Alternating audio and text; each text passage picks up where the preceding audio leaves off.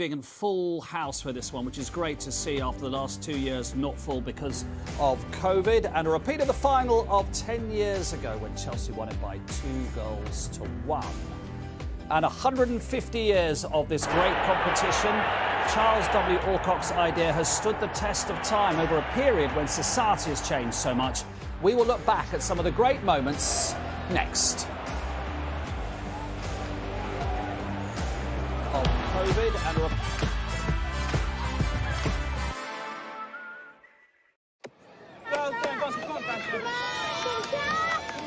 McDonald's Fun Football sponsors coverage of the Emirates FA Cup on ITV. Join us as we celebrate 70 incredible years of Her Majesty the Queen. A one-off live spectacular with show-stopping performances. Celebrate our Queen of many generations.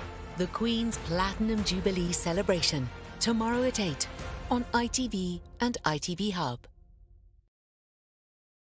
Made for this since birth. Yes, I know my worth. Go hard, put in the work. Cause I come first and I ain't even need your help. Put the work, you gotta go up quick. Put the work in the zone, don't quit. Put the work in like you own that ish. You gotta do it for yourself. Put the work, you gotta go up quick. You better go up quick. You in the zone, don't quit. Put the work in like you own that ish. You gonna have to put the work in. Every day. What was it old thingy used to say? Everyone has a thing. Could be a tartan thing, a bling thing, a corduroy thing, maybe a clean thing. Is it a parrot thing, a dog thing, a rainbow thing? Even thing had a thing. In fact, even nothing has a... So ask yourself, not what's their thing or the neighbour's thing. Ask yourself, what's your thing? And we'll help find one of these things to match. Zap 1 Alpha, this is Air Suburbia Ops, are you on frequency? Zap 1 Alpha, Air Suburbia Ops, are you on frequency? Not hearing anything. We wanted a really busy household. They're going to be able to connect up to 100 devices and do all the things they love, and in this instance, provided them meaningful data to land an aircraft. Versus Air Suburbia Ops, are you on frequency? This is Zap 1 Alpha, radio check. Fibre worked, we landed the plane and show really what our new product can handle.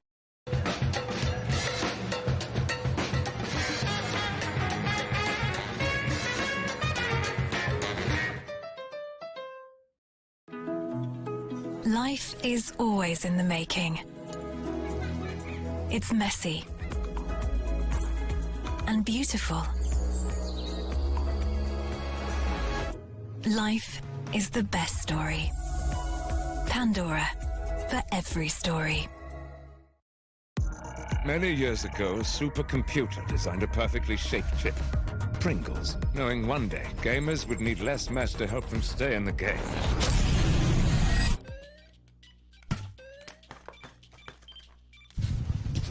What's the daisy? Pringles, mind-popping. The world of credit cards can be intimidating. But what if there was someone who could make it less so? Someone who protects what's yours. Someone who helps you avoid nasty surprises.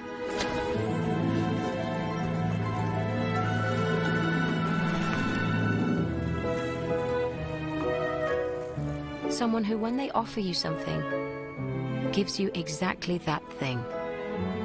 Someone who isn't just doing credit. Someone who is doing credit the way it should be done. Capital One. That's credit done right. An artist that is not defined by genre, nor sound, nor tempo. It's about being on your own journey, not watching other people run the race.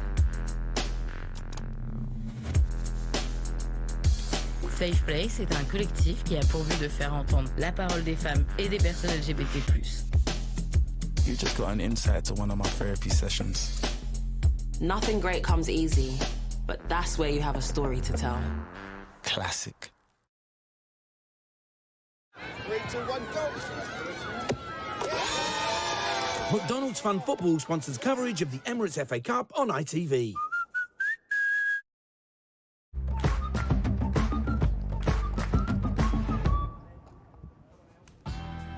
Wembley is decorated for an anniversary party today as the FA celebrate 150 years of this competition. So much has changed in sport and, of course, society since Wanderers beat Royal Engineers by a single goal back in 1872 at the Kennington Oval. But one constant in that time is the FA Cup.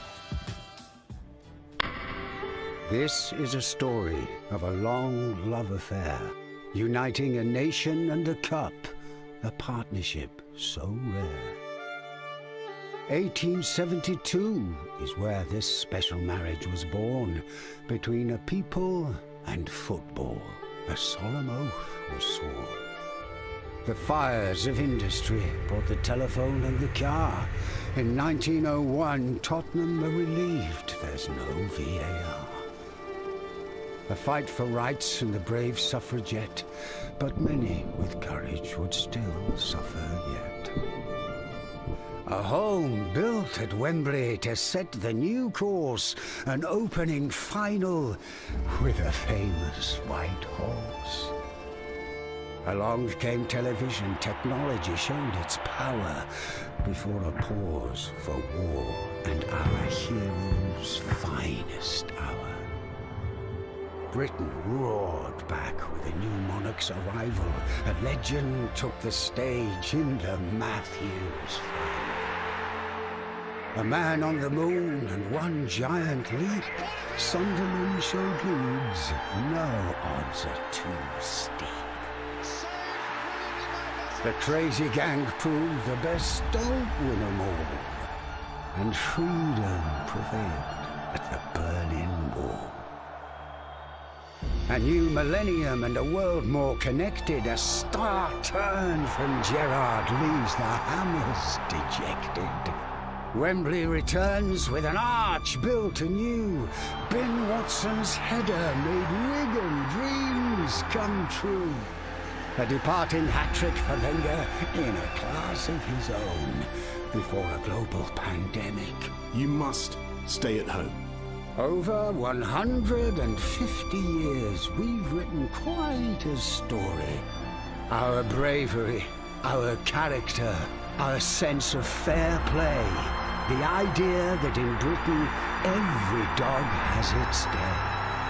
Our country is ever-changing, but when it's all added up, one thing is constant. Our beloved FA Cup. I thought that was great, didn't Yeah. you? That Brilliant. really was. And we're not going to waste time comparing the FA Cup today to yesteryear, other than to say it's still great, it still matters. What's your best, not when you were playing, otherwise we're going to get one of his goals again. Your earliest or your best memories of the Cup? I don't want to talk about my 4 goals in the finals again. No, I'd probably go with Alan Clark. Alan Clark's diving header, I think, was the first. I remember the first thing. I think Mick Jones crossed it. And I think he'd done his arm. That's 50 years ago. Yeah, on the dot. I remember watching that. Jim Montgomery's saves. Yeah. Obviously Ricky. Oh my gosh. Yeah. So much. This is why. Watching that, it's just amazing. It's the history. It's amazing. That was the centenary final. What about you? But it's 81 would probably be my first memory of watching, obviously, Spurs. But you have to remind, it's only a great day if you win. This idea, it's a good day out at Wembley for the supporters and the players. You gotta win. That's when it's a great day. Not good memories if you lose. Always bring us back from the romantic angle there, yeah. What about for you, best memory? Not, when you were growing up. Di Matteo against Middlesbrough. I blagged into the Royal box, had a couple of tickets in there, and I just literally sat in my seat and he's hit that goal. And for Chelsea fans, it's forever in the history of the club. In off the bar, it was a great day. And that's 25 years ago. There you go. That's what set Chelsea on the way. It's pre-Abramovich, but it set Chelsea on the way under Ruud Gullit and Vialli and everything to where they are today. And to be fair, Roy's right. I went to the '94 World Cup and when David Ellery gave 2 dodgy penalties, I think Roy was playing, broke my heart. And I couldn't look at David Ellery when he reffed me. Later, I couldn't look at him. It upset me that much. I was so angry with him. Well, let's get back down to Laura now. She's with one of the FA's special guests today, Gianfranco Zola, the scorer of some great goals in the Cup, including this one in the semi-final in his first season at Chelsea. We've just been talking about it. The 1997 season when Chelsea won the Cup. Well, the FA are celebrating 150 years of this competition since its inception. One of the things they're doing to celebrate is actually celebrating an icon and icons from each of the decades that it's been going right up to 2020. And one of those icons that we are celebrating today, of course, is Gianfranco Zola. Lovely to see you. Thank you for being here. In your first season at Chelsea, 96-97, you won the FA Cup. Tell us about some of those special memories and that team that you played in. Well, first of all, it was a special team, in my opinion, because we had a fantastic relationship with each other, and I think that is mainly the reason why we won it. And along with that, also we had quality, and we really had a great time. And the FA Cup has been a surprise, because coming from Italy, where the equivalent of the FA Cup is not as important, we were, as Italians, very surprised to see, you know, so much enthusiasm, so much, you know, passion about it. So really, it's been a big surprise. And knowing what you do now about the FA Cup, how much it means to people in this country, does it have a special place in your heart? And how does it feel being honoured by the FA today? No, yes. I always rated winning my first FA Cup as one of the best moments in football in my life, because, as I said before, I was totally unaware of how important it was for fans, this competition. So when we won it, and the day after we went to celebrate in King's Road, it's been such a joy and such a wonderful thing. What's your gut feeling about this game today? Well, it's going to be a close one. You know, we know how good Liverpool can be, but Chelsea is in my opinion, on the same level. So I think it's going to be a close one. Excellent. Gianfranco, thank you so much. Really appreciate your time. And you can see him on the pitch at half-time as the FA celebrate all the other icons, including, of course, Gianfranco Zola. Liverpool just coming out to get a feel of the Wembley turf underneath them and get a feel of the temperature as well. Jordan Henderson, the one survivor from 10 years ago in the FA Cup final, in for the injured Fabinho today. We'll talk more about Chelsea in a few moments' time. Thomas Tuchel's had some start to his life in West London, hasn't he? Not even in charge for 18 months, but this his fourth major final, equaling Jose Mourinho's club record. And we'll hear from Thomas Tuchel next.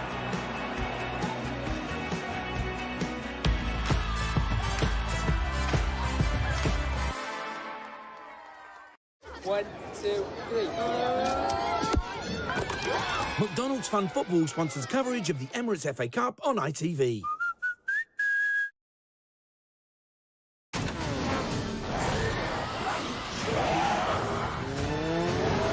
The doomsday clock might be out of time. What's the plan? Whatever happened, that's the plan. We're on the verge of extinction. Let's all try to stay positive.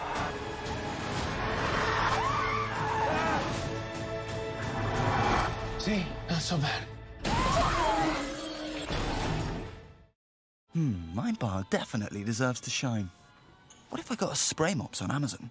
The floor would be super slippery, perfect for ice skates. That would mean more tables, so more customers, so more chances of meeting... my evil twin. Evil twins obviously come with epic adventures, which usually come with bards singing. Who would clearly go viral and make the bar wildly famous. Spray mops and crowds, here we come.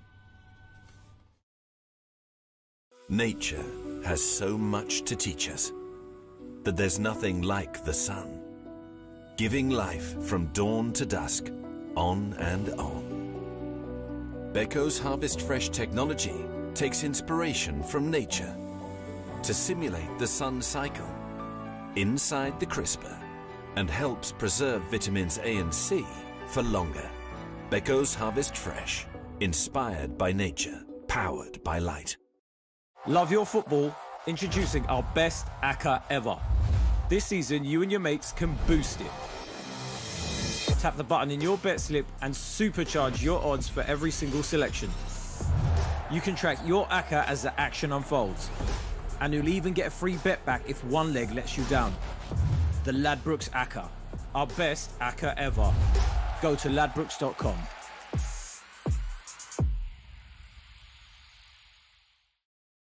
Deliveroo presents The Forgotten Milk.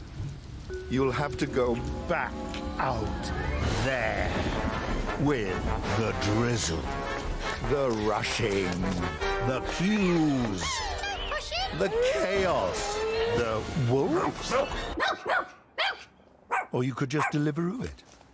Milk, groceries, and some crumpets in as little as 20 minutes. Deliveroo. Food. We get it.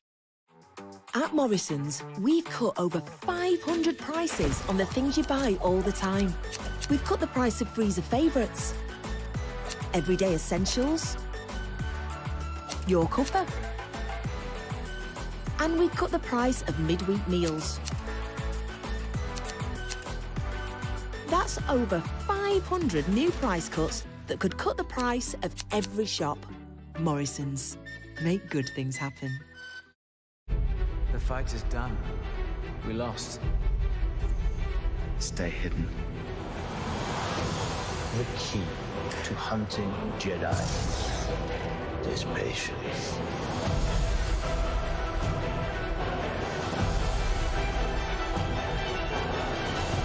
Where is he? Obi-Wan Kenobi, streaming soon, exclusively on Disney Plus. Right, knees up. Ready, bounce. Keep it going, keep it going. McDonald's Fun Football sponsors coverage of the Emirates FA Cup on ITV.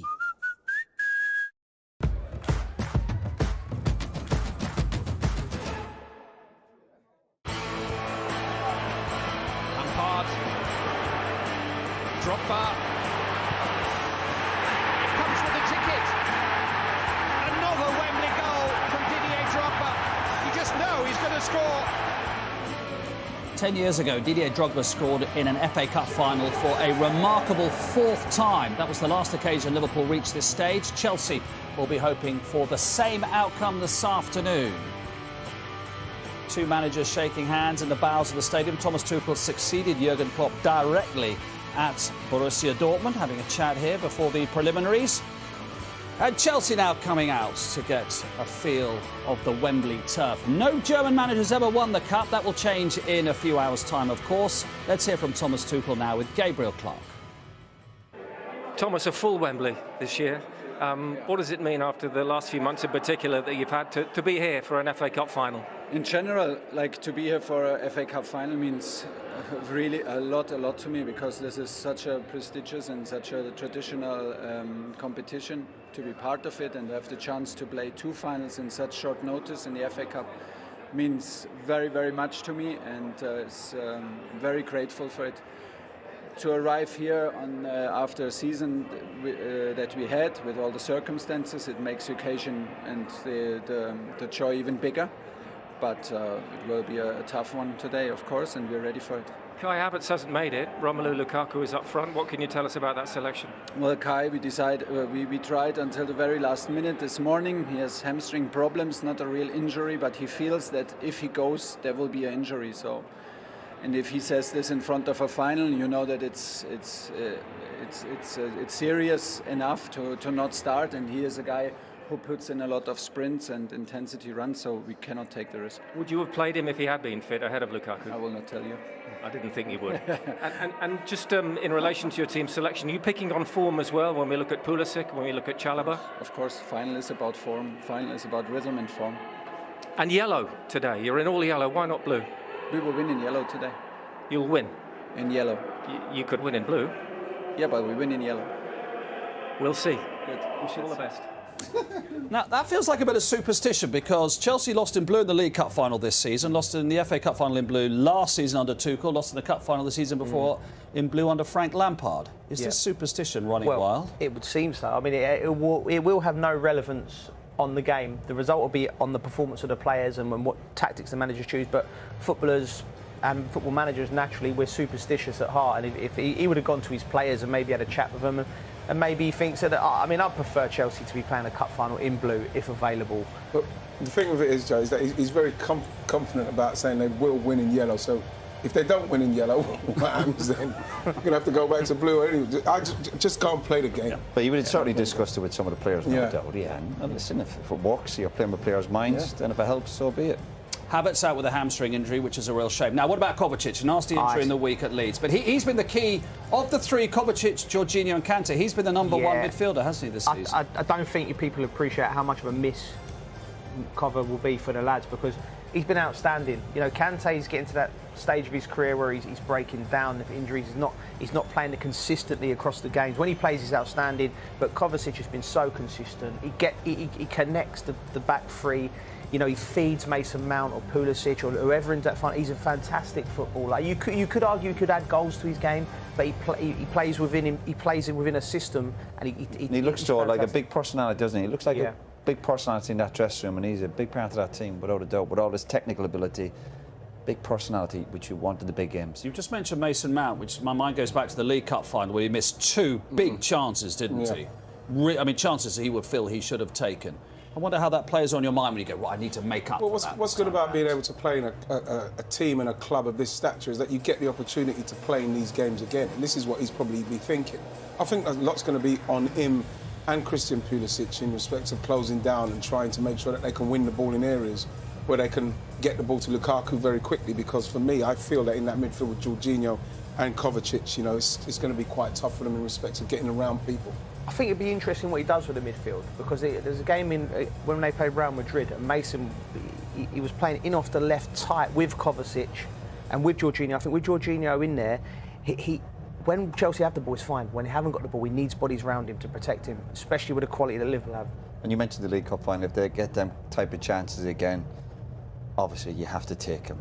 You know, Liverpool don't give up that many chances. If you get them, you got to take them. And Trevor Chalobah, a word about him, because I think at the beginning of the season, if you'd said, right, who's going to be in the cup final team, you'd think about Christian soon, who's probably going Aspilicueta, but Trevor Chalobah, fair dues to him. Yeah, it's been his breakout season. What he gives you is pace, power.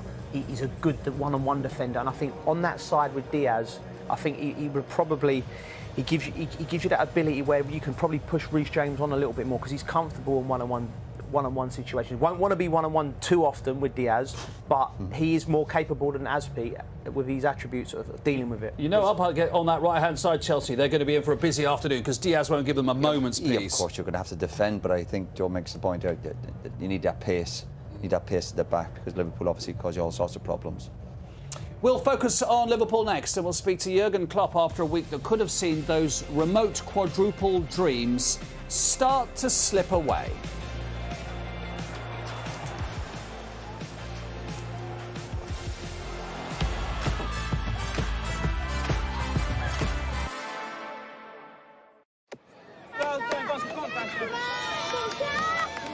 McDonald's Fun Football sponsors coverage of the Emirates FA Cup on ITV. This was a real test, pushing EE full fibre to the limit. Hi, this is Cambridge Airport, over your EE router. Video feeds, the data feeds, all of this is real time. Step 1 Alpha, Air Suburbia up, so you're on frequency. Step 1 Alpha, maintaining 3,000 feet, heading 050 degrees. Runway 23 available for landing. Complete Step 1 Alpha. Somebody wants to say hello. Congratulations, everybody. Well done. I can't believe we just landed a plane. This is broadband that can handle anything. This is full fibre from EE. Are you paying attention? Listen to this. This Saturday, check out our incredible offer on Chelsea v Liverpool.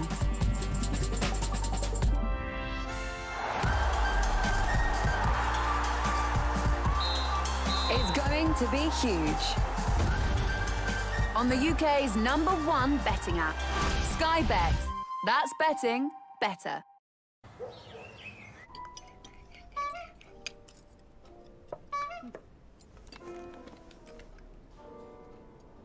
Have a wow moment when you sell your car with CarWow, where dealers bid to buy your car. All you have to do is accept the best offer.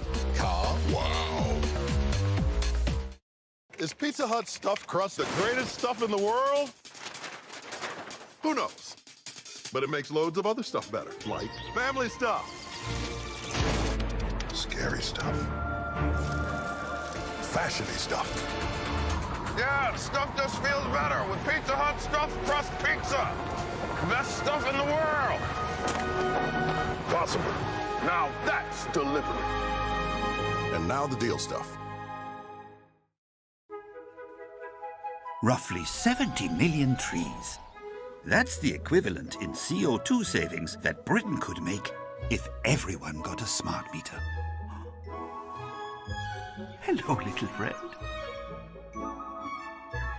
Search Get a Smart Meter today. At Asda, we've dropped the prices of over 100 family favourites.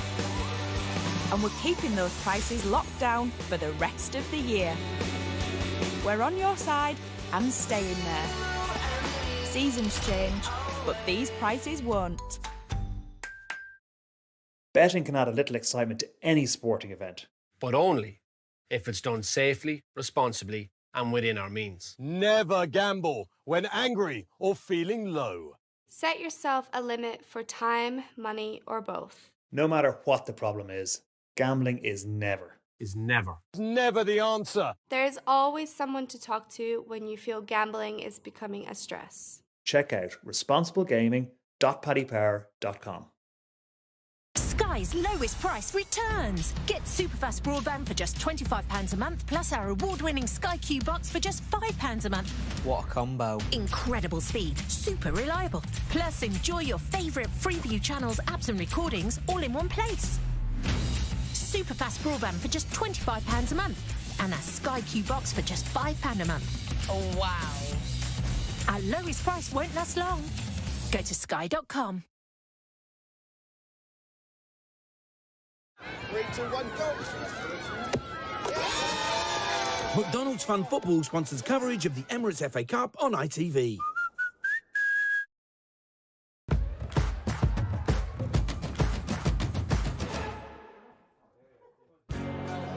Stoppage time, now or never for Liverpool.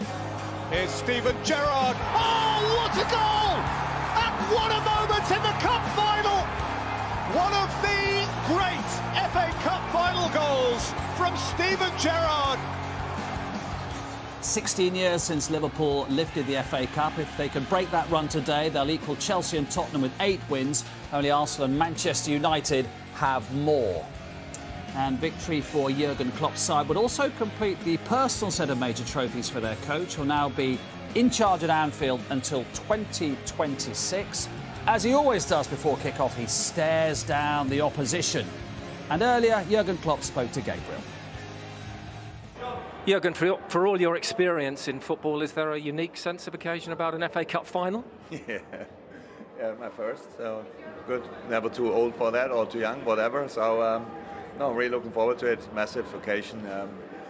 2 things are definite today. Weather is fantastic, and the atmosphere will be probably even better. And now we are here to do our part. You make just one change from the semi-final, Henderson in for Fabinho. Is the simple first target to reach that same level that you showed in the semi-final?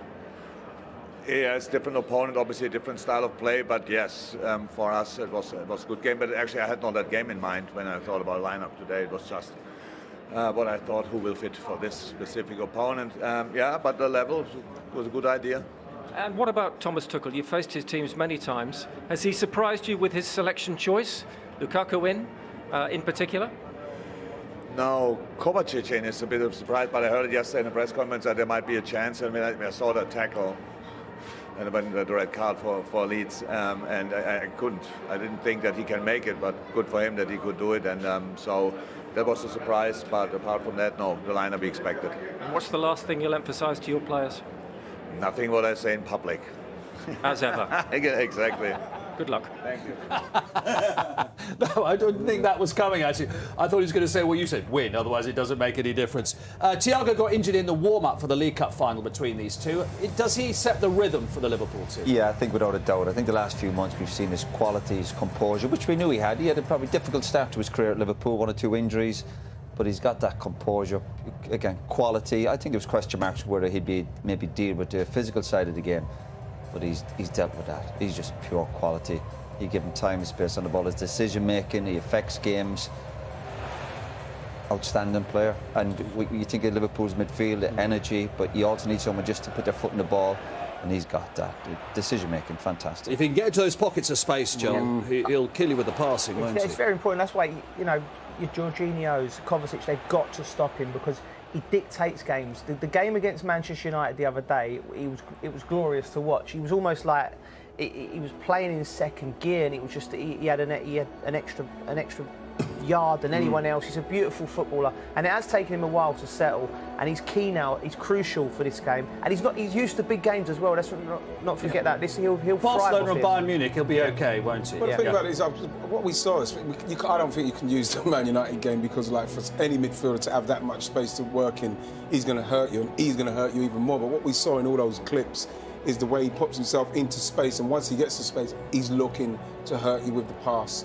And that's what he can do, and it's going to be interesting to see what happens with Chelsea today, because someone is going to have to be in and around him so as they don't give him that time, because he will find those passes. Looks like he plays in velvet slippers, doesn't he? He's a step ahead of everybody mentally. He's already got a picture before he receives the ball.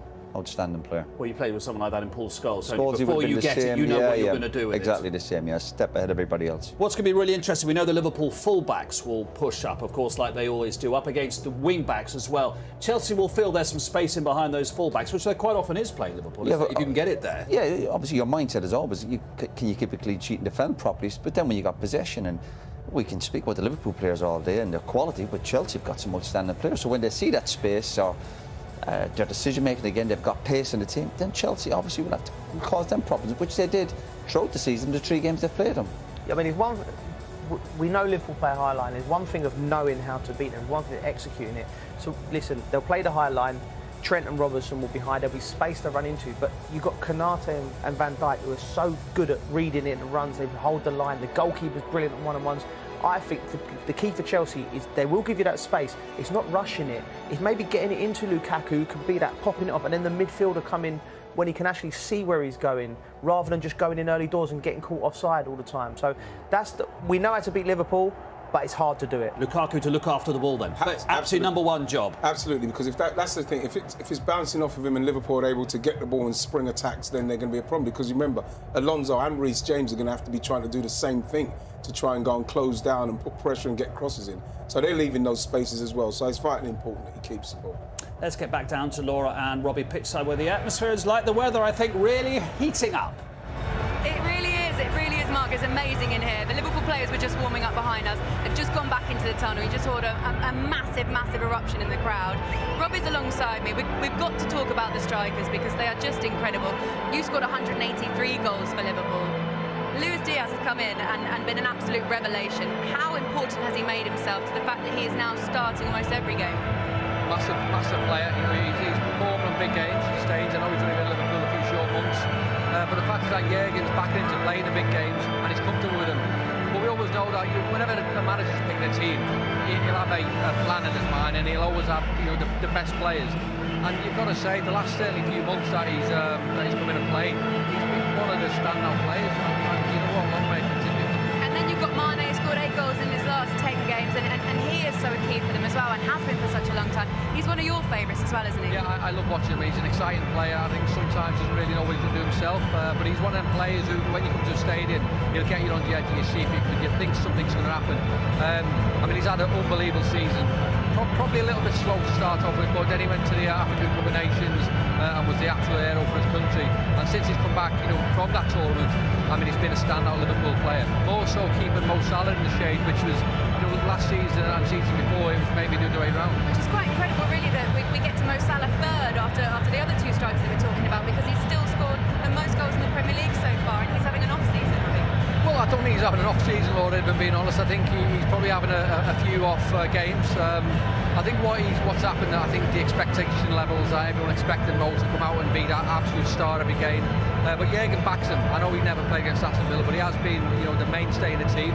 He comes in, and with Jurgen knows that he's capable of producing match-winning moments in a game that can, that win it for Liverpool. A quick one. While we were watching the teams warming up behind us, one thing that you mentioned was that Liverpool were warming up in the shade, and Chelsea were over there on that side in the sun, and it is baking hot down here today.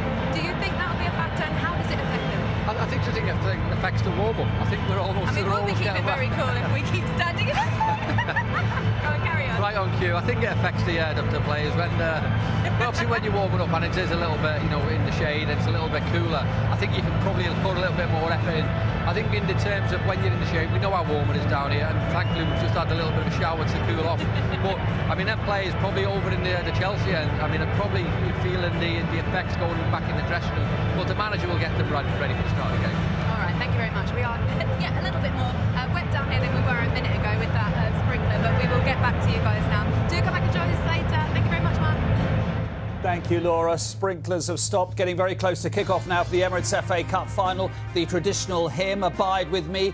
Chelsea and Liverpool being led onto the pitch by their managers, and the national anthem all next. But first, actor Stephen Graham with a little something to set the mood.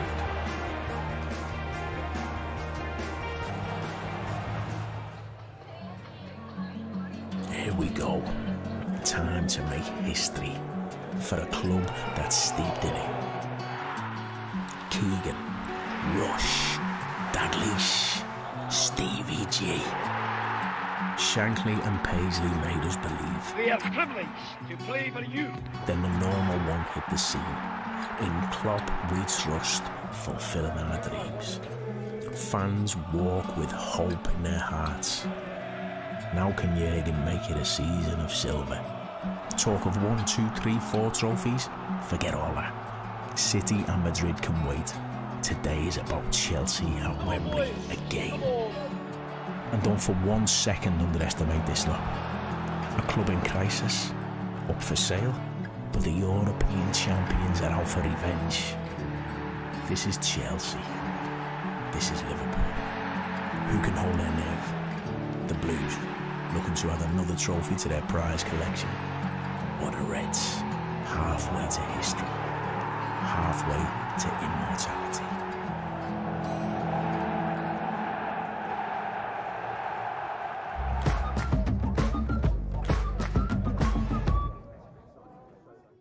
One, two, three. McDonald's Fan Football sponsors coverage of the Emirates FA Cup on ITV.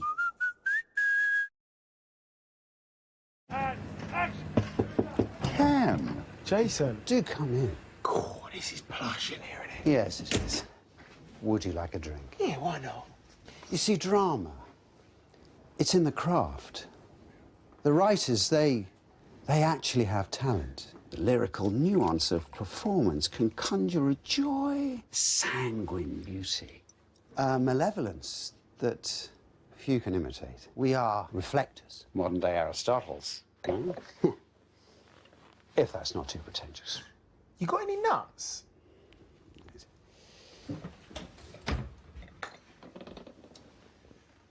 Which one's which?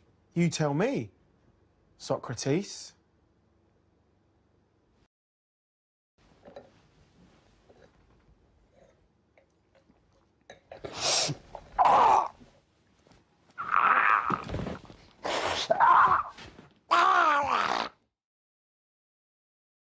Right, knees up. Ready, bounce. Keep it going, keep it going. McDonald's Fan Football sponsors coverage of the Emirates FA Cup on ITV.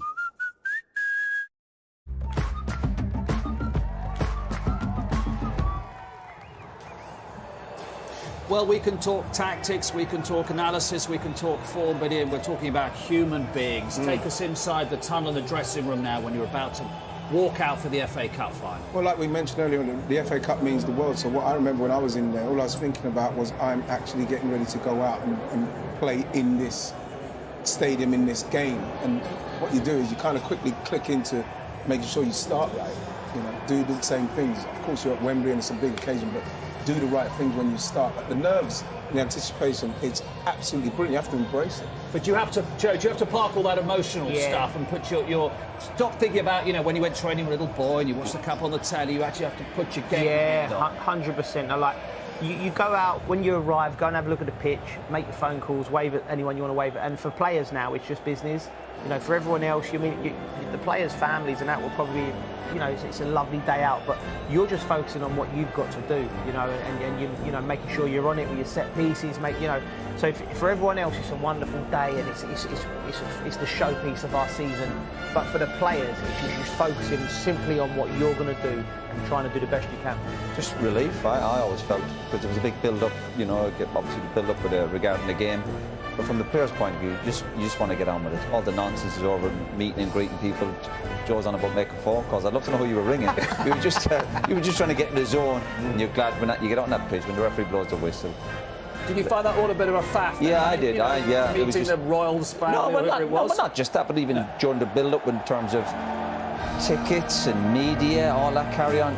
Ultimately, you're a player. You just want to play the game. It's different, ain't it? You know, I remember the first cup final at Wembley, and we were walking out getting ready to go, and there was Mick Jagger in front of me. I'm like, get out of the way, I've got a cup final to play, Mick. You know what I mean? So it's just like, it's just different. And did you have to keep an eye on some players you think they're not in the zone, they're freezing or it's too much for them? Were you able to keep an eye on a teammate or two? Because you do hear sometimes, don't you, the days pass me by, I wake up Sunday morning, play the cup final, and no, the fact is, because on a weekly basis you see people, you get to know what they're kind of like, they're leading up to the game, what they're like. But the fact is that when you're going into this kind of game, it's a special kind of guy, special kind of time. So everybody's having their moment. Because once you go out there, you just want to do your right thing. And Tony Adams used to always say, just before we went out, do your jobs. Just do your job. It's a special day if you win. And only if you win. That was the band playing You'll Never Walk Alone. We have got representatives also from the 12 teams who played in the very first FA Cup in 1872, including Crystal Palace. Yeah, well done. Of course, for whom you played in the FA Cup final. This is Adam Boyes of Marske United. He's the leading goalscorer in the Cup this season with 11 goals in the preliminary rounds. Marske United and Redcar in the northeast. And these are representatives of Wanderers and Royal Engineers who played in that first final at the Kennington Oval at the cricket ground in South London in 1872. And there are a few original FA Cups, as you can see in there as well. And then Abide With Me. So I'm not even going to ask you if you sang Abide With Me, Roy Keane. Could you hear Abide With Me? Probably the old Wembley, you couldn't, you were too far away. No, you could have done the new Wembley here. To be honest with you, it wasn't something, I didn't even know it was playing. Like, you've just focused on it. As you say, that's for everybody else.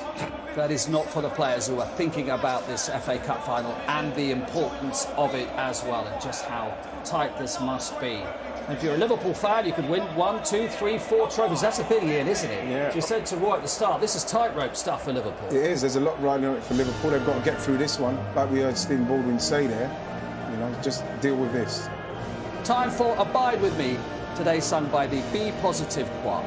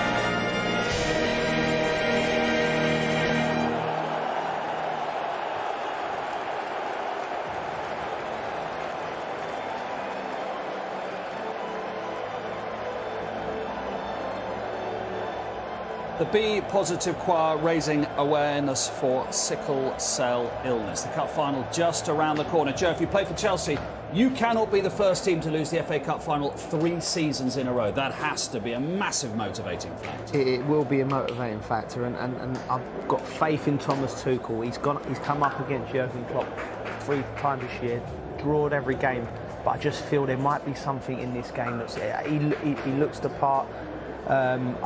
Yes, come on Chelsea.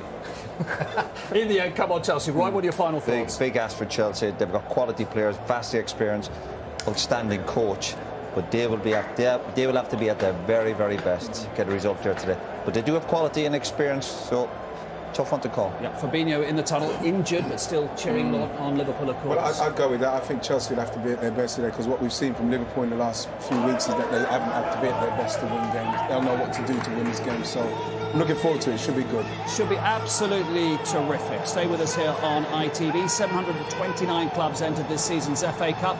Time to find out who will be the winner as we join our commentators. Cup winner Lee Dixon alongside Sam Matterface. Good afternoon, everyone. Doesn't it just give you a tingle of nostalgia to see Wembley drenched in sunshine on Cup final day? The 150th year of the FA Cup that started on a Friday night in the August sun finishes under the iconic arch, and the gap between Chelsea and Liverpool in the Premier League is almost as wide as that arch. But in the 3 previous meetings this season, there has been very little between them. Chelsea have lost the last 2 FA Cup finals. Nobody has lost 3. Liverpool haven't won the FA Cup since Steven Gerrard dragged them past West Ham 16 years ago.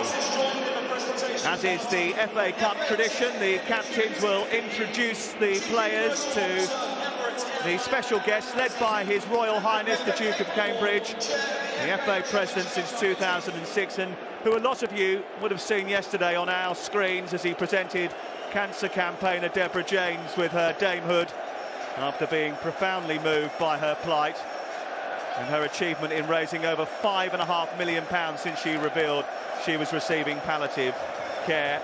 It is a cause that is close to our hearts here, and if you feel moved to add to that total, details are on the screen now, and all money goes to cancer research. And here's a moment to calm the nerves, to take in the surroundings and prepare for battle. And is it expected to be a battle, despite Chelsea's recent downturn in form? Pleasantries are over. It's time for Ray, a confessed Manchester United fan, and who you may know from her top 3 hit with Joel Corey last year, to perform the national anthem, which is also signed by Joanna Aldridge.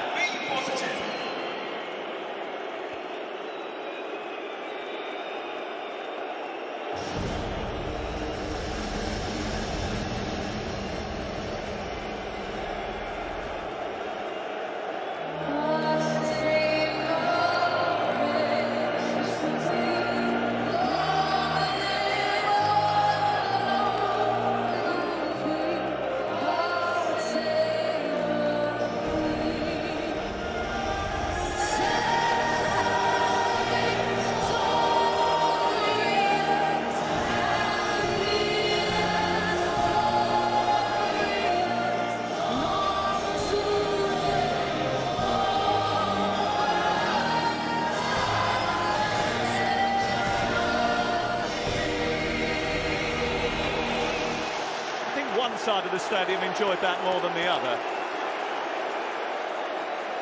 Thomas Tuchel says everyone wants to win, but he believes that most want Liverpool to win. But he says his team will win in yellow today.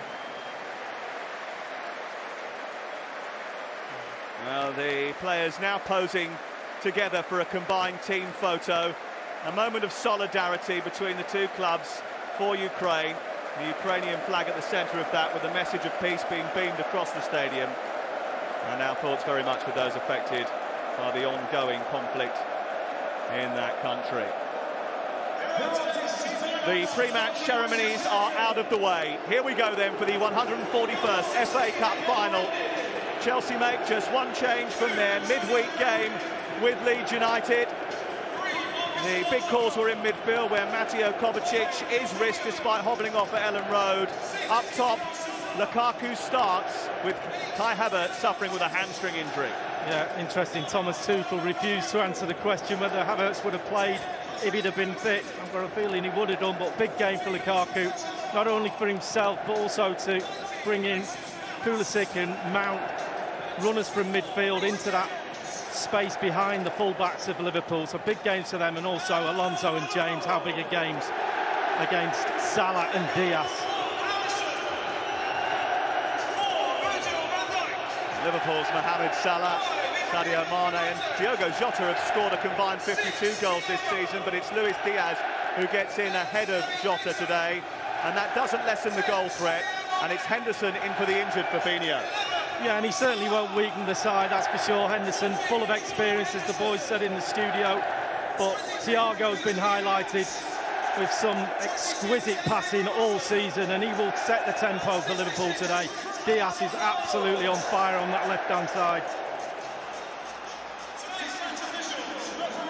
Chelsea desperate to add some domestic silverware to what has been a largely disappointing season at home. Liverpool want to continue their quest for an unlikely, improbable, but not impossible quadruple. Two old foes from Bundesliga days meeting at Wembley. Jurgen Klopp has got a habit of playing things down. He acknowledges that you can't stop people talking about it when you are this close.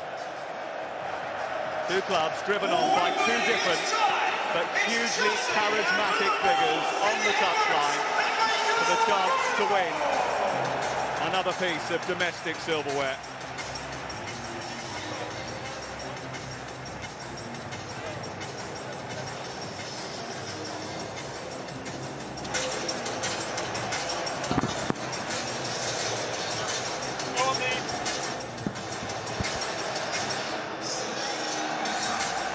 Craig Paulson is the referee, and on his first whistle of the afternoon, the players and the officials will take the knee as they ask for racial equality and social justice.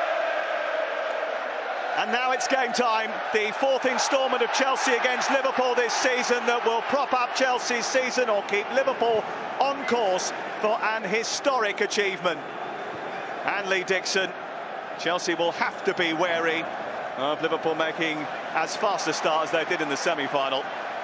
Absolutely, I always preferred a team making a fast start against me because it doesn't half weighten you up when a team's coming at you straight from the first minute. So from a defensive point of view, that's an enjoyable thing. Whether it's enjoyable trying to chase these Liverpool players is another matter. More difficult for Chelsea as well because they're defending the end that is in the sunshine in the first half.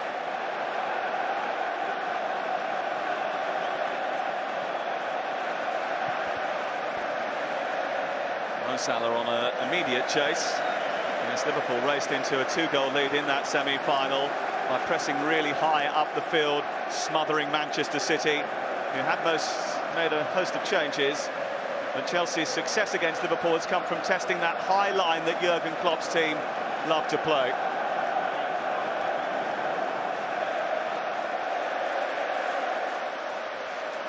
Marcus Alonso over the head of Lukaku.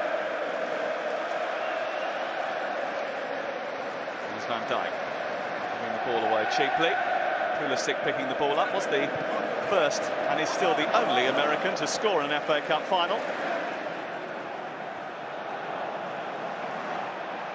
Jorginho looking to release Lukaku, but just was a little bit heavy with his pass. Yeah, it'd be just interesting to see how Lukaku plays his first 15-20 minutes, where he tries to pin one of the centre-backs, and that just enables the runners to go either side of him. We know how high Liverpool full-backs like to push on. The space is either side of the centre-backs, but they've got to have runners, they've got to have possession in midfield and then runners beyond. If they don't get enough of the ball, it could be a long day for Chelsea.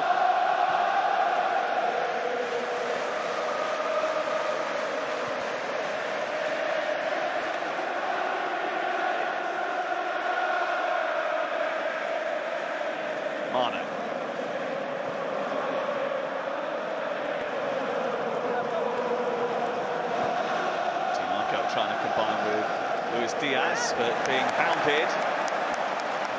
Jorginho was quickly across.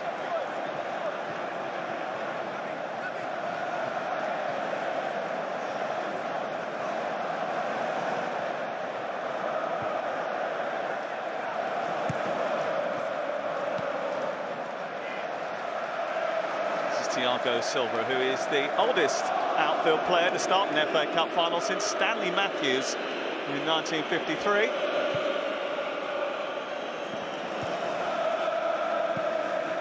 Lukaku tussling with Konate, and Konate wins the first battle. He looks pretty confident. Alisson, who had a bit of a wobble on Tuesday night against Aston Villa, but recovered to make a couple of really good saves, in particular from Ollie Watkins. Reece James aware of the danger posed by a player who, since his transfer from Porto, has hit the ground sprinting in Luis Diaz. Well, he has, and you can't have a better defender against him today in James. He's on top form, he'll need to be. Chelsea have given the ball away cheaply. This is Diaz, played in by Mane. It's Luis Diaz. And stretching to reach it was Thiago, and he wasn't too far away from connecting. First sign of danger for Chelsea. Alexander-Arnold. Decent-looking cross, and the header from Mo Salah doesn't trouble Edouard Mendy. Well, again, it's brilliant from Diaz. It really is. It looks like he was going to shoot, and he's just dinked it across. An unlikely runner into the box. In Thiago, there he is, playing centre forward. It looks like he's going to shoot, and he just whips it across the face of the goal, inches away.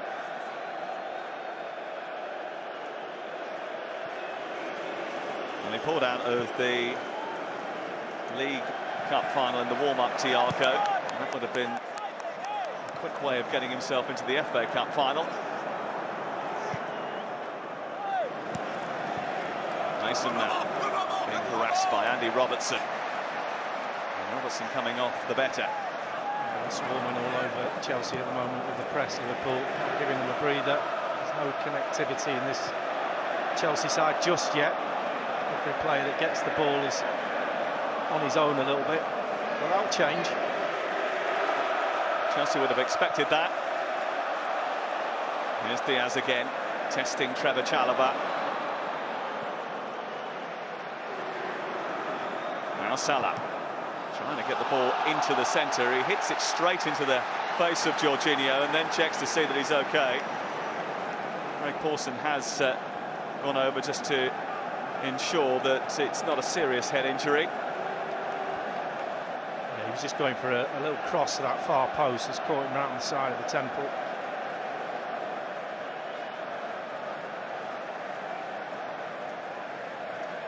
Well, Chelsea have proved they are more than capable in producing big performances in key games. They were unlucky not to beat Real Madrid in the Bernabeu in the Champions League. But unlike Liverpool, they haven't been able to produce those performances consistently enough. They face the first corner. Alexander-Arnold. And Lukaku with a rather simple header away.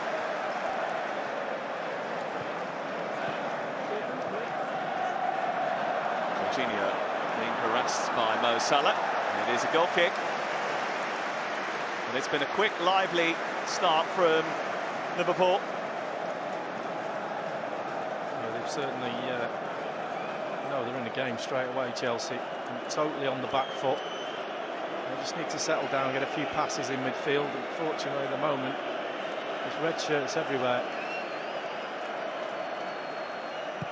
Well, it's one of the most exciting seasons in recent memory, mainly because there's so much still to play for in the Premier League, across Europe, and the end-of-season cup finals. Liverpool poised to pounce if City falter, and they want this one. They've started with real intent, and Mane has released Luis Diaz, who's been a real thorn, and it almost came through to Salah after eluding Mane. Thiago, Alexander-Arnold, James underneath it, and calmly sees it back to Edouard Mendy. Well, they've got to get a grip. certainly of Mane and Diaz. Just watch how he drops into that space. Number 10, you've got three centre-backs. One of them has to go on Mane. They can't afford to let him drop off. Question mark about the offside, but when the ball comes over, it just bypasses everybody. Diaz has already started, like he's finished the last few games. Chelsea haven't shown anything in the Liverpool half of the field yet. Thiago's found Naby Keita. Immediately engaged by Jorginho, but still Chelsea don't come away with the ball. Luis Diaz is now finding his way behind Chalobah, and Edouard Mendy makes a save, and Chelsea just about survive. Keita. And it looked like it took a deflection. He certainly thought so. But it is a goal kick that has been given, but Chelsea's goal led a charmed life there. Well, Diaz is running the show, but what a ball. I think we've seen ball of the game already. Outside the foot, absolutely pinpoint into his path, composes himself, and then he just opens his body up, wants to put it to the left side of Mendy. Doesn't quite get it wide enough, but it's only a matter of time by the way that Liverpool have started the game.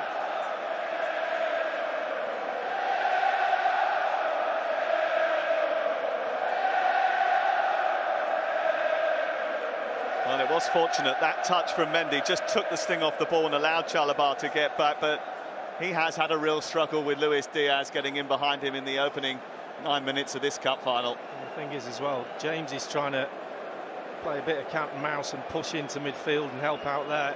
He's just leaving Chalobah to Diaz, and between them, he's kind of not quite getting tight enough, and he's had 3 or 4 opportunities to set up goals and score himself so far, and we've only played 9 minutes. It's Thiago Silva who's receiving expert attention down in front of the Chelsea fans.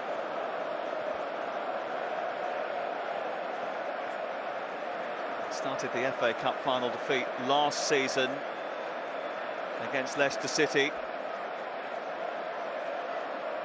And already Chelsea warming up a substitute on the far side. Malon Sarr would be the most likely candidate.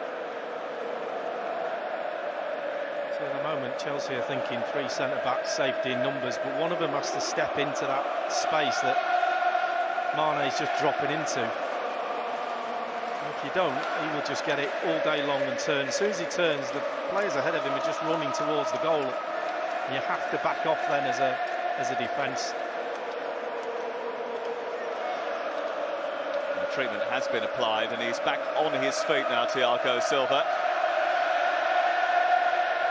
Well, Trevor Chalobah was a surprise inclusion when he was just 18 years of age 4 years ago in the final. He was on the bench. More surprising because he didn't make his debut for another 3 years for Chelsea. He certainly knows he's been in a game in the opening 10 minutes here.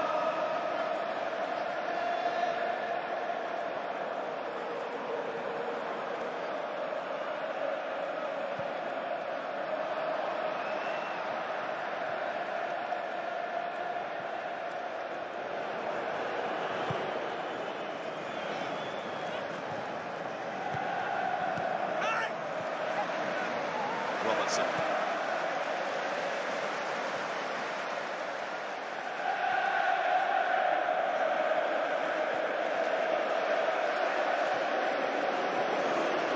Thiago. Liverpool zipping the ball around with ease, and Chelsea guilty of chasing shadows at the moment. Thiago. Fancy flick which Diaz shouldn't reach. James makes sure that he doesn't. Bit dicey for Edouard Mendy, who has had a little bit of a wobble since coming back from the Africa Cup of Nations, where he won the title with Sadio Mane.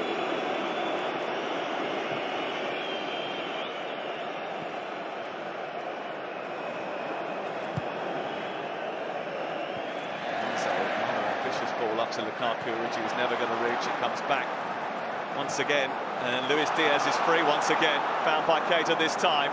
It's Luis Diaz for Liverpool, not by James. Now Now Robertson.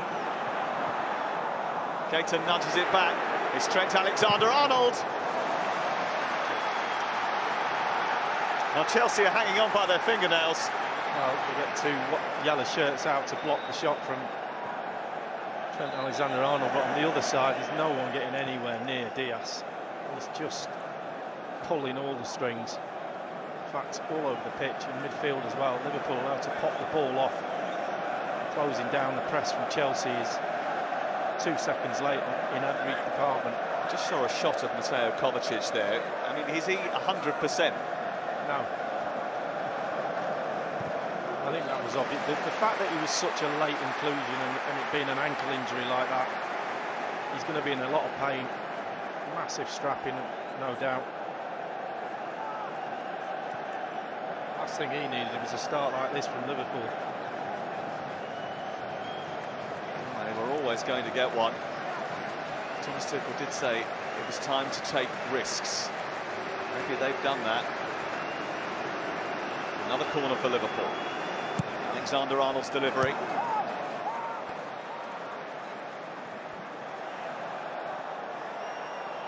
It's quickly thrown in and no one's paid any attention to Sadio Mane.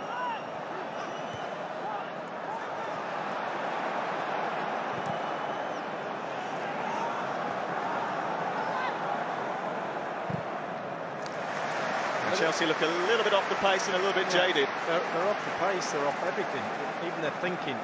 Just a little quick throw in there into the box to a Liverpool player with 5 yards.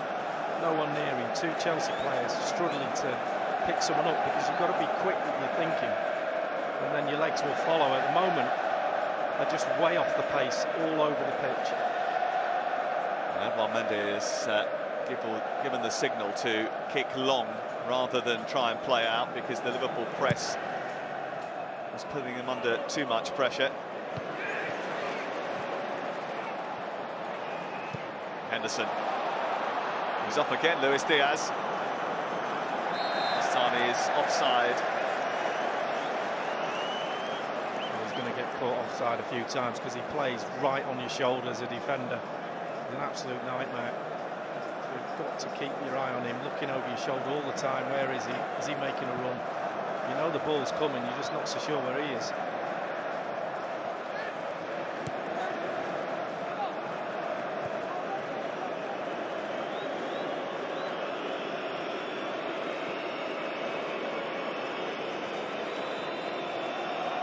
Kovacic trying to release Mount. Just about finds him. This is Reece James.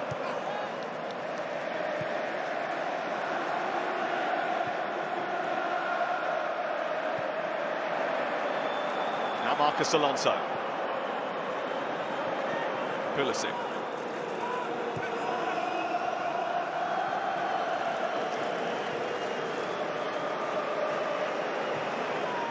Reece James was in a lot of space over on that far side and he's been spotted by Thiago Silva. This is Lukaku trying to help it through. Pulisic already been penalised, Chelsea, for handball against Lukaku. Well, it's better from Chelsea. One wing back to midfield, back to centre back, and then out to the other wing back and James. And it's a cute little ball, but he has to hold this up. He's hardly had a touch, Lukaku, and that one was on his hand. He's got to hold that ball up, see the flight of the ball, pin the centre back, bring another player into play. Well won by Chalobah. Now Kovacic trying to get into the area, and that's a free kick against Thiago, who can do the dictating but also does the destruction.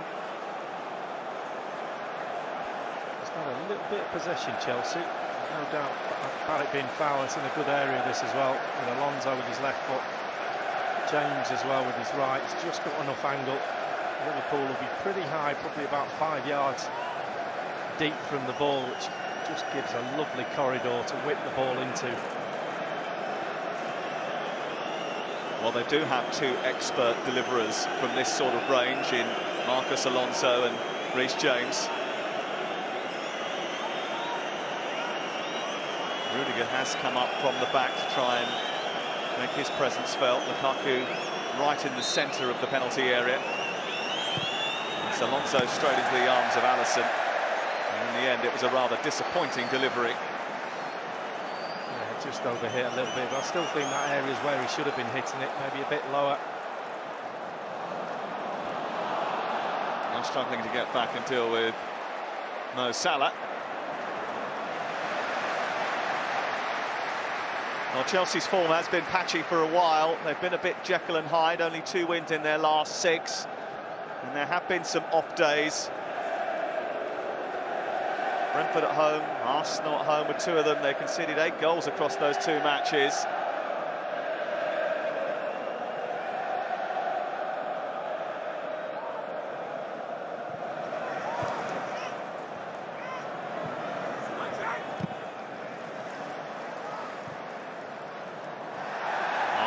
Got free from Jorginho, and he put it in that area which is always readily attacked, but on this occasion there just wasn't anybody to finish off the cross.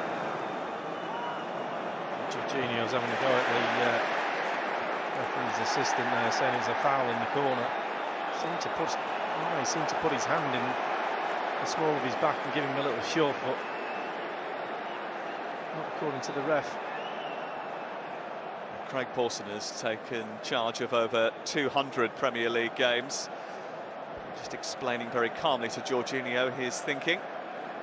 Free kick on this occasion has gone against him.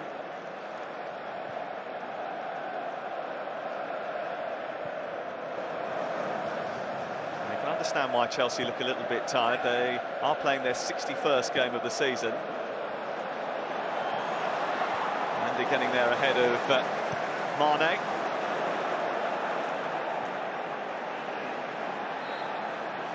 The difference is that Liverpool have played 60 and they don't look tired at all. Well, one game makes all the difference. Good position from Mendy. Looks like he's taking a knock, but look at him, edge of the box, just in case his back 4 or back 3 need him, and they did. He's taking a knock for his troubles.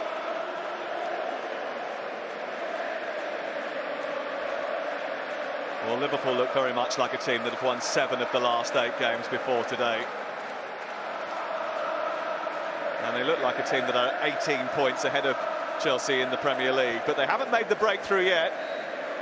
There is Kepa Arrizabalaga, who missed the only spot kick not to be converted in the League Cup final between these two, that epic League Cup final that went right the way to the 22nd penalty.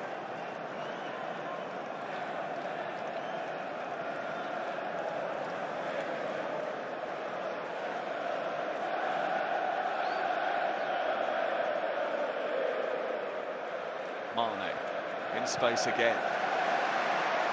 Robertson. Still going, Andrew Robertson. Looking to try and add to his 2 goals he's already registered this year. He's not quite got that right side defensively. Chalobah all the way over on the left-hand side. Huge amount of gap for Robertson. A great run. And Diaz just takes the defenders over, creates the space. Were you surprised to see that Chelsea had included Chalobah ahead of Azpilicueta in that area? Yeah, I don't think we don't know what goes on in training. You don't know how the players are feeling. And you obviously didn't get an awful lot out of Tuchel when he was giving his interview.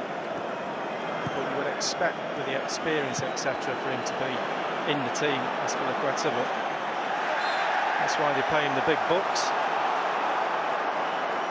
Chelsea struggling to get out that press again. Thiago commits a foul.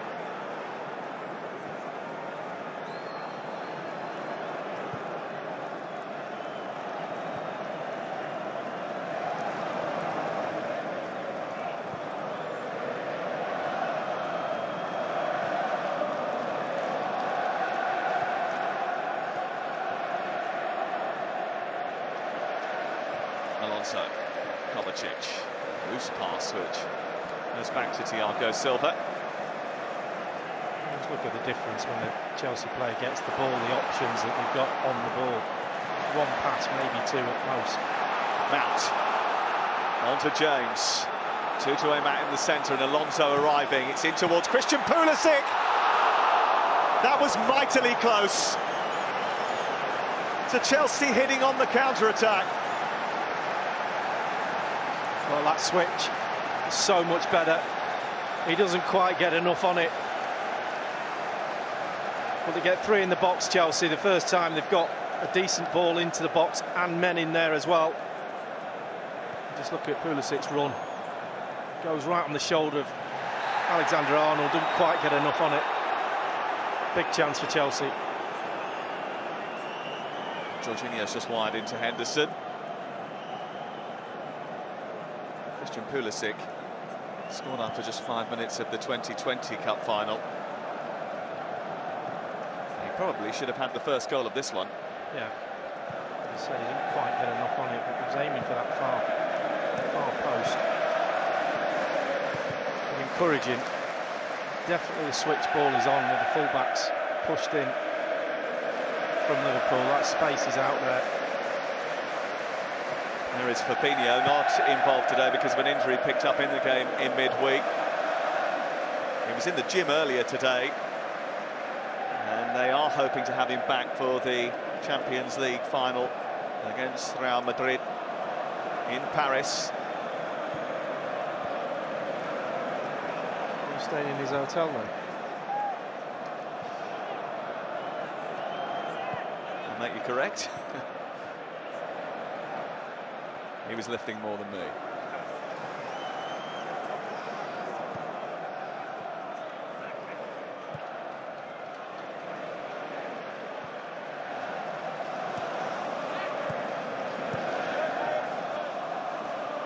Thiago. Diaz trying to return it to Thiago. Chelsea snapping into the tackle. It's a good step by Chalobah. He played the wrong ball, really. Went centrally when Lukaku was on. Yeah, it was a high line and he was on. He was just getting ready to make the run. It should have gone over the top and he's through. As soon as you don't hit it, then he's going to get caught offside. He has to stop. Just take a few chances, Chelsea, in that midfield area. You don't even have to look because you know Liverpool are going to be high. You know Lukaku should be on the shoulder. Just lift it over the top. From the pattern of the game so far, those chances are going to be few and far between. They certainly won't get as many as they were offered by Leeds in midweek, and Pulisic has already missed a really big one. He missed a couple in the Champions League quarter-final against Real Madrid. Chelsea turned down opportunities in that League Cup final.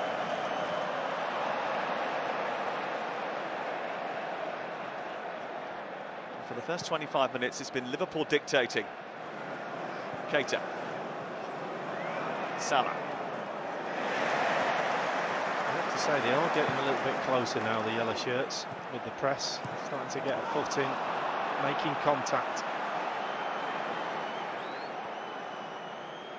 Mane stretching. Diaz.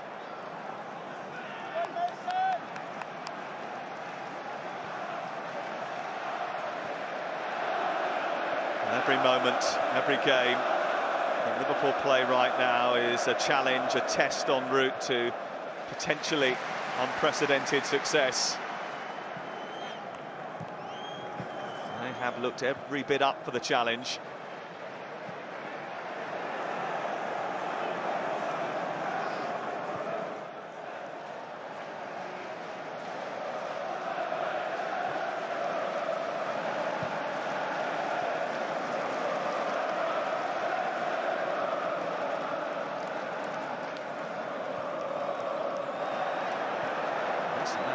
To be a little bit late on Thiago. Harry Paulson just whispering in his ear. Liverpool trying to come away with the ball. Chelsea have pinched it.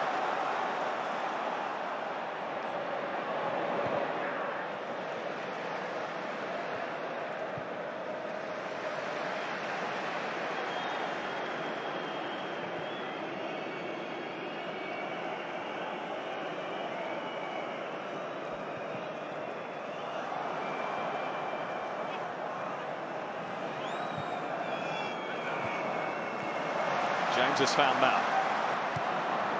It's a bit behind Pulisic, but there's space for Alonso on this near touchline, and Pulisic is still going, tries to feed Alonso, finds Alonso. Alisson is out to smother the chance. The ball wasn't perfect, the touch wasn't either, but Alisson was. What an opportunity for Chelsea.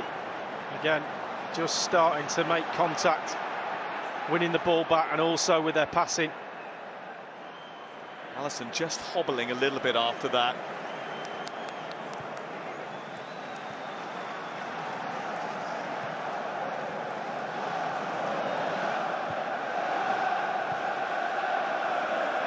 He took a whack on the knee by the look of it, but it was the touch from Alonso that just ran away from him, and that enabled probably the best goalkeeper at one-on-ones in the league to get off the line. He wants the game stopped. He does, yeah.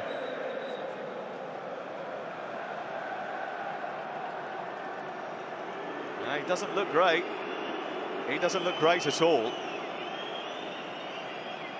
26 clean sheets this season, his 4th FA Cup, start of the campaign. I thought Pulisic had left it too late to make the pass. Looked like Keita was going to get there, but he just releases it in time. He's onside. That touch there just runs away from him, and that enables him to get low, get tight, and get close, and he just saves it with his legs and just follows through Alonso and just whacks him with his studs there. Great ball inside. Alexander-Arnold standing still and Alonso taking advantage of that space, but the touch just letting him down. It's a big chance, and Thomas Tuchel knows it. Marcos Alonso, who is starting a 5th FA Cup final, and has only won it once. Alisson starting his first ever FA Cup final, as most of the Liverpool players are, with the exception of Jordan Henderson, who played the whole 90 minutes the last time Liverpool reached this showpiece event 10 years ago. But he would be a big loss if they had to make a substitution, even though Caoimhin Kelleher is a very good goalkeeper. Yeah, it looks like you can see the stud marks on his top of his shin, which I'd be very surprised if he can't carry on. It's an impact injury, but he's a big, strong boy. There's the touch there, just away from him. He knows it has to change direction. He's just trying to lift it. And there's the follow-through.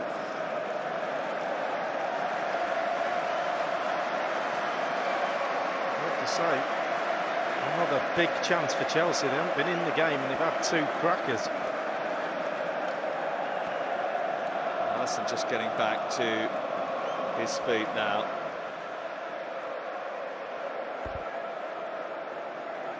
And there is Caoimhin Kelleher, the man who scored what turned out to be the winning penalty in the League Cup final shootout when these two met a couple of months ago under this arch. A spectacular game of football.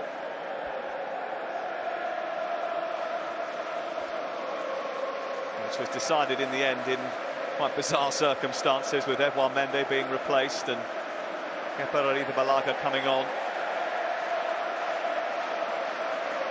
And then missing that final penalty.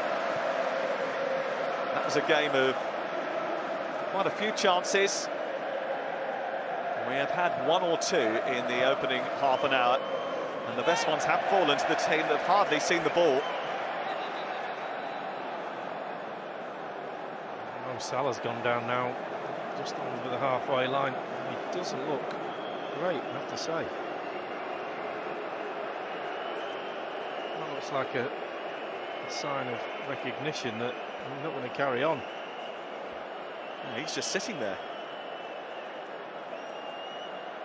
Thiago wanted to help him to his feet, but he shook his head immediately. This looks like a groin injury, and Diogo Jota has already been told to get ready for action by Jurgen Klopp. Players know as soon as you've got any sort of strain, any sort of pull, you kind of know you're not going to be able to carry on. Just doing a little groin stretch to see if it's very much doubt he'll be able to continue. Well, going through his mind will be not only what happens here today, but we'll be thinking about the Champions League final. He did quite publicly say that he's got things to sort out with Real Madrid. Yeah. He doesn't want to miss the big one. It looks like they've made their decision. It's not a bad replacement. No. Josh is in fine form. Settled into his Liverpool career brilliantly well.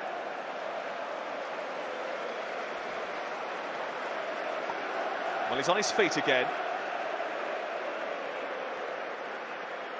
Will that be the last time we'd see Mo Salah in this cup final?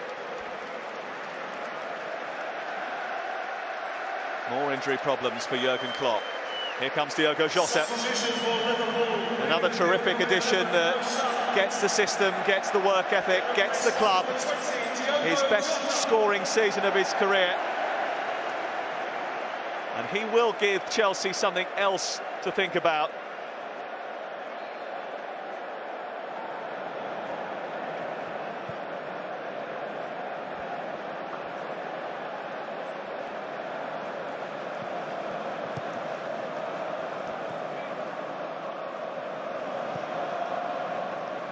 Jota has come out on this right-hand side, a like-for-like replacement for Mo Salah. Alonso finds Mount. Look at the space for Reece James. If they want to use him, they've gone Pulisic instead. And Reece James over on that far side had the entire half of the penalty area to run into. Yeah, but it's a great ball to Pulisic and a better touch. Maybe go outside with his touch to get the shot away. Goes a little bit inside. Just setting him up. He chooses to go across goal, but another good chance for Chelsea. They're piling them up. 59% possession for Liverpool so far in the game. Liverpool have had 6 shots. Just the one on target. Stopped by Edouard Mendy. Chelsea have had 3 now. And all 3 of them have been chances. That's better from Silva. Keita coming short, and he goes short. He's not marking anyone. He can go in there. He's got another 2 centre-backs behind him.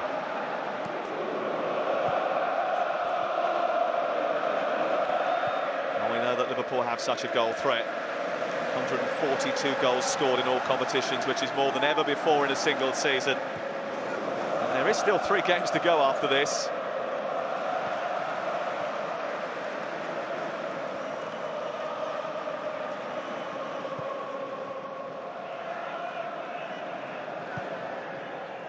Keita, now Mane, Diogo Jota.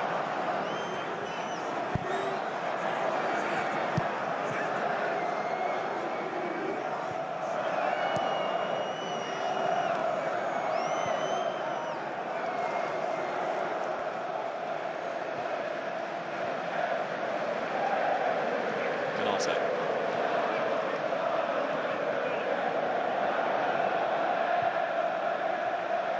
Where Alexander-Arnold is. Likes to come inside to pick up the ball. Certainly did that there. Robertson.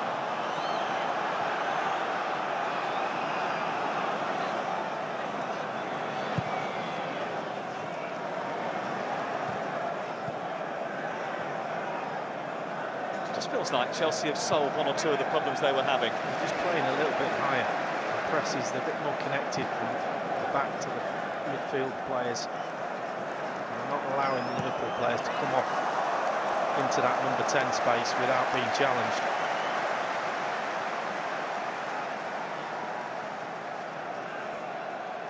Well, they had to endure a really tough first 15-20 minutes, those Chelsea fans, but there have been signs of life since then, with a couple of big chances at the other end.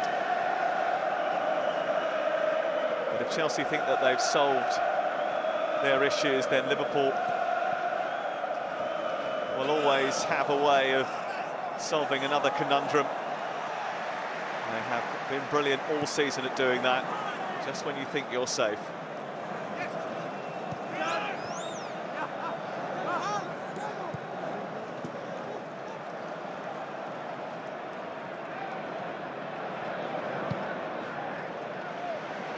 Was not happy on the touchline. Thiago.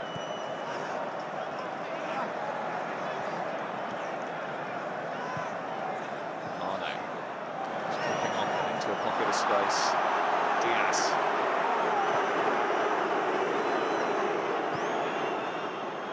Alexander-Arnold.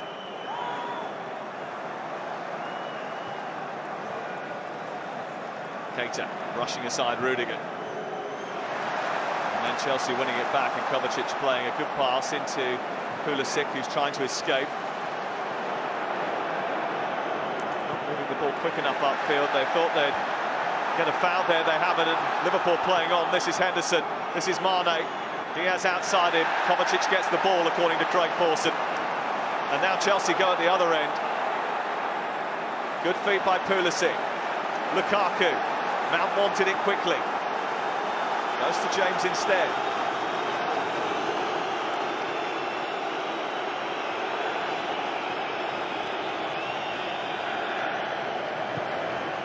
It's another high-quality tactical battle between these two teams.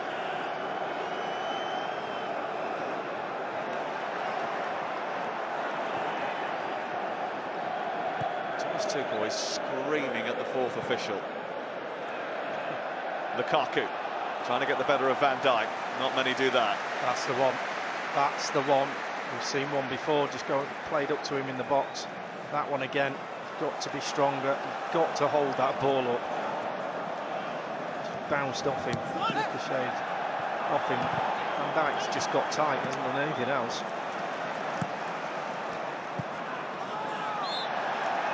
Jorginho's gone down under pressure from Mane. Mane doesn't think he really did anything wrong. He's certainly done quite a lot right recently, Sadio Mane.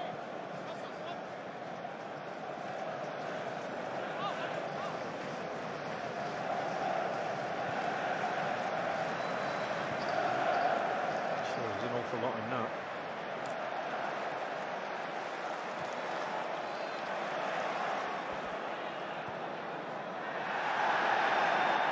And Diaz once again thinking that he's been tugged back, and Craig Pawson just maybe needs to take a little bit of control here now. Jurgen Klopp's not happy about decisions going against his team.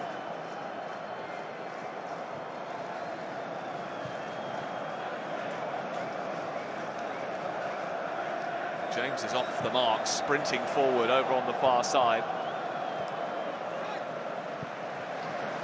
Chelsea couldn't quite find him. That is an area to exploit. It's a bit of a battle of the England right-backs, Trent Alexander-Arnold and Reece James, two excellent players who have produced their best attacking seasons of their careers. James has scored more goals than before despite injuries. Alexander-Arnold has delivered over and above even last year's assist totals and the year before that.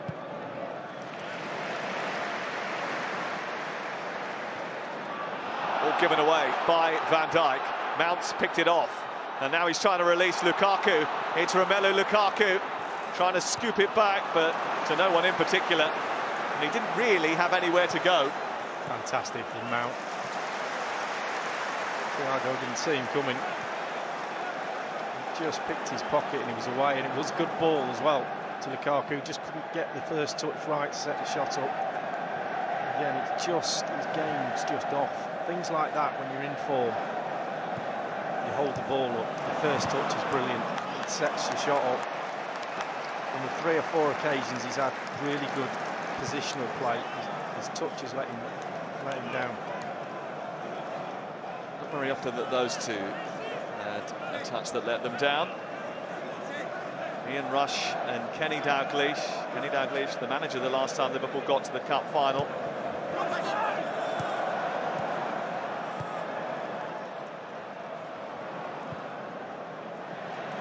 Jota. Naby Keita. Really trying to hold off Keita, and Diaz has popped up on the near side now.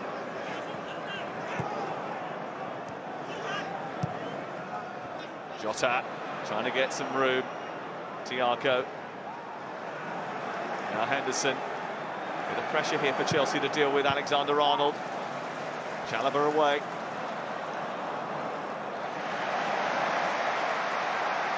Liverpool ending the first half as they started it on the front foot.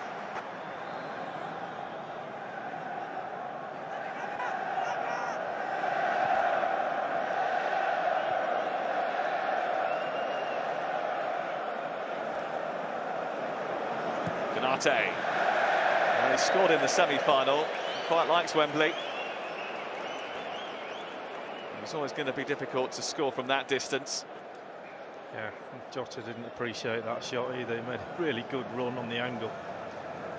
They let him know about it as well. Jurgen Klopp is like a passion-fueled firework on the touchline. Thomas Tuchel isn't too far behind.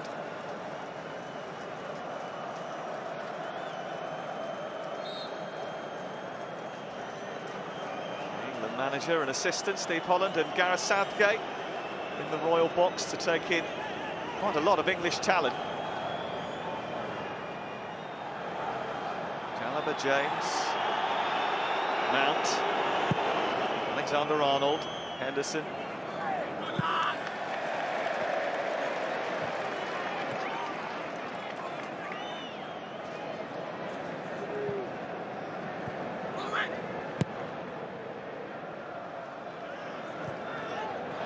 That's a foul on Jorginho. Keita was immediately flagged for it. And it was probably a good job for Chelsea because otherwise Liverpool were away. Yeah, he was. I think he was a foul though. It just pops up, tries to clear it. Yeah.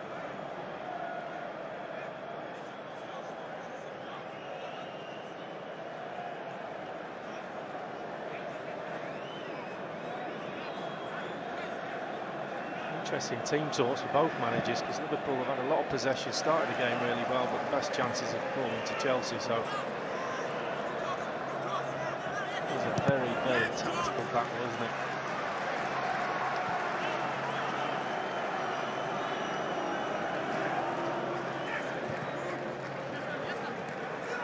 Alonso trying to escape from Keita's grasp, but not managing to do so.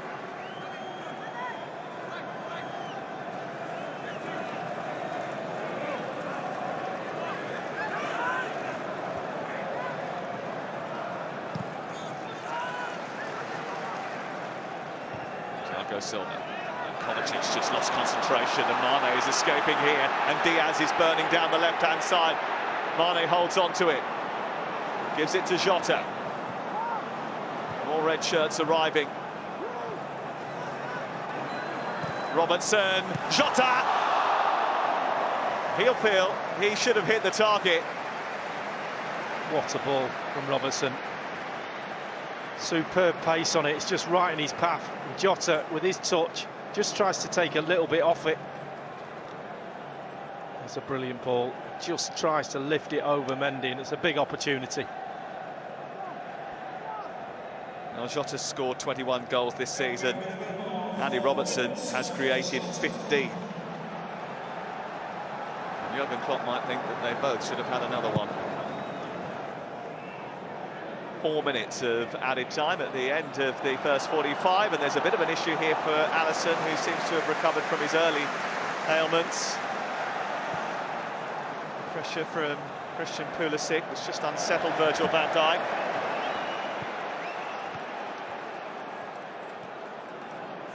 Well, definitely grown in this half, Chelsea. Thank you. Tuchel will be pleased. Lukaku having a great chance, and again not quite getting it right. There's a big chance as well. He just gets ahead of Van Dijk, ball's in the space, and it's just a swinger with his left foot,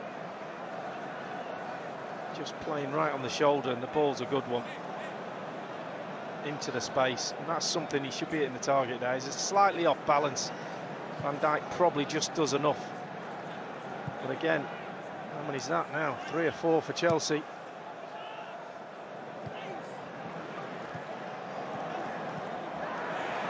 Thiago Silva. There's a foul before that by Jorginho on Mane. Ironic cheer from the Liverpool supporters, who feel as if not much has gone their way from Craig Pawson.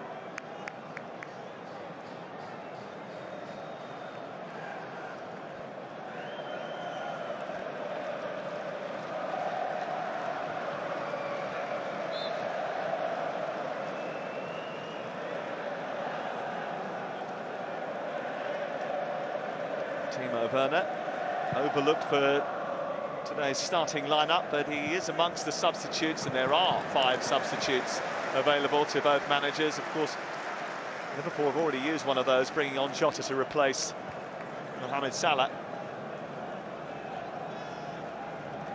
Werner's pace certainly is something that has troubled Liverpool in the past, and he wasn't shy about referencing that in the build-up to the game.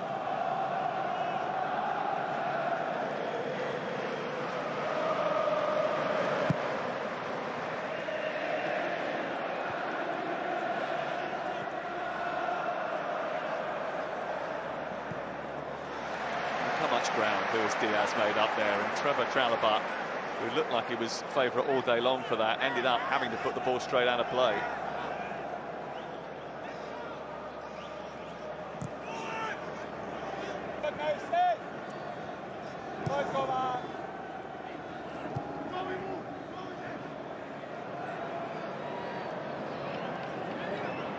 It's Canate. Jota, surrounded by yellow jerseys. Really good pinches here. Towards Lukaku, who almost got on the end of it, but didn't quite. I don't know what Ian Wright's analysis is going to be like at half-time, but surely he's got to be mentioning Lukaku's hold-up play and general contribution. Well, the statistics that are available suggest he doesn't press like the others. He doesn't score as many as the others. He is the top scorer now, but hasn't been up until recently. And he doesn't hold the ball up as well as the others. Apart from that, he's done all right.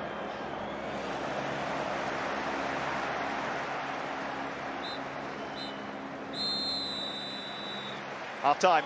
It is the fourth time this season that Chelsea and Liverpool have met, and it's been tricky to prize them apart, and there's not much between them here. Luis Diaz certainly had a very good first 25 minutes, but the best chances have fallen to Chelsea. Christian Pulisic and Marcus Alonso have had them. We've got analysis on the way with Ian Wright, Roy Keane, Joe Cole and Robbie Fowler next at half-time at Wembley in the FA Cup final. It is Chelsea 0, Liverpool 0.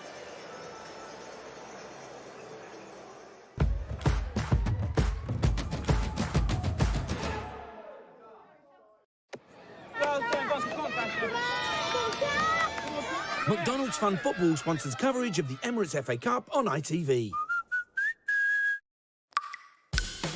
I'm Siobhan. I've just recently moved back from London, and I'm an alcoholic. Dad! There are things going on in this family that need to be confronted. Sure this is the right place for you to stay sober? The Dry, streaming now, only on BritBox.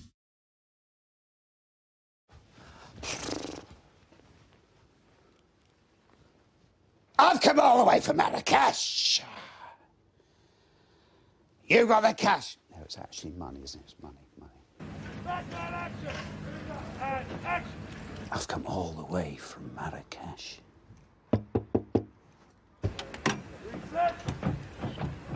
Cam. Jason. I'm so glad you could come. A peace offering. Do come in. God, this is plush in here, isn't it? Yes, it is. Take a seat. Would you like a drink? Yeah, why not? You see, drama, it's in the craft. The writers, they actually have talent. The cadence, the rhythm, the elegance of words can betray the most savage of motivations. The lyrical nuance of performance can conjure a joy, sanguine beauty, malevolence that few can imitate. We are reflectors. We are the essence of mankind. Modern-day Aristotle's. If that's not too pretentious. Yeah.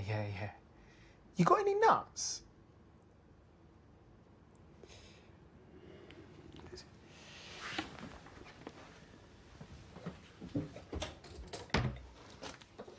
Cheers.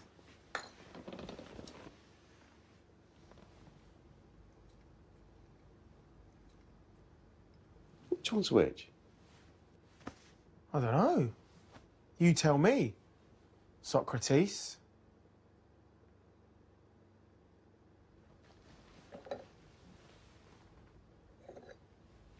Cheers, Kemi. Cheers, Jason.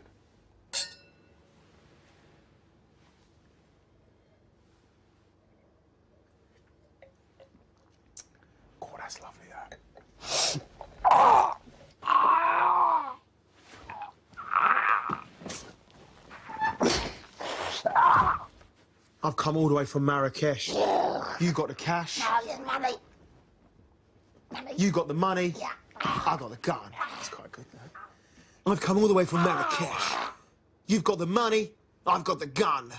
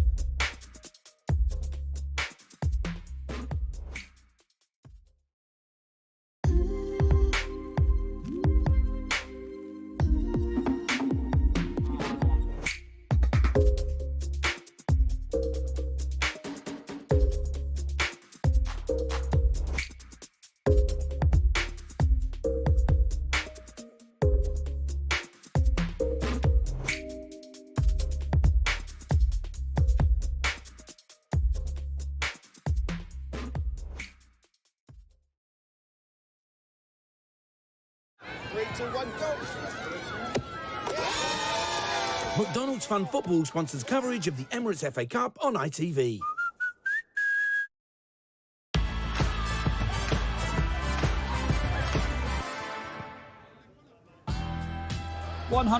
th anniversary of the FA Cup on a beautiful afternoon here at Wembley. Two German coaches, lots of chances, but somehow at the break in the Wembley sunshine, it's Chelsea 0, Liverpool 0. I think after about 15 minutes, we thought Liverpool might be one, if not two up, because Diaz particularly was tearing them apart. But we knew Liverpool would obviously have a quick start, putting a lot of pressure, pressing, creating chances. Obviously, Chelsea couldn't get a foothold, but you've got to take these opportunities. To be fair to Chelsea, eventually they created one or two opportunities themselves, but at this level, with the quality player on the pitch, there are huge chances. You've got to be more clinical. And Diaz, we can see the way he's assimilated into English football so quickly since January. He's been outstanding. But Chalobah coming on that side to be aggressive with him. Chalobah's arguably it's his biggest game of his career, and he started slow, but Diaz was lightning. He gets on the shoulder here, lovely touch, stands him up, goes one way, and he gets caught in two minds. He tries to cross it, should probably have hit the target early on, and again he got that move. He was getting in that little pocket just outside of Chalobah. Again, he's running in. Mendy cuts it back. At this moment, we thought this could be a nightmare. Here we for go, Chelsea. pass of the season up there with Modric's for Real Madrid the delicious. other day. Brilliant, fantastic pass. Diaz again. Is it stuck under his feet a little bit? Is he's in two minds? We have to give credit to the goalkeeper, but Liverpool were just on top. Again, you go back to, you've got to take your chances. Chelsea surviving, staying in the game. Got to take them. That was crucial, surviving, staying again. Thiago Silva was very clever. He went down with an injury after 15 minutes and it killed Liverpool's momentum. Yeah. And then Chelsea did get a couple of moments, didn't they? They managed to come into the game to the extent that possibly feel they should have scored themselves. They should have. And I think what we see with Liverpool is that Liverpool are doing what they do. They're pressing very high. They've got all their players in and around that final third to try and continue to compress Chelsea. But what happens is that when you do break them, this is a great run from Pulisic. And again, like I was saying at the start, I'm thinking about hitting target, making sure I do things clean. This isn't even a great play from Chelsea. This is with Liverpool's players so far forward, one header, and it's literally taken 7 players out of the game. Once this goes to Mason Mount, obviously Jordan Henderson's not close enough, and they're into him. And this is where the problem came. Trent Alexander's in, obviously he's having to cover him there. And now Alonso, for me, I'm thinking, OK, Alonso, good touch finish. I think this pass is really tough for him. It's really hard, the pass, I think. And then he can too much weight on the pass. I think so. I think he's got to play it into him so he can just come on and hit it. And what's happening, he's stretching. Goalkeeper's done well, because that's what goalies want. They want a bad touch so they could come and close it, and the goalie's done well there. And we think 0-0 at half-time. And then just before that, actually, we had another good chance at both ends. Jota, who came on for Salah. Does Jota go with the wrong foot? Possibly so. Who am I to criticise Jota? He's absolutely been a brilliant signing. But again, with the quality to run, he's got to hit the target. This one as well, leaning back. I think you look at the Jota chance, and he's tried to finish it with the most difficult way you can in that instance. The ball's coming across you, he's trying to finish with the outside of foot. You can either take it and sweep it in with the left foot, or get a really good connection with the right foot and hit the target. That one for me, Lukaku's going in and he's just hits wildly at it. Whereas what you want to do, like I said, hit the target. Just let the goalie make the save. Chelsea need to get Lukaku into the game more. He's doing his bit defensively as well, actually, attacking-wise with his headers, but in terms of holding it up. He is. They couldn't get the ball to him. The first 2 times the ball went up to him, he's gone up against Konate, won the headers. Pulisic and Mount have got to read him, especially in moments in the game when Chelsea is struggling. He needs to be that outlet. He's just on the peripheries at the moment, but he's still there. He's still a threat. Still a threat, still 0-0 at the break, but Liverpool had to make a change in that first half. Mo Salah went off with what appeared to be a groin injury, which is a worry with the Champions League final a fortnight today. Jota replaced him. Still awaiting the first goal, Hill. 0-0 at the break, just as it was in the Carabao Cup final between the teams.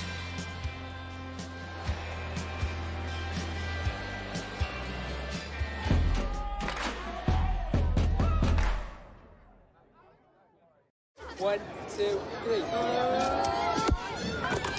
McDonald's Fan Football sponsors coverage of the Emirates FA Cup on ITV.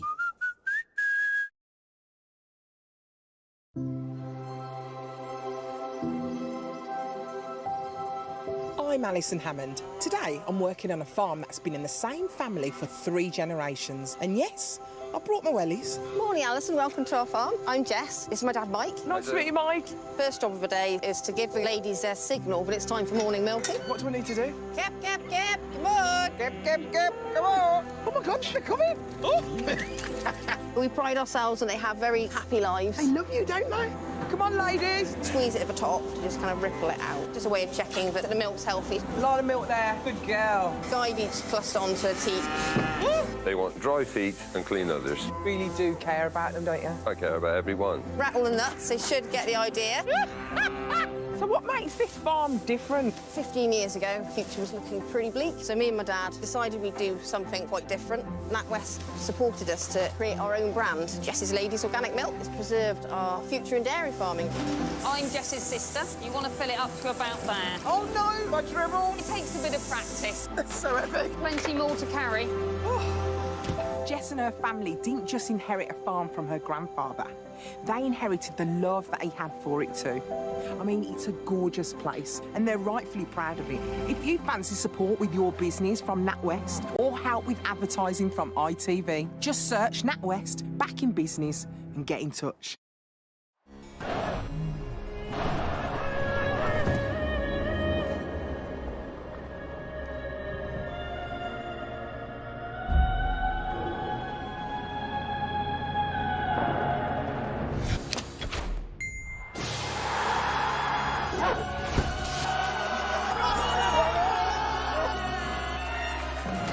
Live Score. It's more than a score. What does it say super dry taste like? Let me show you. It's tradition reimagined. Refreshing. Old, yet new.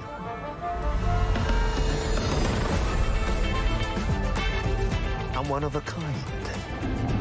Also, it's super dry. Asahi Super Dry. Beyond expected. Hey Marco, t'as vu le nouveau gars? What was that? No idea.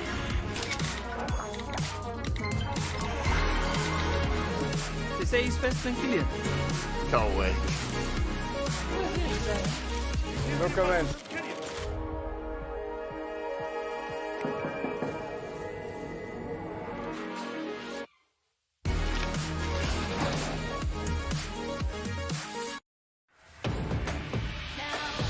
They said his Premier League days were over.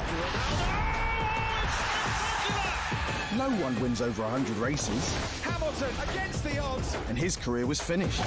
Tiger's back. Think again. They shook up the game, and we did too. From the golf majors, to the Premier League, to live Formula One. Stream all this world-class sport without a contract. Shake up the game with Now. Right knees up. Ready, bounce. Keep it going, keep it going. McDonald's Fan Football sponsors coverage of the Emirates FA Cup on ITV.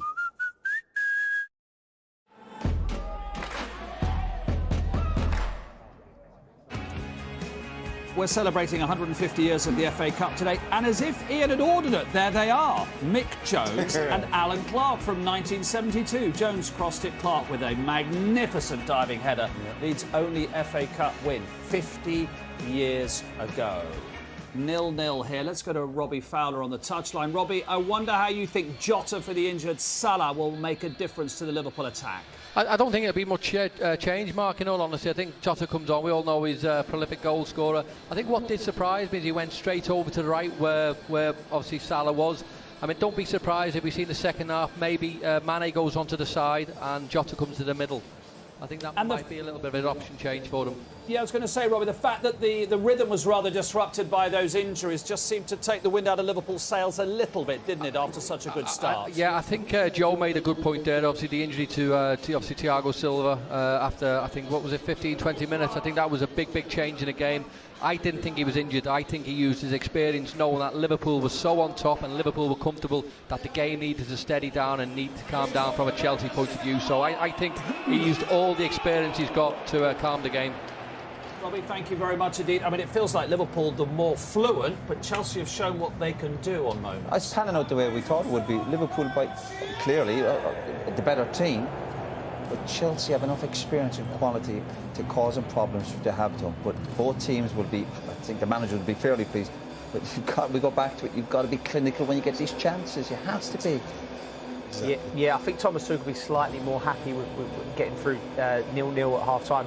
I think, you know, you've got Werner to come, and he's going to be a problem coming on fresh at 60, 70 minutes of Trent with that space we've seen just in front of us here down the left side. I think that what Liverpool have to be careful, and Chelsea, to be honest, is they've had chances where they should have punished Liverpool. And Liverpool will go in that dressing room and think to themselves, right, we need to make sure that we really liven up because Chelsea have shown we can get something out of this. 5 subs, remember, in the Cup final. Lee Dixon and Sam Matterface with the second half. Yeah, thanks, Mark. It's only the second time that the League Cup final and the FA Cup final have been contested by the same two teams. The other time it was Arsenal and Sheffield Wednesday in 1993. And Arsenal won both of those. Ian Wright started both of those. Lee Dixon started just the FA Cup final, but remembers it well. What awaits us in the second half? Well, that's because I was sent off in the semi-final of the FA Cup and I missed the League Cup final because I was suspended. So thanks for bringing that up. More of the same. I think both managers, strangely enough, would be quite pleased with that first half. And as the boys said, Chelsea because it stayed 0-0, but they expect to be maybe up. Well, Mount knew that he was in an offside position there, and Pulisic has managed to shift it towards Alonso, who's brought it down well and has come very close to opening the scoring. It was intelligent play by Mount in the build-up because he knew he was offside.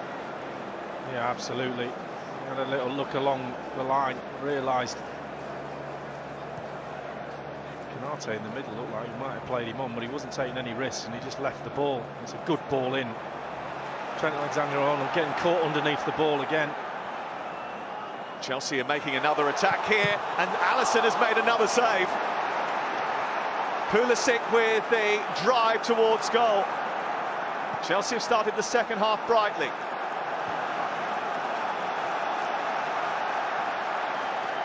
And they just caught Liverpool cold. It's another big chance for Christian Pulisic. James being tracked by Diaz, getting clear of him and winning a foul. Well, it's a big start from Chelsea, it really is. Sweeping these balls out to the wide areas. He's catching Liverpool out. Diaz thinks he makes a good tackle here. He misses the ball, and this is a dangerous area again, but what a chance this is. He probably just hits it a little bit too straight. It's a great angle. That was an example of Romelu Lukaku bringing others into play, holding off a defender and just pushing it into the path of Christian Pulisic. James is going to leave this for Marcus Alonso.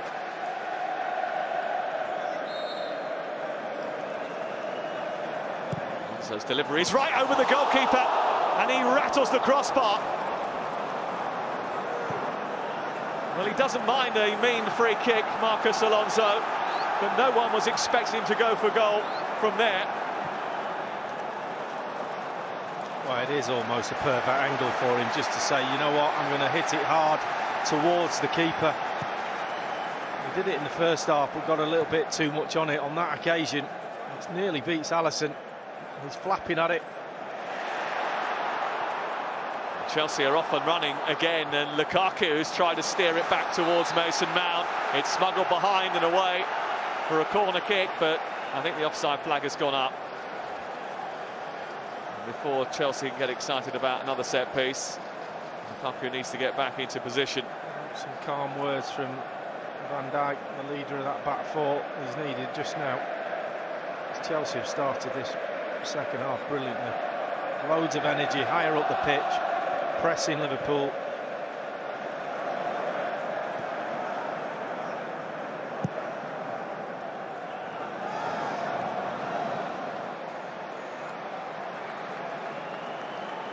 Robbie Fowler did mention at half-time that it wouldn't be a surprise that if at some point in the second half Diogo Jota went through the middle instead of Sadio Mane. It's still as they were at present, with Mane through the middle and Diaz on the left and Jota on the right in the absence of Salah.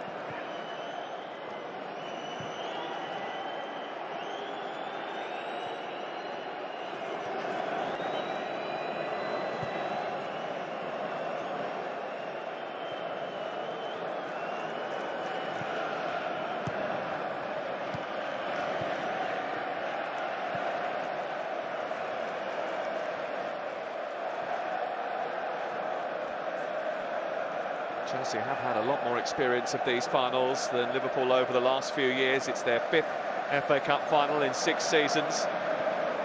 Winning it has been a bit of a problem. It's twice here to Arsenal and to Leicester in last year's final. The only win in any of those finals given to them by Eden Hazard against Manchester United 4 years ago. And I suppose Chelsea will look back at the early part of the season and think what might have been had Ben Chilwell been available to them.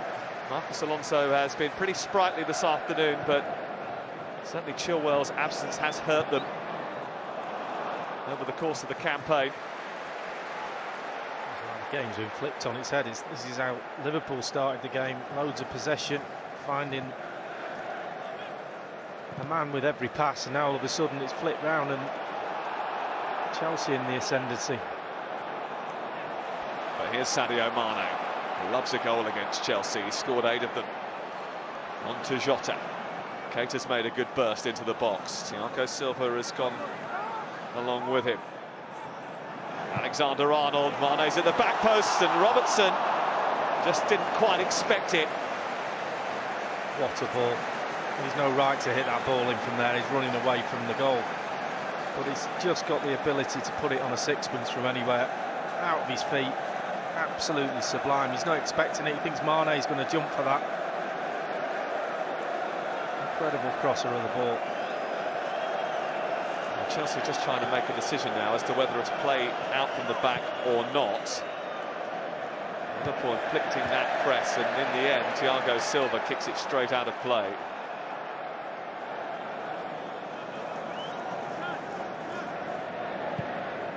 First FA Cup final since Kenny Dalglish took them to Wembley in 2012 when they played Chelsea. Slightly different Liverpool then. Jota in space, and with Robertson bursting up on the outside, he goes to Diaz instead, and Diaz! Well, he licked the paint on the outside of the upright. Well, Robbie Fowler was talking about Jota in the middle. He just swapped for a minute then and went into the number 10 position. And when he gets it there, he turns and he just sets Diaz up. He can do this on his own. He's got enough ability to create his own space. And it's a really good effort. Mendy's watching it. Not sure he's going to get it. The electrifying Luis Diaz, unfazed by the competition to get into this Liverpool team. He scored 16 goals for Porto before he joined, and he's been involved in 10 goals in 15 starts since arriving at Anfield. What was it they said? You don't really get top quality in January. It's a difficult market.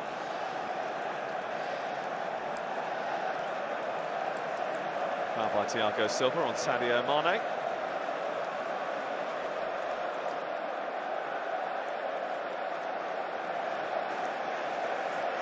This is the threat Liverpool have got. I mean, the free kick's virtually on the touchline on the far side, and the fact we've got this guy on the ball means it's dangerous. Chelsea have kept quite a high line here. Joined by Jorginho into the path of Mason Mount.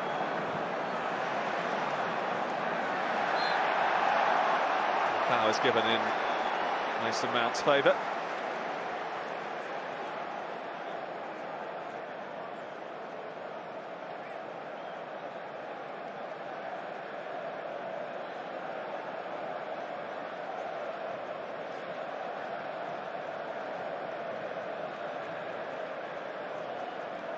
Mason Mount was left out last Saturday, but he has been Chelsea's most impressive player this season statistically, certainly their most consistent.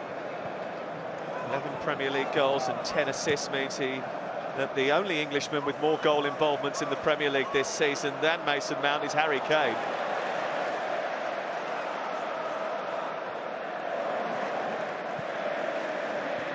And in all competitions, the only Premier League player to have more assists than him is Trent Alexander-Arnold, who's got to deal with Alonso, who's looking for Lukaku, but just didn't quite get his ball into the box correct. He was on. As soon as he looked up, Lukaku was pointing in front of him. Stick it in the space. Just had a bit too much on it. Chelsea won it high up again. Henderson has the ball nabbed from him. Pulisic riding challenges. Still getting hold of the ball. Alonso's cross, going to be difficult for Lukaku from there. Mount, look at James. Looking for Lukaku. Trent Alexander-Arnold on the cover.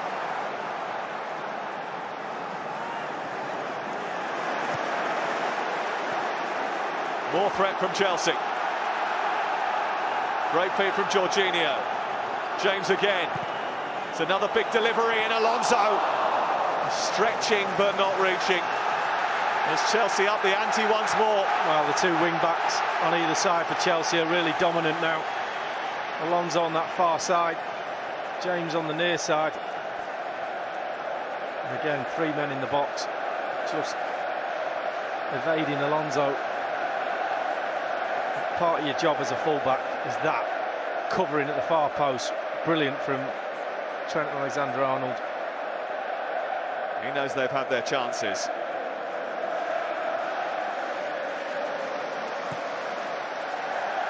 And certainly after 15-20 minutes, it didn't look like they were going to have that many.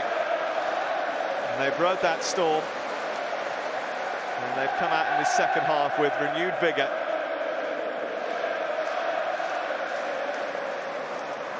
Here they come again. Jorginho has the ball pinched from him by Mane, who's back there helping out. Alonso, Keita, and a real tussle on that far side.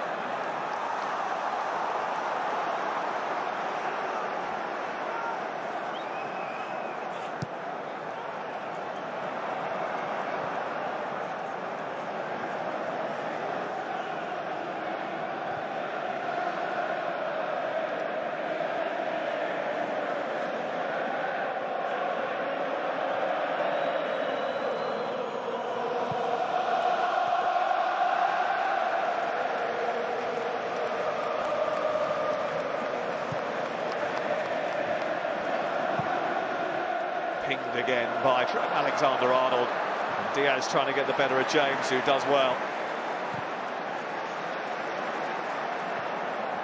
Good feet by Mount. And the return is a bit too much from Kovacic.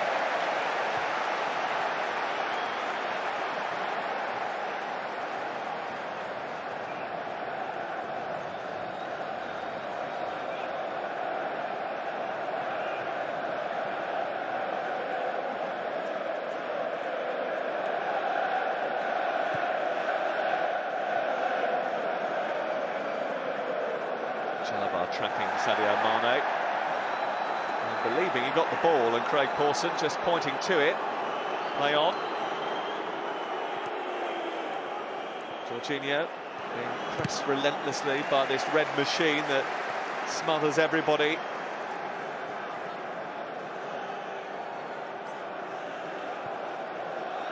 Said it was a dream come true to take charge of an FA Cup final. Craig Pawson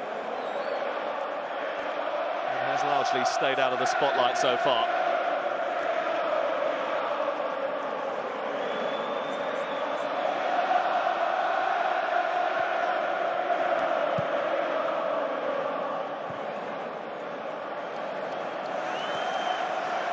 Rudiger's no angle for Alonso, but he's decided to go back to Mendy.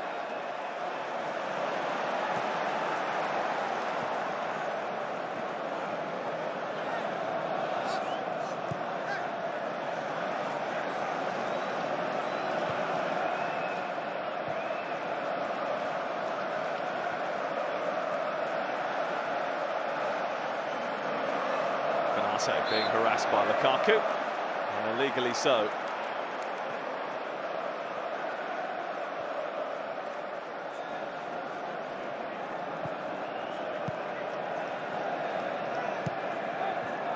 An important part of the game, this, because you think Liverpool are going to come again.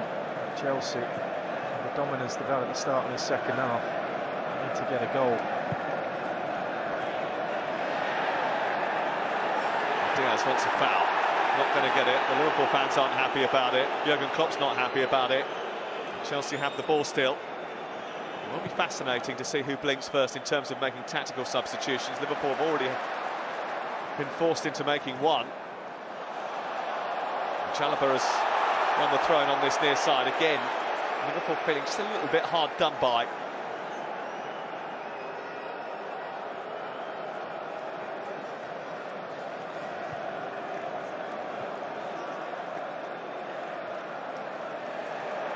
Robertson has kept it in.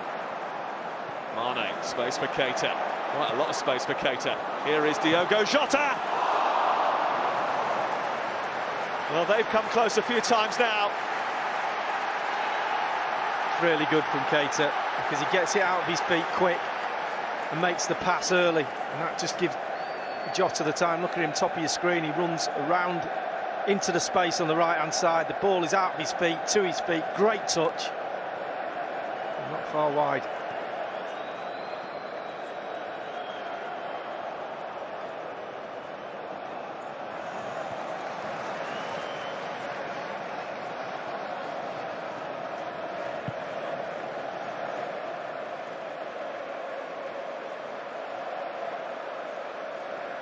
He looks a bit worried, Jurgen Klopp, doesn't he?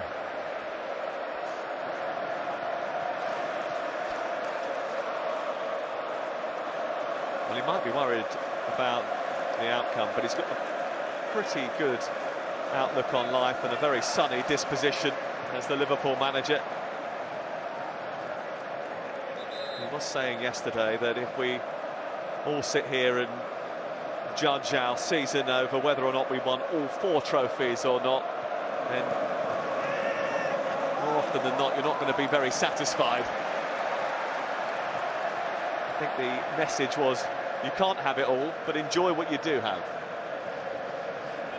Maybe we'll ask him if we were to lose this. We'll ask him that after the final whistle away. Robertson producing the cross, which goes too far as Chelsea are concerned, and not far enough from a Liverpool perspective.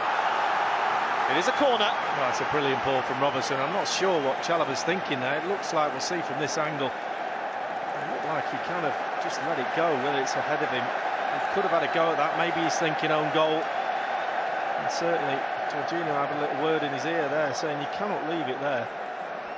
Just the one shot on target from Liverpool so far in the game. They have dominated possession of the football.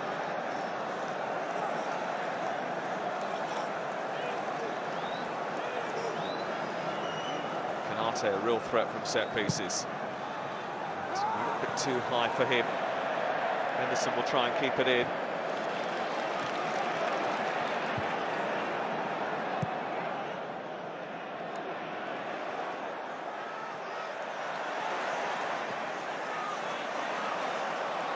That's a mistake by James. He's handed it to Alexander-Arnold. And Rudiger had to come to his rescue. Well, that's the last person you want to give the ball away near the corner flag, because he will whip it into the box.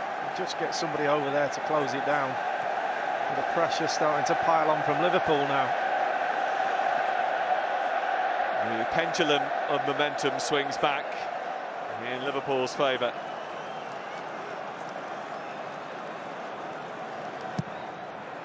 Aimed high towards Henderson this time, who loops it back across goal, and Mendy is grateful for his huge wingspan. 6'6", only his third ever FA Cup appearance, Edward Mendy.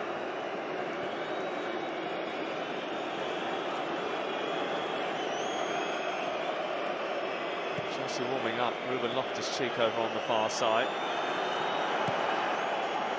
Joe Gomez and Joel Matip just getting ready for action too. No substitutions impending.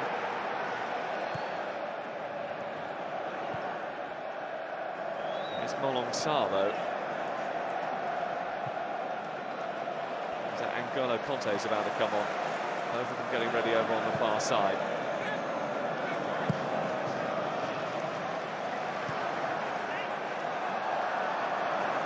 It's Thiago. Keita. Alexander-Arnold. Jota. Still trying to turn.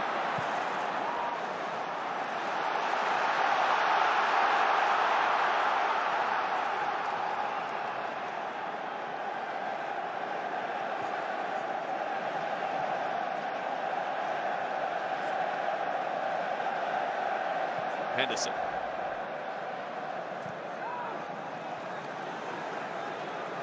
Thiago. Space for Liverpool again, and Keita's shot is easily saved by Mendy. Yeah, a little bit of a fumble. It's not an easy one. He's never going to get past him. It's just where it bounces out. It goes down early, the goalkeeper. Oh, decent strike.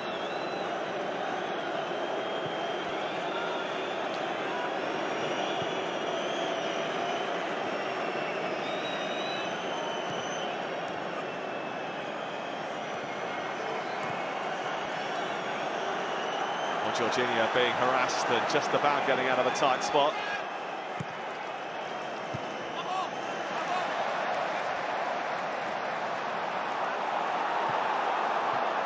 Chelsea want to make their substitution. N'Golo Conte is being readied, and now he will replace Mateo Kovacic, the man who was a doubt prior to the game and has lasted 65 minutes. And if you are going to replace him with anyone, you would like to think you can replace him with one of the world's best, and at his fittest, N'Golo Conte is that, but he hasn't been fit since the 28th of April when he picked up an injury.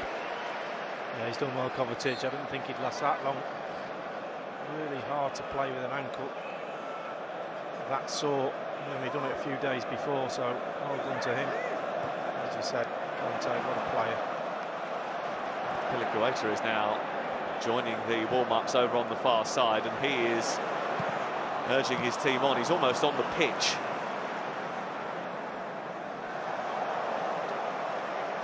Well, you see how the game's playing out, and every time Chelsea switch the ball to the wing-backs, especially over to Alonso on the left-hand side, something happens. So where the space is against the Liverpool team, it's just whether you can get men on the ball and the ball switched early enough.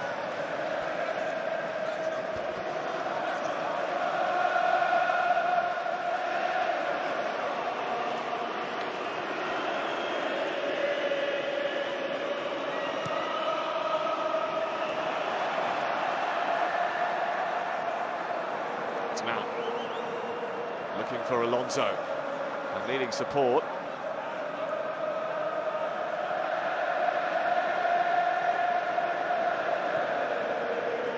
Rudiger.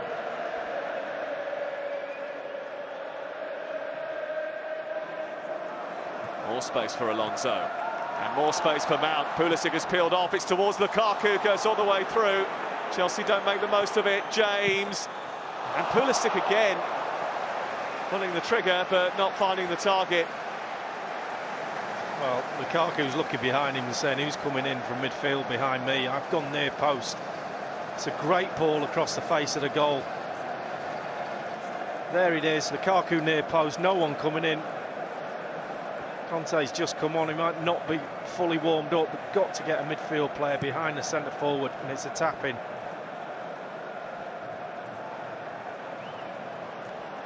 They thought that was another big chance for their team to take the lead.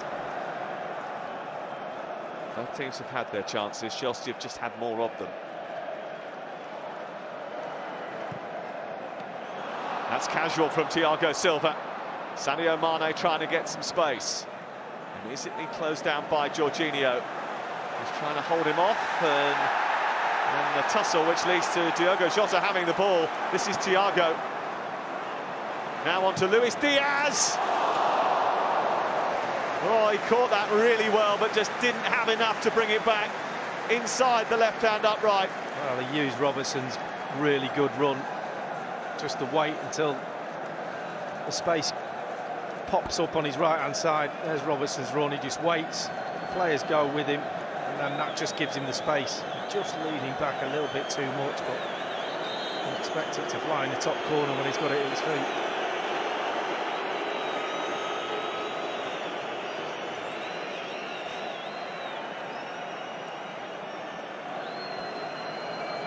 Well, it was never going to be a simple game. Chelsea holding on to this for maybe a little bit longer than is advisable. It's never going to be a one-sided clash. These two teams have gone toe-to-toe in the matches they've played so far this season. Jurgen Klopp said that when you are going through a long season like this, when you are still involved in all the prizes, and let's remind ourselves, Liverpool have played every game possible to them this season so far and will do. Something that they haven't done since the Cup treble year of 2001. Then there are going to be moments when you have to suffer, and there are going to be moments in when you have to react.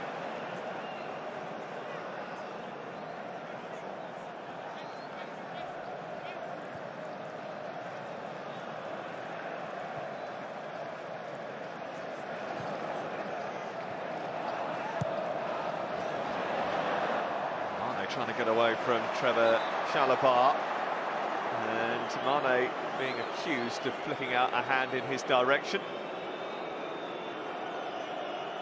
Just watching the body language of Jordan Henderson, he doesn't look particularly happy. Well, they're just getting overrun a little bit on that right-hand side defensively. And Alonso staying really wide, creating an overlap. Pulisic as well. An overload, should I say. And the hand does come out a little bit, but he's trying to shove the player away.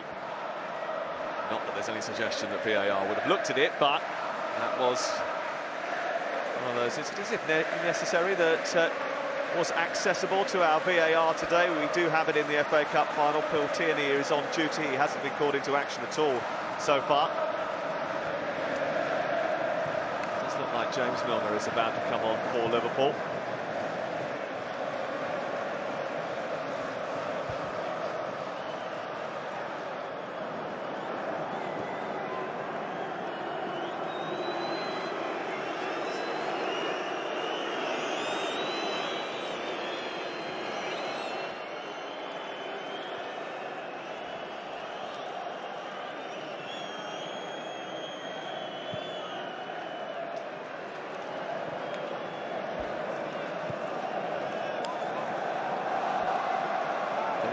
To get back then, and Pulisic has found N'Golo Kanté, who tried to squeeze it beyond Robertson, who did well to get back.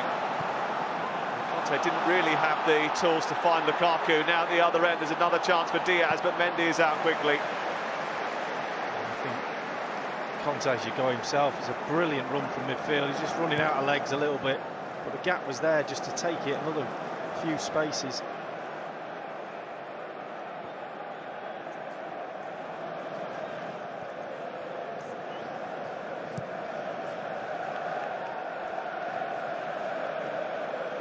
N'Golo Kanté's 40th appearance of the season. He did play 120 minutes of the League Cup final, but I think he will feel he hasn't had his best season. He's been plagued by injury again. In and out of the side. The midfield area has been a bit of an issue for Chelsea over the course of the campaign. Jordan Henderson is still barking out instructions to those around him as they prepare to change the configuration of their midfield, Liverpool.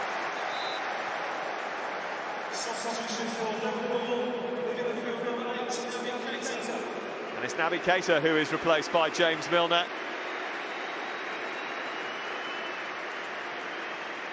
He was an unused sub, James Milner, in 2011 when Manchester City beat Stoke. He was a substitute when Wigan beat City in 2013. He's never started an FA Cup final, but he's got 17 minutes or maybe more to influence this one.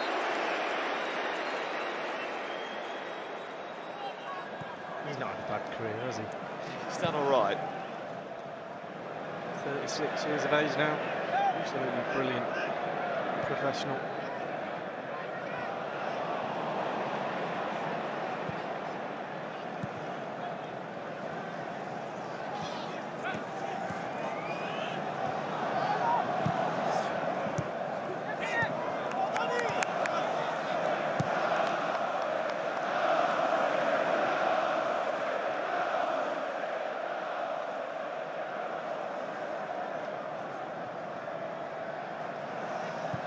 Canate looking to release Milner.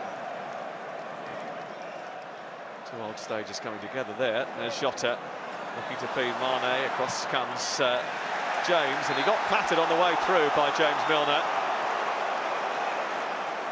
A bump on the knee. Yeah, you know this is coming.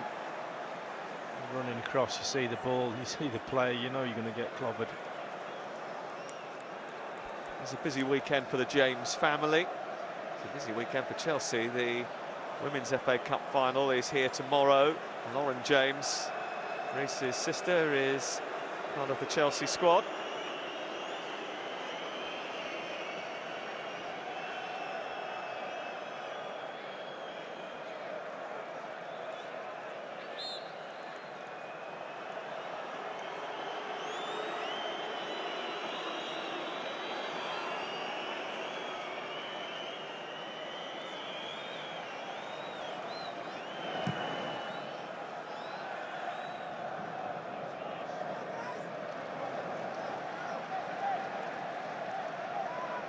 .15 minutes to go of regulation time. We will have extra time and penalties if necessary. You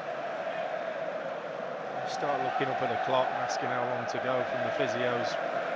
15 minutes to go. Is just in that area when you're thinking, I just don't want to make a mistake right now because it might be too late to get back in it. So the game might tighten up as it goes towards the 90th minute. Or is there a hero out there somewhere? Mistake by Robertson. Chelsea trying to prop Conte. Finds Christian Pulisic, and then Trent Alexander-Arnold, who is often criticised for his lack of defensive awareness, certainly was aware there, and he has been on a couple of occasions today. Well, fortunately, he's got that pace to get back. He plays so high that he plays a lot of time running back to those positions as opposed to being him in the first place, but it's a good tackle. Corner for Chelsea. Right underneath the goalkeeper, and it's an easy catch for the Brazilian Alisson. And now look at the numbers that Liverpool have got going forward, and Chelsea are really under the cosh here. The pass wasn't right from Jota. Alexander-Arnold dispossessed by James, who's done a brilliant job to slow Liverpool down, but he has given away a free kick and he will get a yellow card. Well, Liverpool had 5v4 then, chose the wrong pass to begin with, and then it was a scrappy effort to try and get it out to that right-hand side, and James, sticking his foot in, has to put a challenge in there. Quite rightly a yellow card. When these two met back in August, Reece James was sent off for almost an inadvertent handball on the goal line. He's the first player to go in the referee's notebook. It's taken 78 minutes.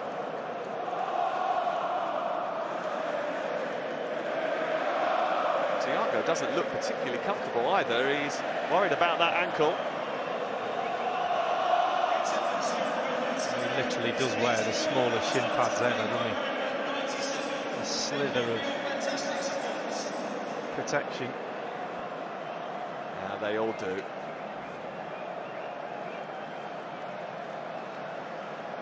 This is the break. Should he go right? Jota it is who decides to go to the left and just gets cut out by James, and then he just finishes the move with that.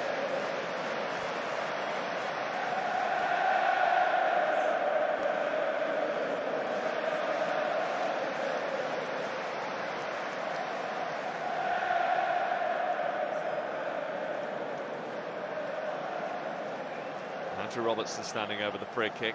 Trent Alexander-Arnold is in close proximity too.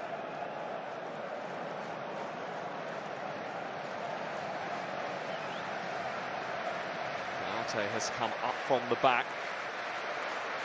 Jota is a danger in the air despite being one of the smaller members of the team. Scored a lot of headed goals so far this season, Diogo Jota. And this could be a key moment in the final. Yet to make the breakthrough, either of these two teams. It's Robertson's delivery. It's half cleared by Chelsea. Milner was favourite for it and got there. And there's another problem for another Liverpool player who's down inside the Chelsea penalty area. It's Ibrahima Canate.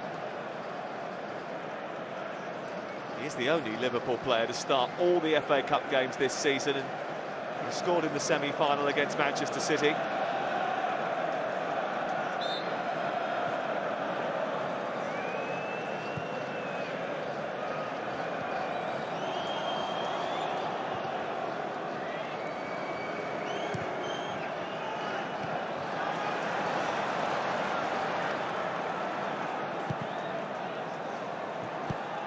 Jota looking for Milner. Jota again runs into Chalobah. Referee allows it to run. Almost ran through to Mane. They want the free kick, the Liverpool fans. They're not getting it. Alonso's clearance is charged down. Alexander-Arnold's going to retrieve it. Chelsea have spent the last 10 minutes pretty much in their own half, but they're coming away with the ball now. Mount wanted it earlier. N'Golo Kanté, Lukaku. Pulisic trying to make a run in behind Van Dijk, but Van Dijk didn't seem to get out of second gear. He was on as well.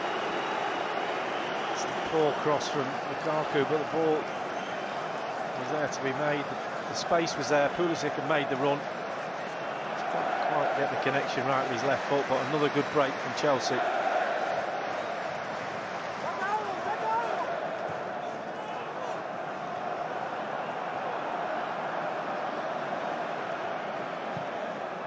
Down it goes towards Alonso again. Takes it down well, looking for Lukaku, but again, just too far in front of Romelu Lukaku and too close to Alisson. That is some kick. If Diaz can keep that in, Chelsea are in trouble, but he can't. And the flag stayed down over on the far side. Chelsea felt as if there was going to be a flag.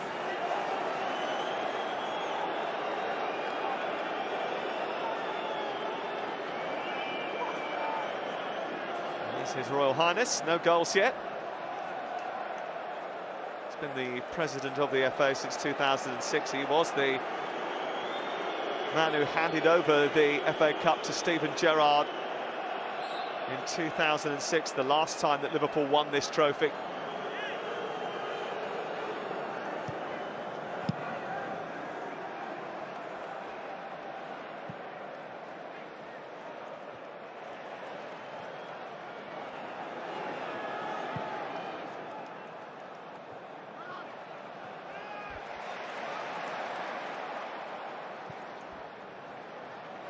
James has not got there, and Jota has, and now Mane is trying to find Luis Diaz.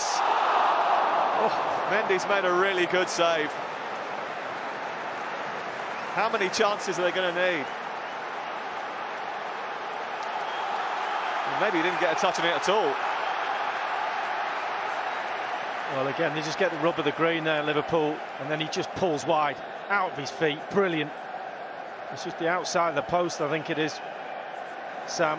But the first touch is sublime. Just a little bit of slice on the ball as he hits it there. Can't quite get his foot round it, outside of the post. What do I have to do, he says.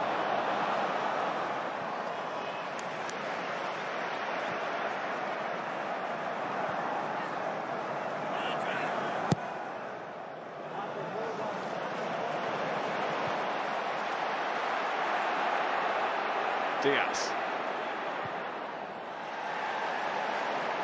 Milner. He's crossed towards the far post. They've hit the post again. What a chance for Liverpool. And they're certainly knocking at the door now.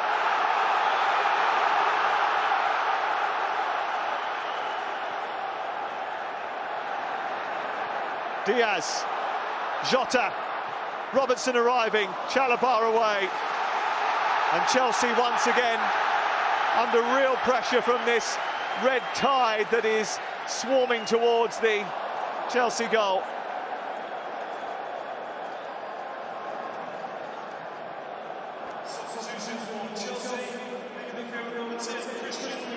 Change for Chelsea, their first of the game, and it's the end for Christian Pulisic. What a ball from Milner, and it's on a plate, and he thinks he's just going to let it hit his foot, and he puts it off his shin, and it just flies off the sock onto the post. What an opportunity.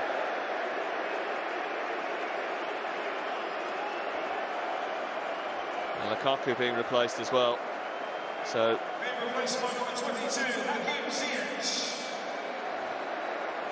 well, did Pulisic end up going off? Because he was certainly the man who they initially read the name out of and flashed the number up of, but he is now not coming off, and it's Lukaku.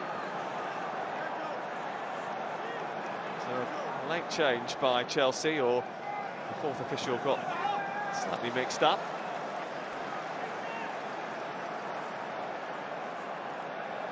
Does mean that Pulisic, I think, will end up going through the middle if he is going to retain his place, which at the moment seems certain to do. Yeah, straight down the middle now.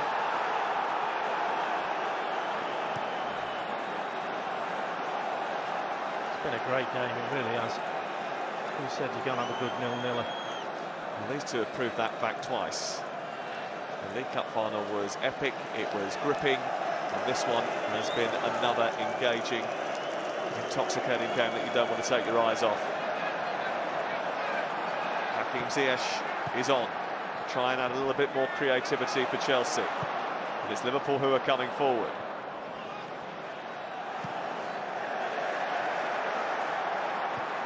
Robertson forward, away by Thiago Silva. Ziyech with the flick on. Pulisic expected to hold on to it and does well. Ziyech wanted that played a little bit earlier. He's made a lot of ground on this right-hand side. And the ball came, it was too close to Alisson. Oh, it's fantastic positioning from the goalkeeper. Most goalies would be on the 6-yard box there. Mount has nobbled Alexander-Arnold from behind, and the free kick has gone the way of Liverpool. And there's only 3.5 minutes before extra time. Something on the ball, you have to say, but Trent kicks the back of his leg. And again, this is the people they have on the ball. Such a dangerous position, anything can happen. High line again from Chelsea. Well, huge amount of space to aim at. Well, if Liverpool were to score from this free kick, would there be controversy about its award? Of course there was. You always have to moan about free kicks given away. It's part of the game. Unless there's a late intervention, we will be heading to extra time for only the third time in 15 years. Alexander-Arnold looking for Virgil van Dijk. Not clean enough with the contact.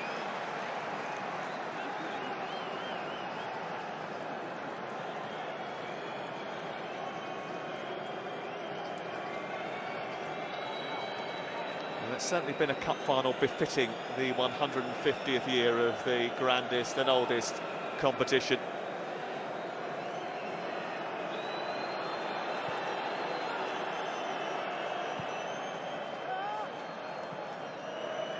Conte. James. Ziyech accused of handball, but the referee's allowed play on. Thiago has found Luis Diaz. He's trying to go on the outside of Chalobah. He's kept hold of it. Chelsea are well positioned to deal with the danger. Liverpool finishing the game strongly. Yeah, he's such a threat, Diaz. As soon as he gets it, so positive, just runs at defenders, commits them. Robertson swinging across in. It's a difficult one, but Mendy drops upon the ball. And Silva using all his experience there, just stepping in the way of the run from Jota, just preventing him getting across him into that near post.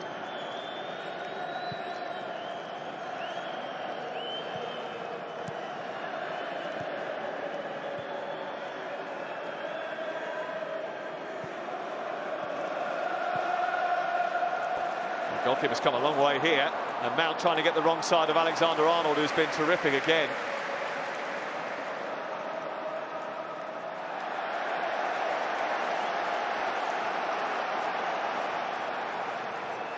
Into the final seconds of normal time at the end of this gripping cup final.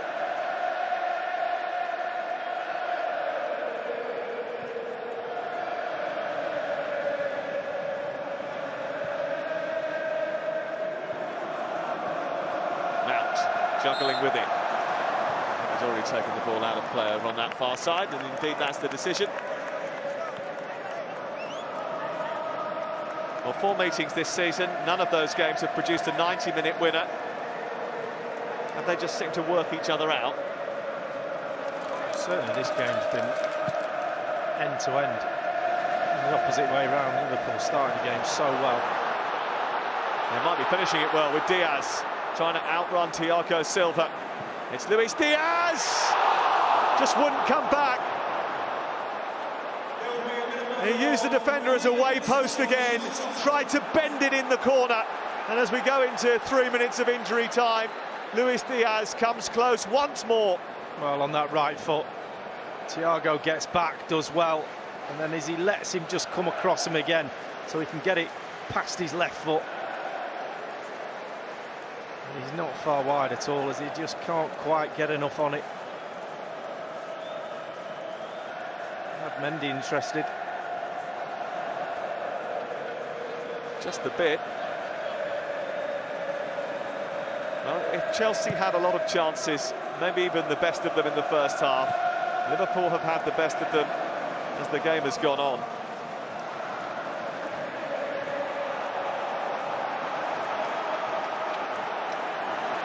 Mane trying to wriggle out of a yellow straitjacket. Chelsea furious about the fact that the decision has gone against them.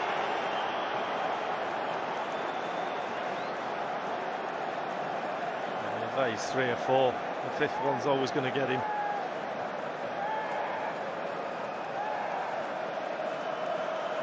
Well, they want to take it quickly and have done, and Alexander-Arnold has been released.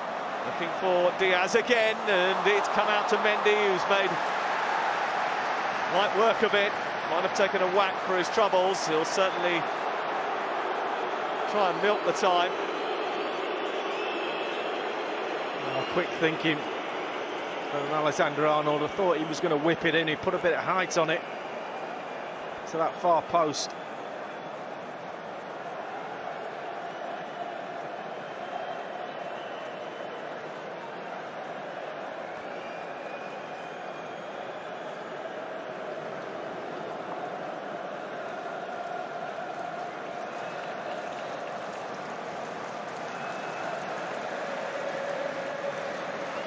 Chelsea's defenders are having a discussion in a clutch. I wonder what's going through his mind. He's not going to make a change again, is he, if it goes to penalties? Thomas Tuchel did make that change right at the end of extra time. in the League Cup final, but it didn't really work out. In fact, it didn't work out at all. Not really. Totally didn't. Jota. At the moment, I think Chelsea will be pleased to get to extra time.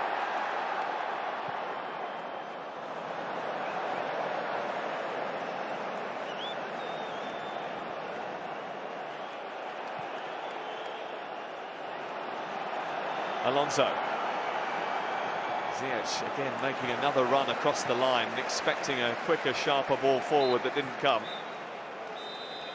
And there it is, yet another 0-0 draw in a Wembley Cup final between these two. Another titanic battle between Thomas Tuchel and Jurgen Klopp. Ends all square after 90 minutes. We're going to get extra time for the first time since 2016. You won't want to go anywhere. After 90 minutes, it's Chelsea 0, Liverpool 0.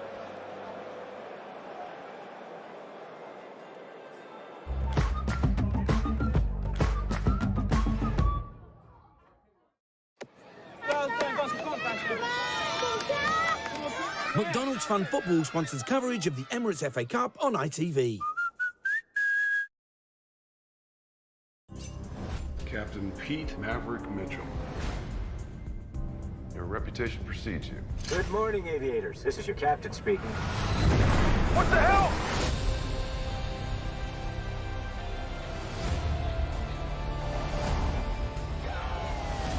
Smoke in the air! Smoke in the air! Must admit, I wasn't expecting an invitation back. They're called orders, Maverick. Top Gun Maverick, exclusively in cinemas May 25. Book tickets now.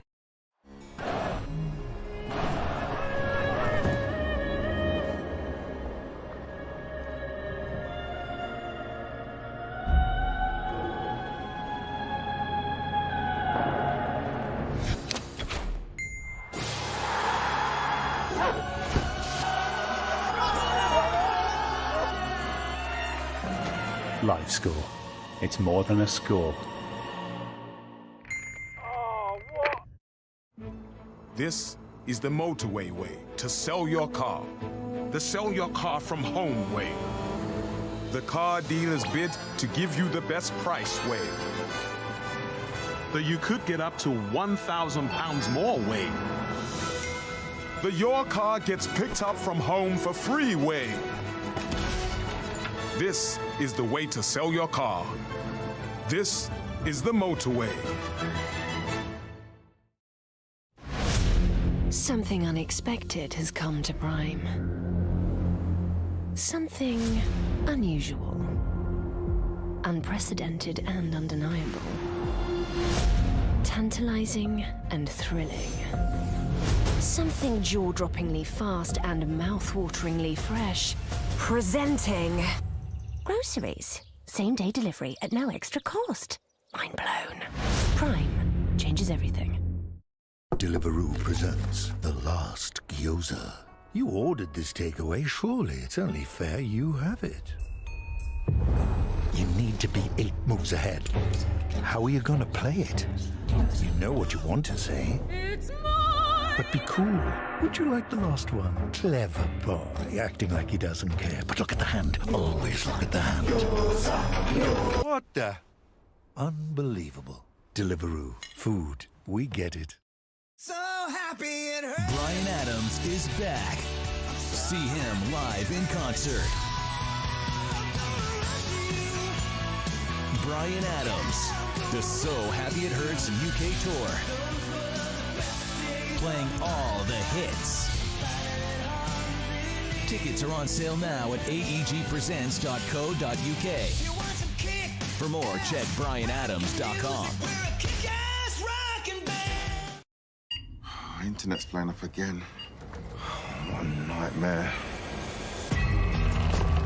Dad, it won't stop spinning. It's been loading forever. Save yourself from broadband nightmares. Together, BT and EE bring you unbreakable Wi-Fi. Only BT's hybrid broadband is backed up by EE, the UK's best network. 3, 2, 1, go! McDonald's Fun Football sponsors coverage of the Emirates FA Cup on ITV.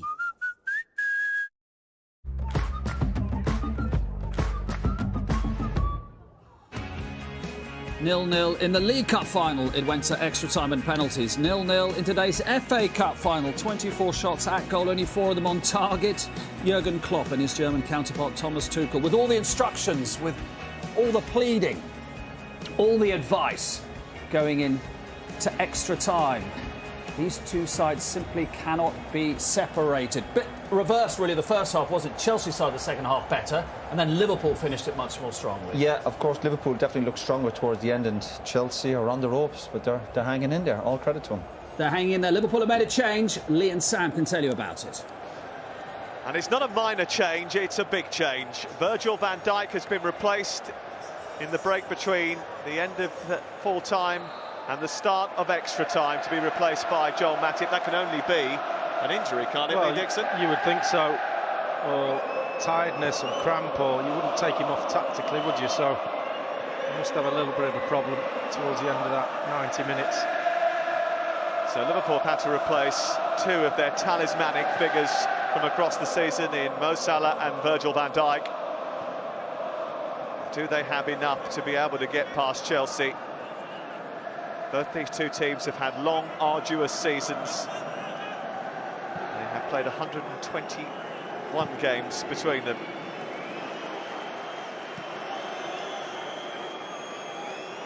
And this one looks like it's going to go the distance as well.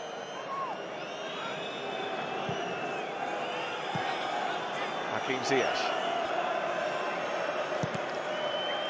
This was blocked and Henderson nabbed it. Space for Mane to run into, but N'Golo Kanté covers the ground so quickly and efficiently. Well, that's what he does. He's absolutely brilliant at running back and just nicking the ball off forwards, advancing towards his own goal.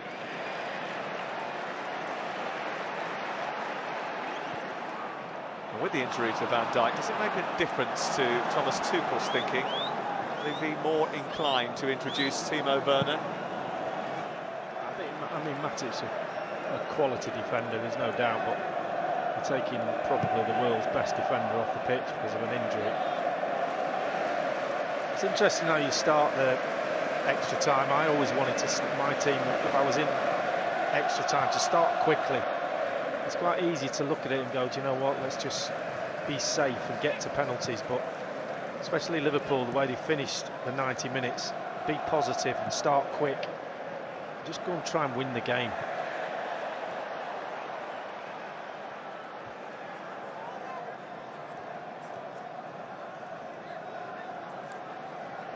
Sure, he's sitting too comfortably, and if you're the fans of either of these two teams, this is the kind of game that you're addicted to, but are watching behind somebody else's shoulder.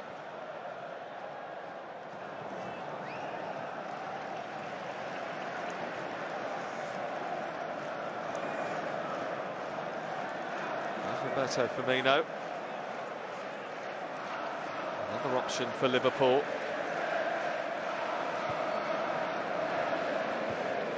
A lot was made of the fact that they've got this unbelievable front line. They might have to use them all between now and the end of proceedings here.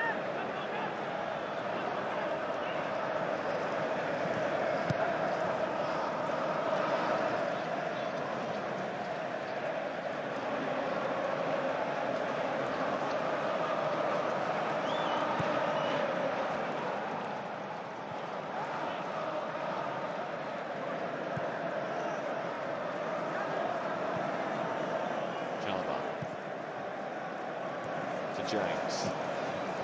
Both those two players products of the Chelsea Academy, and they've released Christian Pulisic, and they've got men over on the far side, but Joel Matip just showing how reliable he can be. That's fantastic play from James, it really is. Ball out of his feet and then positive. He could quite easily played that back to where it came from, but no, he makes a positive contribution. And in the end, the right side, his centre-back has just come on for the world's best defender, gets over there.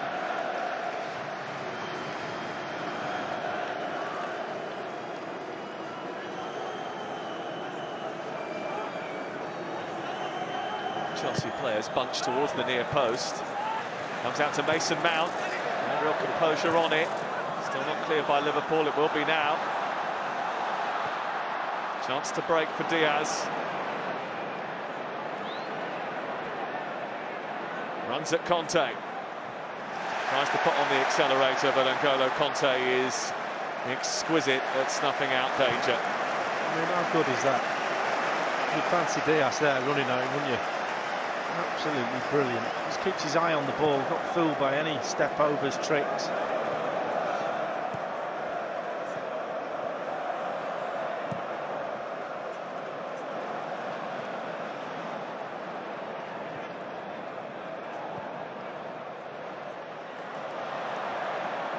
Misfield by Alexander-Arnold, and that might give Chelsea the chance to break. Ziyech made another good run. This is Alonso. Ziyech waiting in the centre. He doesn't quite get there. He was nudged from behind by Konate, and he is glancing at the referee, but there's nothing in that. Well, there been a moment then, and Konate thought, I've done too much in his back there. Just shoulder into his back. I think the fact that he's running so quickly, as soon as he feels any sort of pressure from the defender, sends him to ground. Well, I agree, I don't think that's a penalty. It's a brief little look by Paul Tierney back in Stockley Park.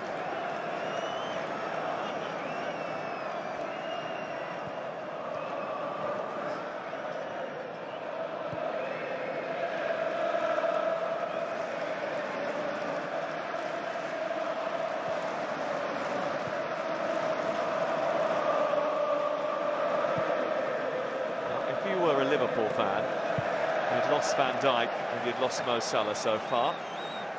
Who would you not like to lose next? Any of them. Well, we are hearing that there is a possibility they're going to replace Luis Diaz next. He has run all day long. He's been Liverpool's outstanding player, there's no doubt. His energy levels are right up there. He might be just feeling a little bit tired. Also trying to get the better of Trent Alexander-Arnold. Here is Diaz looking for Mane, who skipped away from Thiago Silva. Jota is on the far side. Rudiger trying to get back. Well, no wonder Real Madrid want him. It might be one of his last games in a Chelsea shirt, but that was an imperious bit of defending by Antonio Rudiger.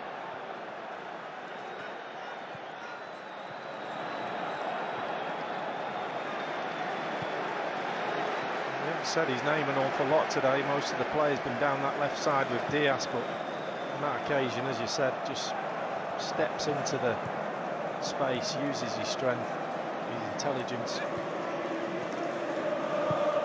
Chelsea are going to miss him. Alonso. Good challenge by Jota. Really good challenge by him.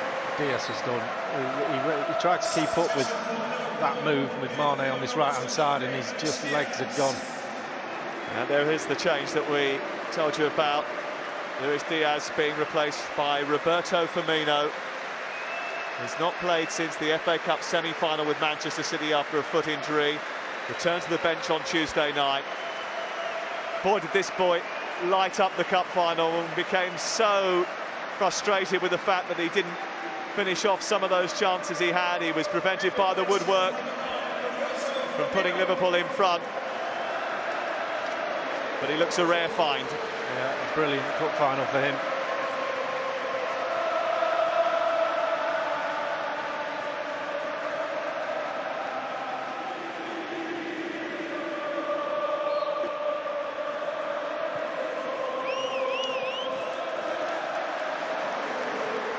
It's been a good day for Luis Diaz. Maybe not the perfect day, not yet.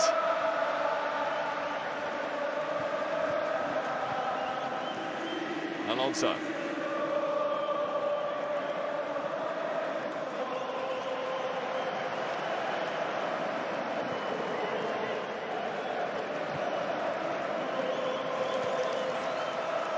Reece James. Come through to Mason Mount. It does come through to Mason Mount. Can he hit it? Well, he can, but not with the accuracy that was required to ruffle Alisson's feathers.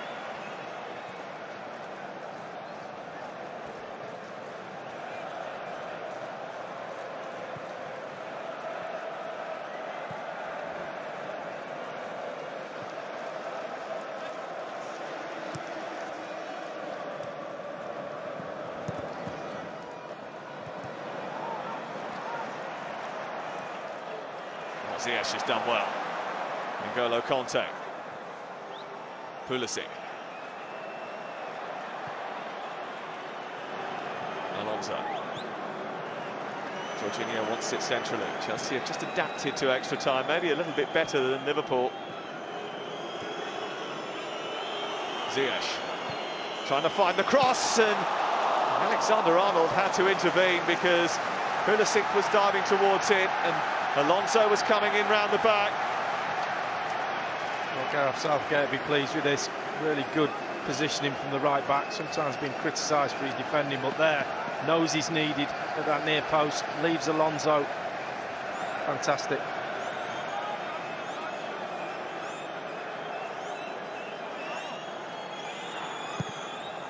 Delivery shortly towards that near post, and Thiago Silva tried to get enough on it to steer it through the middle.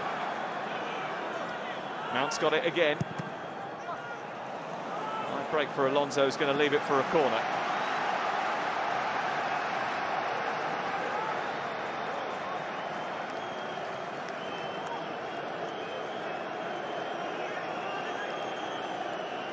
Possession has got a little bit more even as we've gone into extra time. That's delivery is not a good one. It's only their third corner, but he's got more space now and will want to produce something better. Jorginho.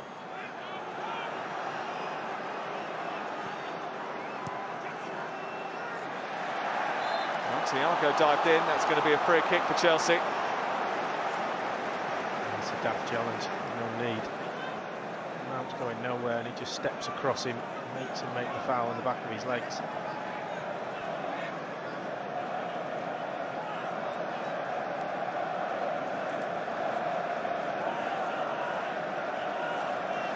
All this action happening at the other end from the Chelsea supporters, watching on nervously.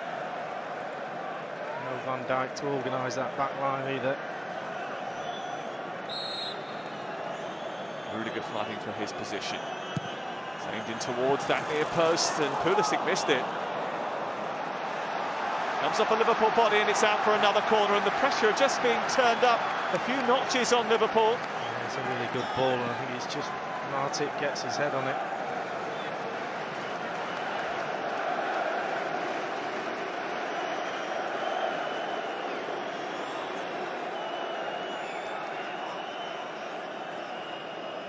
Chalobah being watched by Henderson. They're clutching and crowding around the goalkeeper once again, Chelsea. It's in towards the near post. Thiago Silva gets a glancing header on it, but it's miles away from Alisson's goal.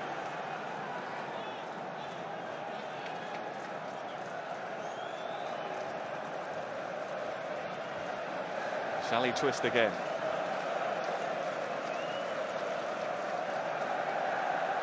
He's made just the one substitution so far, Thomas Tuchel.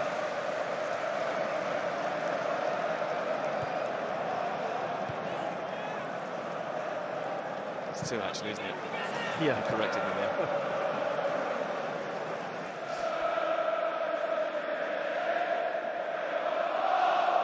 Kovacic for Conte and Ziyech for Romelu Lukaku.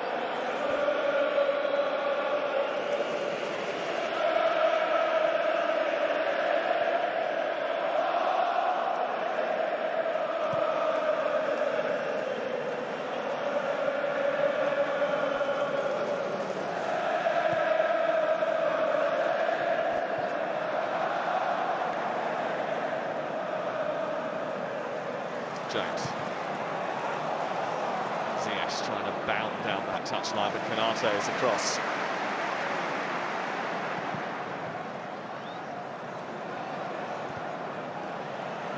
Firmino. Once I guess they're just ahead of the Brazilian, but Liverpool have got the ball back. We're into the final minute of the first period of extra time. Chelsea just can't hold on to the ball. And now Liverpool come forward. And a rare foray into Chelsea territory in this extra time period.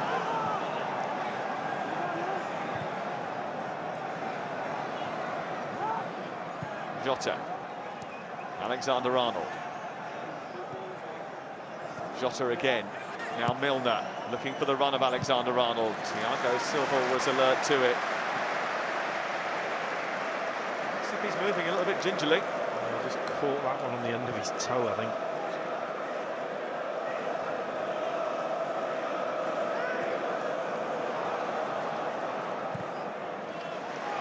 It's a Liverpool corner now.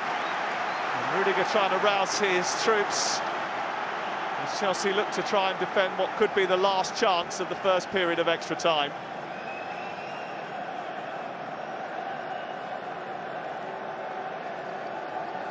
Surely time to take this. They are going to be allowed to do so. Alexander-Arnold delivers it. Chelsea have to be alert. Mendy away. Back in by Henderson. Away by Jorginho. There is the half-time whistle in extra time. And we have had an epic battle so far, and there will be another 15 minutes to try and separate these two before penalty kicks. Still, we await the first goal. Ian, not surprisingly, they've played so many matches this season, as Sam was saying in commentary. Players are beginning to look very tired. And then what you're seeing is you're seeing passes going astray and that kind of thing happening simply because we're getting into that time of the game where that mistake could be the one that costs you. So everybody's being a little bit more cautious about what they're doing. But, you know, when the opportunity arises, we might see it. It might happen. I'm staggered, Mark, that we've seen these two teams play this amount and no goals. Just the quality of the chances that are missed has been unacceptable from both sides. But Chelsea look like they've got a tad more left in the tank. You know, the massive lift, Salah and Van Dijk not being on the pitch, going into the business part of the game. One goal's going to do it. Yeah, no, obviously you can feel the tension in the stadium. Huge 15 minutes coming up. Liverpool have looked stronger, but huge Chelsea to both teams, I have to say. Credit to them, but it's just maybe one lapse now. Or the players now will be start thinking maybe the mindset, penalty shootout. OK, let's address the elephant in the room, Joe. Tuchel was just talking to Mendy there. Surely he's not going to take Mendy off. Surely not again. No, I'm pretty sure that won't happen. I'd bet me life on it. But, you know, it's been so well balanced, the game. You know, again, as good as a 0-0 you'd ever see, the quality of play. It's just the finishing. So players like that man in shot there, Thiago Silva, this is when they're so crucial, your experienced players, making the right decisions, because you're leggy, you're tired, and you've got to concentrate on your technique even more. Are you more frightened of making a mistake, which means you don't do anything too adventurous? I think that's what it will come down to now. But then we saw just now, in that first time, we saw Mason Mount have a couple of corners. Those are the moments where you want to get the quality in, get the quality ball in the box, because it's going to be those kind of little bit of quality that's going to make the difference. We think Loftus-Cheek is coming on, who scored the opening goal in the semi-final. We think Azpilicueta might be coming on as well. Yeah, well, obviously that's what you want. The squad, freshness, and players to come on and affect the game, get up to speed very, very quickly. So this is where you go back to it. It's all about the squads nowadays. And you see Jordan there trying to urge the players on. Your mindset, determination, a little bit of luck, a bit of magic. Who knows? Brilliant. That's why we love it so much. Who knows which way it's going to go? Still 0-0 in the League Cup final, all the way to penalties. Now we're at half-time and extra time in the FA Cup between the same sides. Still no goals. There are the changes. Lee and Sam can fill in all the details for us. The smoke canisters are all the rage now, aren't they? Liverpool know that they need to win this game, otherwise their hopes of the quadruple go up in smoke. Ruben Loftus-Cheek and Cesar Azpilicueta are on.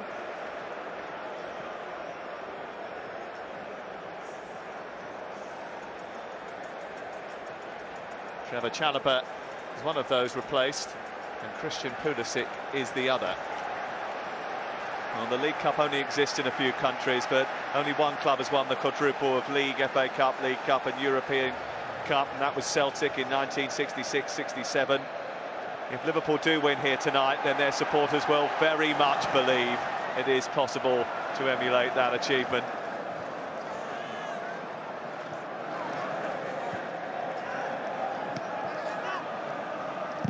Just interesting here, Ian Wright saying about the last 15 minutes in extra time. He was relaxed as anything, because it's made for forwards the last 15 minutes. Defenders start to tighten up. They don't want to make that mistake. They don't want to be the reason why you lose the cup. And forwards just relish these moments. Can they be the hero?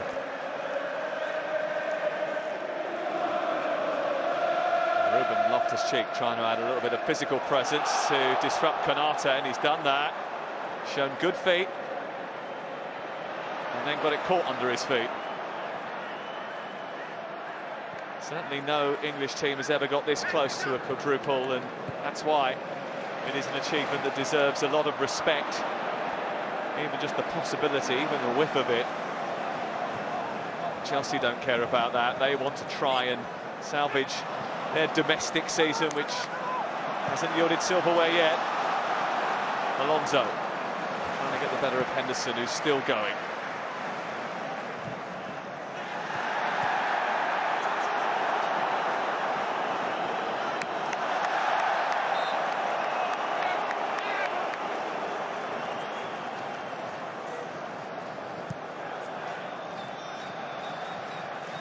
Klopp admitted yesterday that Bayern Munich had tried to prize him away a few times, but why would you want to give this up? James. Now, was there a foul just inside the box? Hakim Ziyech is convinced. Well, it was Alexander-Arnold on that far side, whether he wasn't goal side and tried to get goal side, he just grabs hold of his hand, I think. Yeah, there was a grab of the hand by Ziyech. Now, was it by Alexander-Arnold on Ziyech, or was it outside the penalty area? They actually grabbed him outside the penalty area. I'm not sure how much of a tug of his arm he gave him, but VAR's had a look at it. I think that's about right. It was a little dicey for a moment there. Trent Alexander-Arnold just a little nervy glance towards Craig Pawson.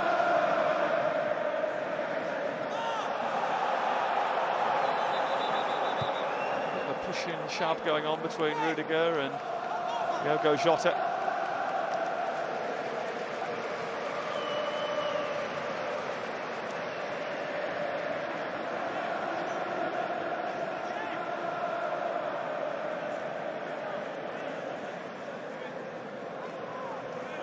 Chelsea about to enter a new era. It was announced last week that Todd Boehly and his consortium are about to take over the club. They're going to take over an FA Cup winning club.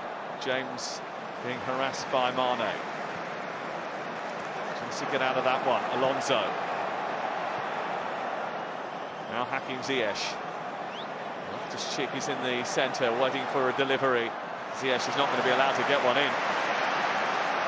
Brilliant defending from Martic. He knows he wants to go on his left foot, so he just lets him go down the line.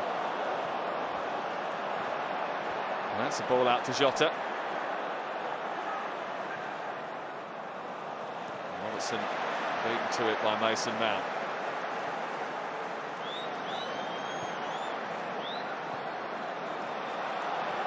Conte is going to get there first. He's not going to get away from Konate.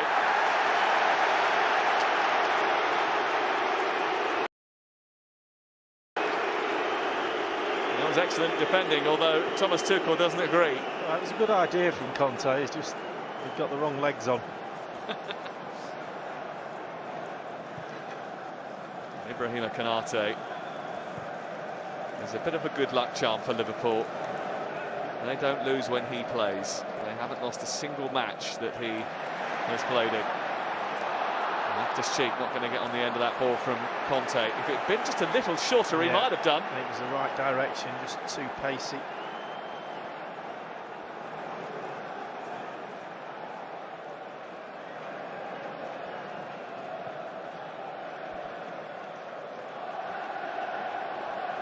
Ziyech has come on and made a positive contribution to Chelsea's lineup.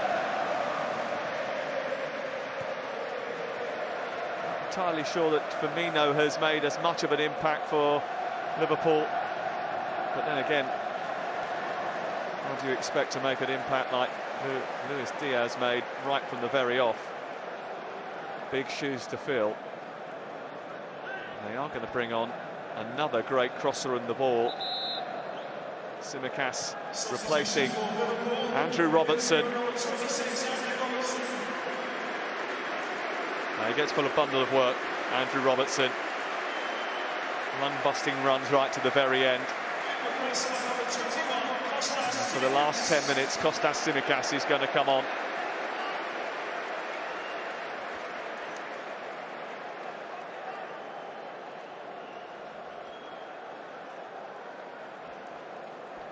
He's some player, Andrew Robertson.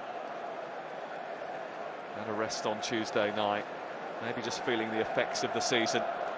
There's still quite a bit to go for Liverpool.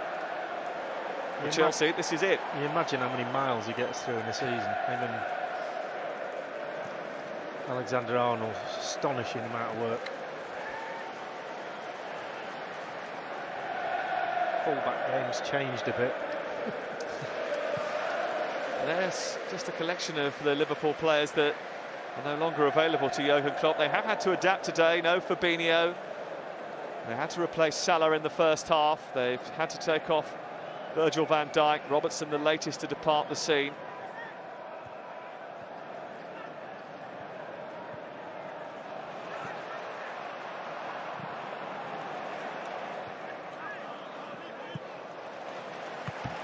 It's a game that's on a knife edge.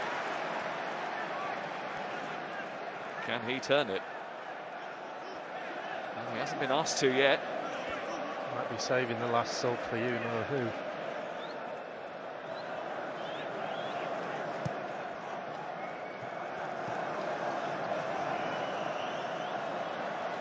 if you're just tuning in, you've missed an epic FA Cup final.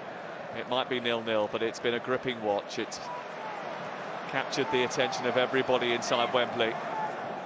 In the League Cup final, which was also 0-0 between the two same opponents, it went all the way to penalties. The 22nd penalty, and just before that penalty shootout, Kepa Arrizabalaga, Chelsea's substitute goalkeeper, was brought on to try and save penalties. He ended up missing the crucial one after not getting near any of those converted by Liverpool. Joe Cole says it's not going to happen again. He's not exactly sticking his neck out there, is he? Ruben Loftus-Cheek taking it down from Mount, produces the cross towards Alonso, might still come towards him. Milner gets back. Liverpool deal with the danger. The tempo's gone out of the game a bit as we've edged towards that penalty shootout. Aching limbs, certainly a feature of the last 20 minutes or so.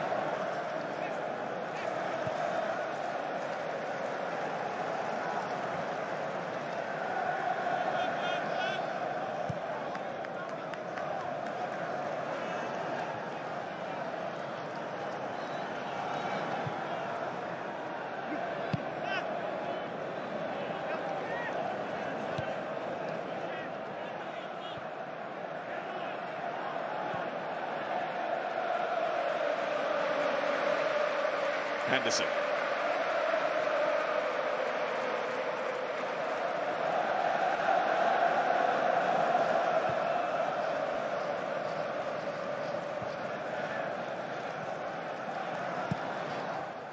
Firmino. Good recovery tackle from Jorginho. Claims of handball, but Chelsea allowed to play on. I'm sure they wanted to. Piliqueta. James has got it back again.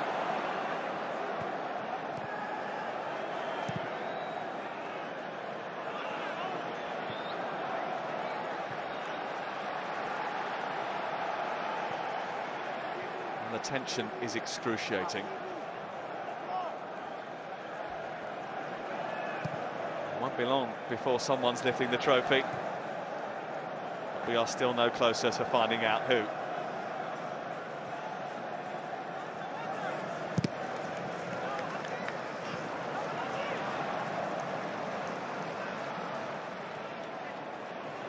James.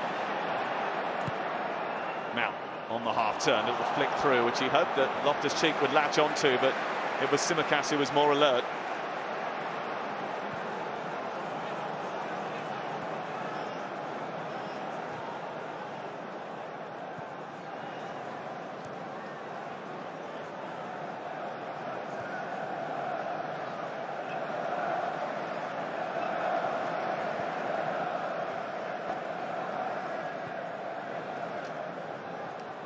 Firmino. Tsimikas. Was into traffic, thought he was going to get a foul. Eventually, Craig Pawson obliges.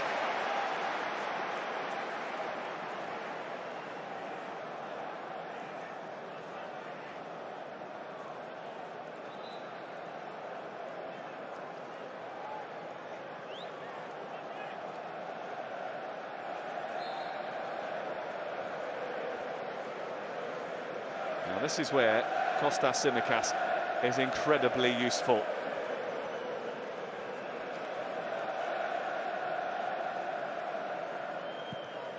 It's a deep delivery towards Firmino. And Rudiger showing all of his nous and experience to allow Matic to make that challenge. So he's just gone down in the 6-yard box with a bit of cramp.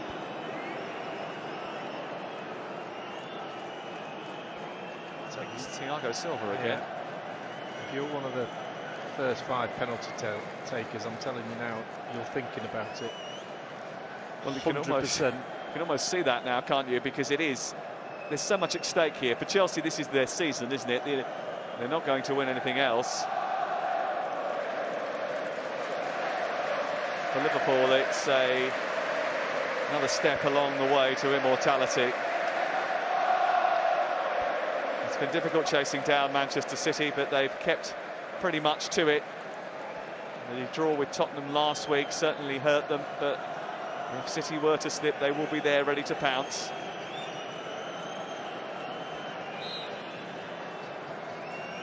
He's still going. And it looks like Chelsea are now going to make another surprise substitution on an afternoon of surprise substitutions.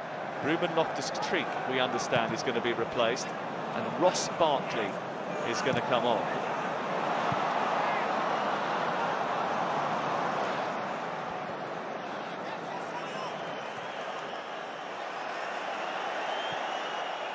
That's what we're being told. Alonso trying to get out of a tight spot. The ball had already gone out. And Thomas Tuchel is absolutely furious. He's going balmy over on the far touchline.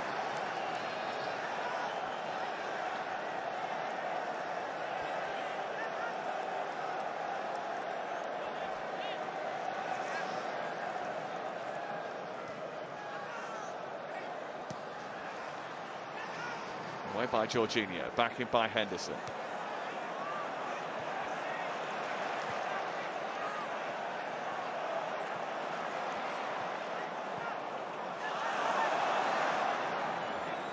Alexander-Arnold chasing. It will be a Chelsea throw, and they will make their substitution.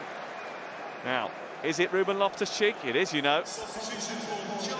And on comes Ross Barkley, who has not featured for Chelsea since making a substitute appearance in the FA Cup third round against Chesterfield on January the 8th. Wow, he must be taking a penalty. Former Everton player, roundly booed by the Liverpool support.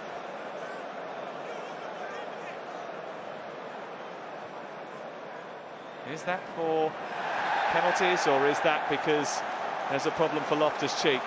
It's immaterial now. It's going to be the responsibility of Barkley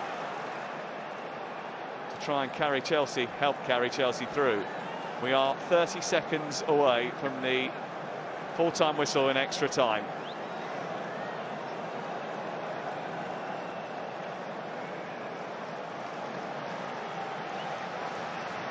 Liverpool have the free kick. Just enough time to take it as well. They have so many weapons in the arsenal that he has built. Is there time for one of them to strike late on? Alexander-Arnold. Henderson is blocked off, and that should be that. Mendy kicks it long. Mount tries to bring it down, can't get it under control. Away by Milner. 1 minute of added time have been allotted by the officials. James, Azpilicueta, it was already out. Liverpool fans trying to urge their team for one last attack.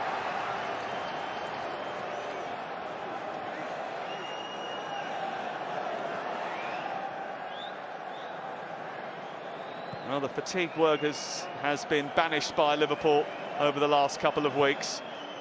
Certainly it's played its part in this game. Here's Tsimikas.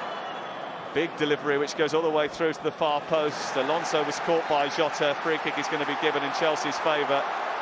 Jota can't quite believe it. And that's probably the last action of an absorbing FA Cup final. An FA Cup final that goes the same way as the League Cup final. 0-0 after 120 minutes. Penalties are coming next.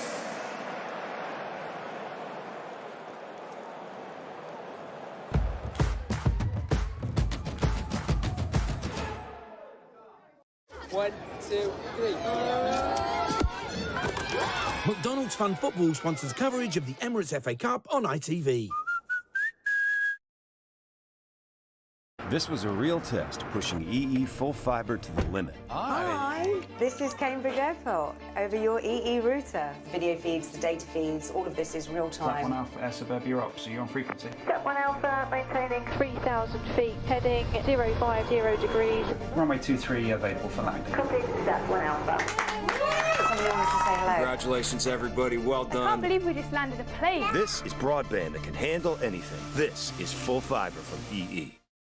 At Sainsbury's, there are 150 fresh products price-matched to Aldi, like these responsibly sourced king prawns for £1.86. Griddle, trickle, ooh, look at them sizzle. Or these hand-picked avocados for £1.19, mashed and smashed. And £1.19 for our super sweet sweet corn. Ooh, when it's needed more than ever. Get all the quality you expect from Sainsbury's price-matched to Aldi. Sainsbury's. An impulse. An electrical force that powers us. A pulse shaped by pure emotion. As humans, we learn how to control these impulses.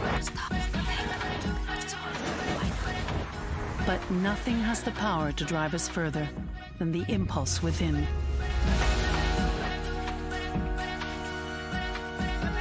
The impulse of a new generation. Cupra Born, 100% electric. What I am, I don't want praise, I don't want pity. I'm so if I love each sparkle and each bangle, why not see things from a different angle? Your life is a sham till you can shout out, I am what I am. Right knees up. Ready, bounce. Keep it going, keep it going. McDonald's Fun Football sponsors coverage of the Emirates FA Cup on ITV.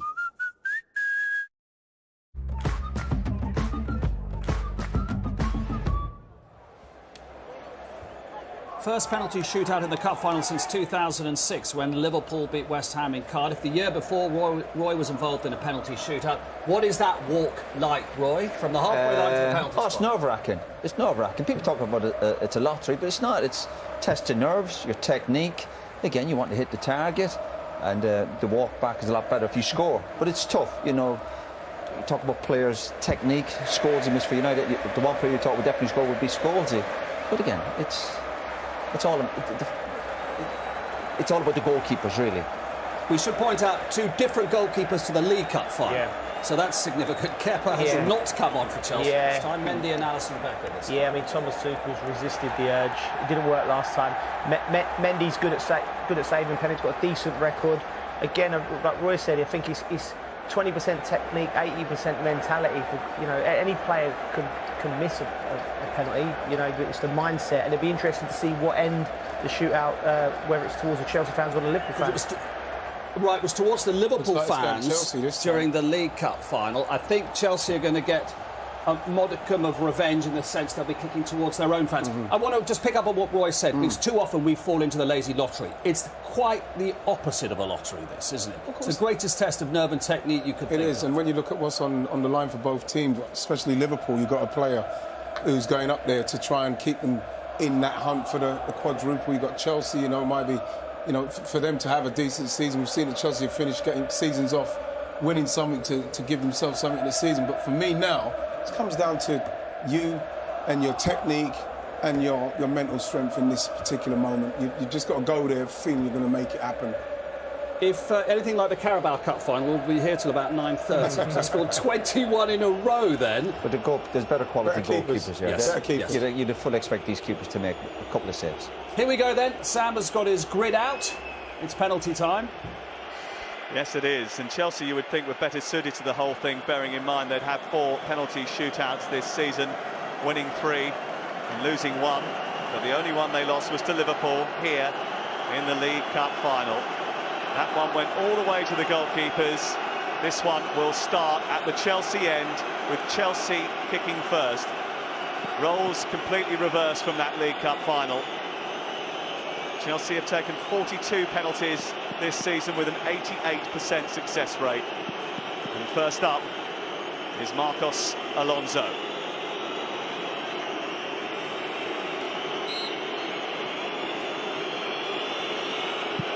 And scores.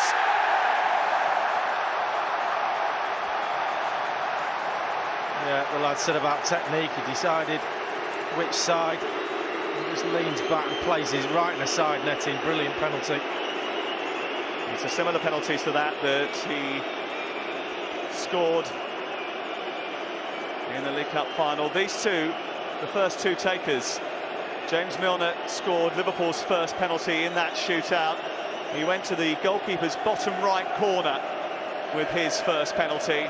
Edouard Mendy has been the hero of penalties in the Senegal national team. James Milner is an expert from 12 yards. This to level it up. And he does, with a vicious kick. Well, he had a little stutter, and Mendy guessed the right way and got something on it, the goalkeeper, but the pace took it past him. Yeah, it's a fingertip on it. There's the captain, Cesar Azpilicueta for Chelsea, who is next up. Didn't take one in the League Cup final. Alisson moving around behind his goal line, trying to put him off. And he has. First strike to Liverpool. Alisson doing enough to steer Azpilicueta onto the post. He didn't have to touch it. Azpilicueta missed the target. Yeah, he just gets a really decent strike on it, but you have to hit the target. And that's pressure for you.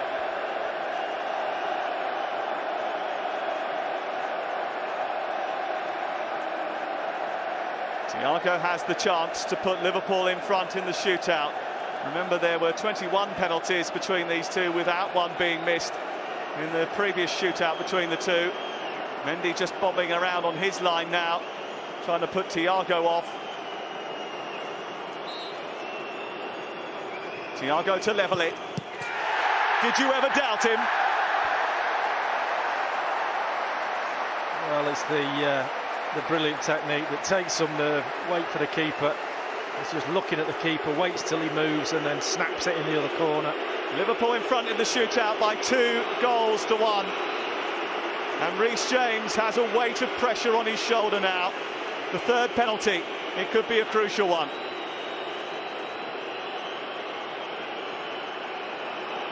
(2-1) Liverpool lead.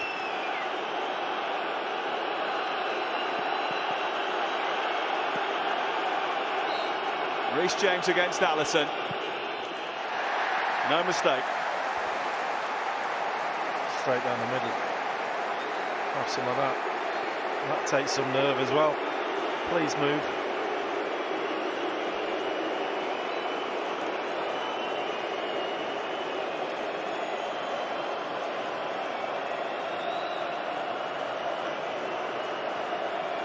Alisson comes out and gives Roberto Firmino the ball. Hasn't scored too many goals at Anfield recently, Roberto Firmino.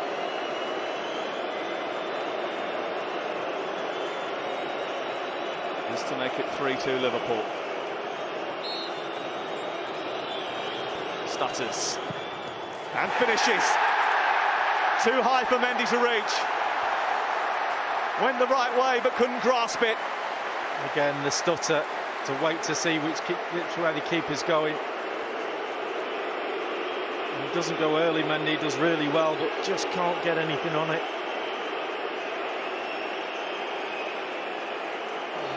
Just a fingertip. Now, how about this for pressure? Hardly kicked a ball since January. The former Everton player, Ross Barkley, against Alisson. How important could this kick be for Chelsea in the cup final shootout? It's Ross Barkley blasting it. That's why they brought him on. Well, if in doubt, put your laces right through it. That's exactly what he does.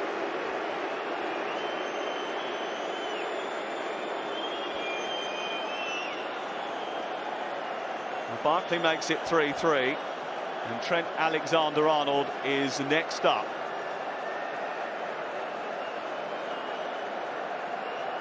Nerves for Chelsea fans everywhere.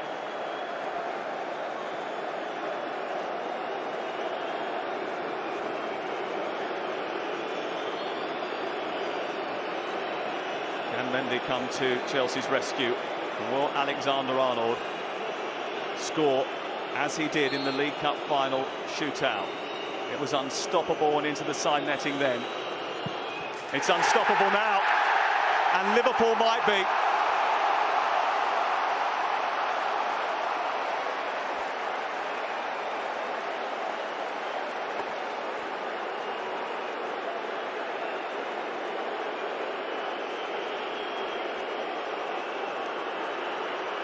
Now Chelsea turn to Jorginho,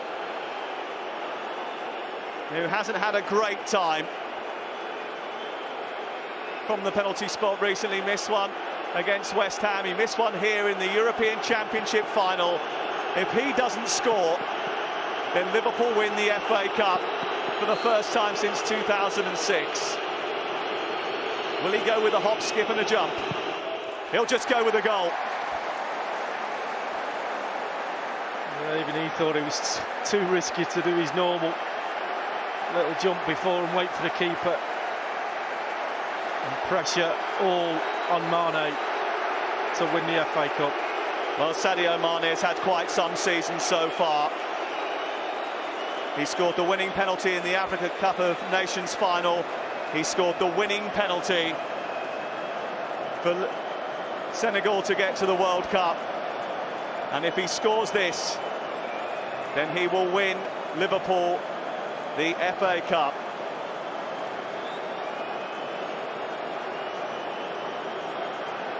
"22 goals this season. He doesn't take penalties in regulation time. He just does it in shootouts. And it is Sadio Mane of Senegal against his compatriot Edouard Mendy of Senegal for the silverware, for the trophy, for the cup double. It's Sadio Mane. It's saved by Edouard Mendy. Thomas Tuchel celebrates. The Chelsea fans go wild. Maybe Edouard Mendy just knows Sadio Mane too well. Wow. Too close to the goalkeeper. It is a good save. You couldn't separate these teams in 90 minutes or extra time. What drama.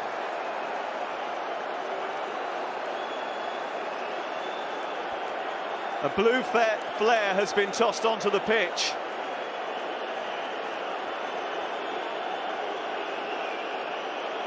Craig Pawson, is he going to delay this kick so that they can remove the flare, which is going to add extra pressure on Hakim Ziyech? He just pointed to the flare as if to say somebody take it off the pitch, and nobody's going towards it. In fact, one of the Chelsea subs, by the look of it, is running over there, or members of staff. And this just piles on more pressure. That's been dispatched. Now can Hakim Ziyech dispatch the penalty? It's a pressurised moment, this, having just seen it been levelled up. And he's fired Chelsea into the lead.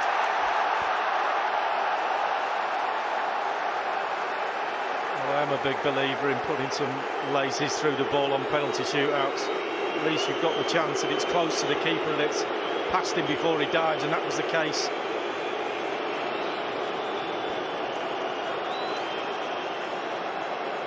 Here comes Diogo Jota. 21 goals so far this season in 51 appearances. He scored in the quarter-final, the key goal in the quarter-final against Nottingham Forest. Can he beat Edouard Mendy from 12 yards? If he doesn't, it's Chelsea's cup. We're into sudden death now. How are your nerves? Diogo Jota for Liverpool, blasts it brilliantly into the top corner. No sign of nerves from him. Well, he's just answered how his nerves are.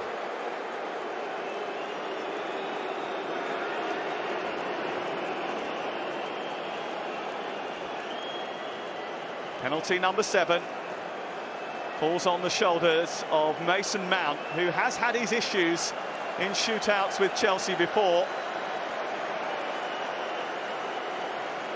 Not necessarily in the big showpiece occasions, but he is the next to take on Alisson. A battle of wits. It's Mount. It's saved by Alisson.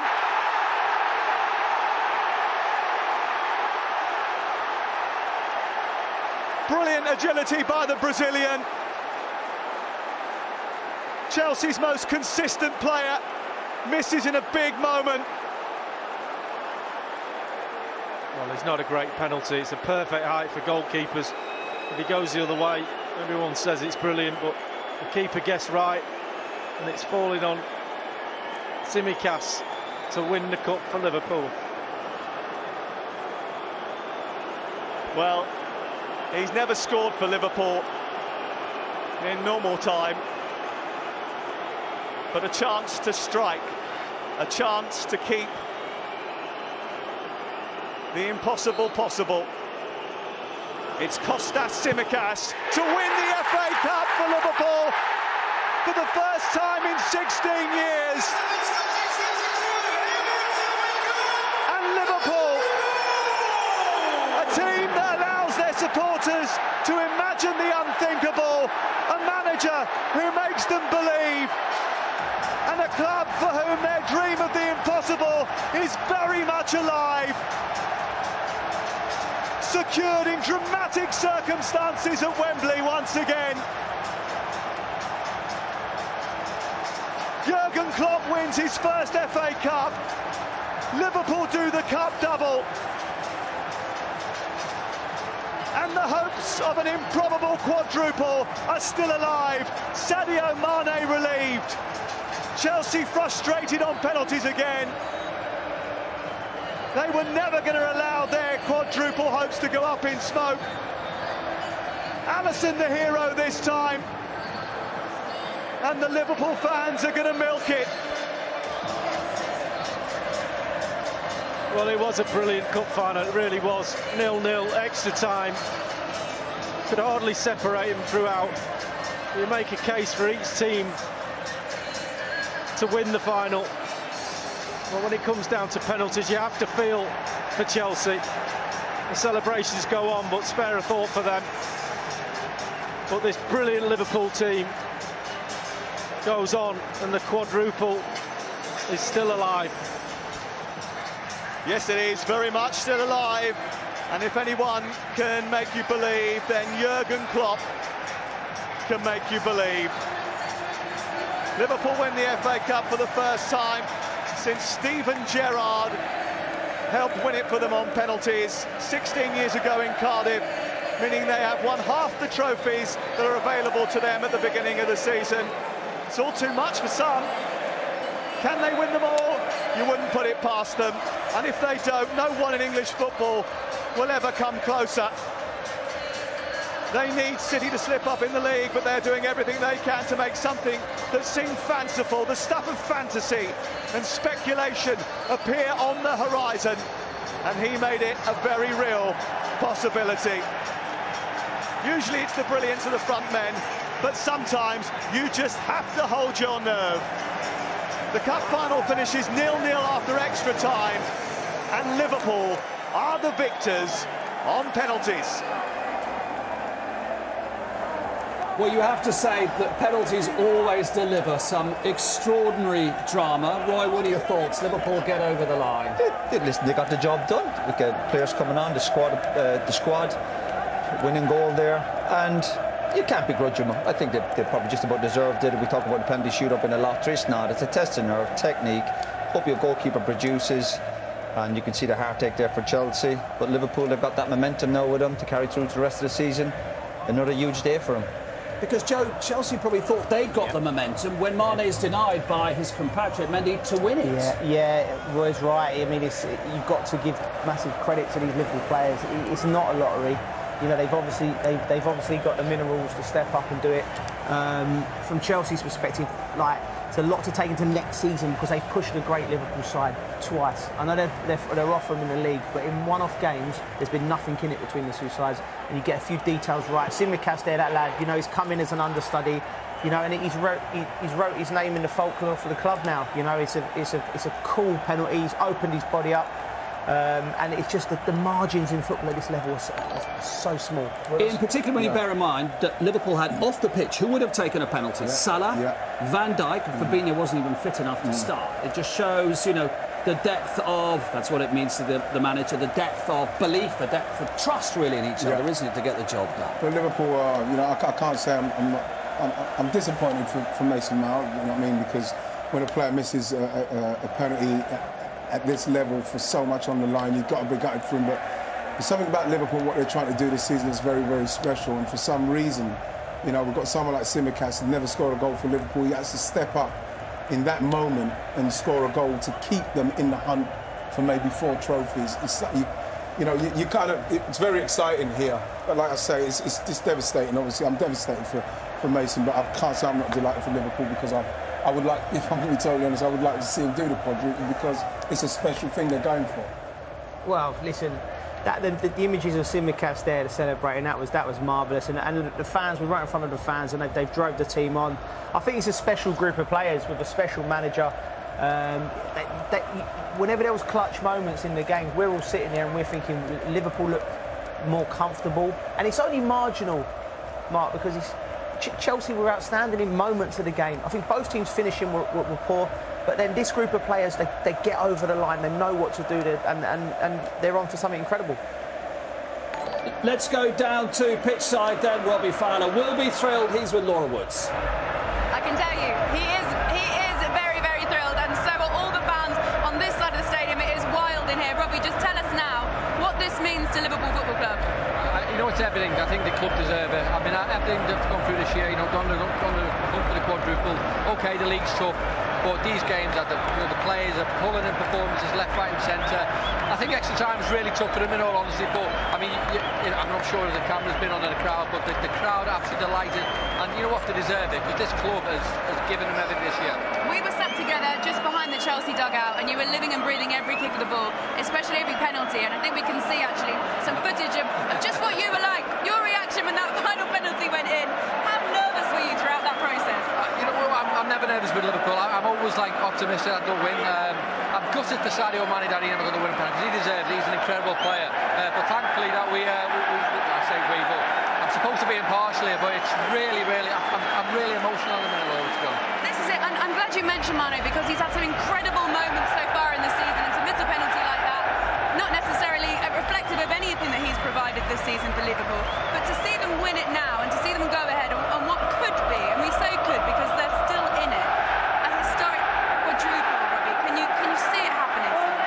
In all honesty, no. I'm going to play a little bit of a devil's advocate here. I think it's tough in the league. I think they can win the Champions League. And look, I think if they lost this game today and they lose the Champions League, this doesn't define Liverpool's season. Liverpool have been incredible this year. And For them to play every single game and go even like pull Manchester City to the wire in a Premiership. I mean, they're on course for 92 points. What a year! What an incredible season it's been. I know you're dying to celebrate, Robbie, so I'm going to let you go and celebrate with your fans. Mark, back to you guys. Thanks, Laura. Let's hear from Virgil van Dijk. Went off just before extra time, and here he is with Gabriel Clark.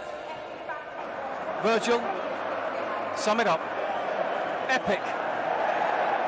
Yeah, obviously another trophy that we didn't win as a group yet. It's been too long, in my opinion, that the club won this trophy, and obviously intense game, both sides created opportunities, and luckily we'll be on the winning end. What are you thinking as Sadio Mane's penalty is saved?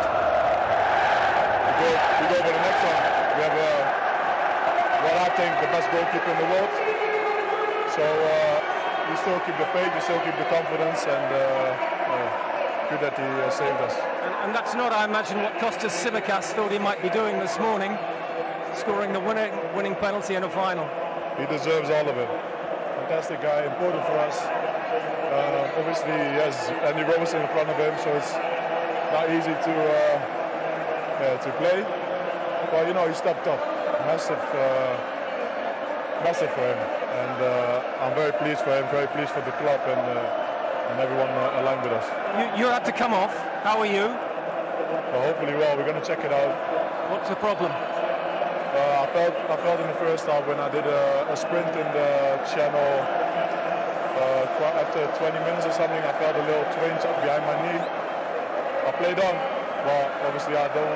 In the end, I thought if they put quite fast strikers in, I can't risk it for the team, and obviously I need to trust in Joao in this case. And well, I said, hopefully it will be fine. So positive mindset. They complete the set, don't they, under Jurgen Klopp? I mean, what a transformation Anfield is since he's arrived. Premier League, Champions League, FA Cup, League Cup, this set of players, this extraordinary manager. Well, everything what they've done at Liverpool, even recruiting Jurgen Klopp and the way they went about it, you know, the dossier that they had on him when he came, what he knew about the club, the recruitment that the club have done up to this point with him in charge, you know, the patience they've had in getting the players what they've wanted, you know, not just gone out and willy-nilly bought players. They've bought players into that squad to fit that team and what that team are capable of. And you see, like Van Dijk saying about Tsimikas there, he says he's very unlucky, doesn't get to play as often as he'd like, but he's stepped up today, and that is the mentality of the Liverpool squad. They're here to try and do something, like I say, special, and all of them are in it. It's an amazing football team at the moment. Even you look at Klopp's reaction, obviously running on at the end there. The passion he has for football and obviously the club. We've got some brilliant players, but it all starts with Klopp. What he's done to that football club, the feel-good factor they've got, the squad of players they have, and they are set up for a special season, no doubt about it. And you can see him here, right? Look, it's not that I'm a big fan of it, but even when the winning goal went in, you see him sprinting on the pitch. He's like a teenager. That rubs off on the players, of course. Let's hear from Jordan Henderson with Gabriel. Jordan, another heavyweight fight between the two clubs, and you found the knockout again. Yeah, another big match. Good two teams going at it. Chances. Unfortunately, we couldn't put one away. But we kept going. You know, I think in extra time, both teams tired a little bit.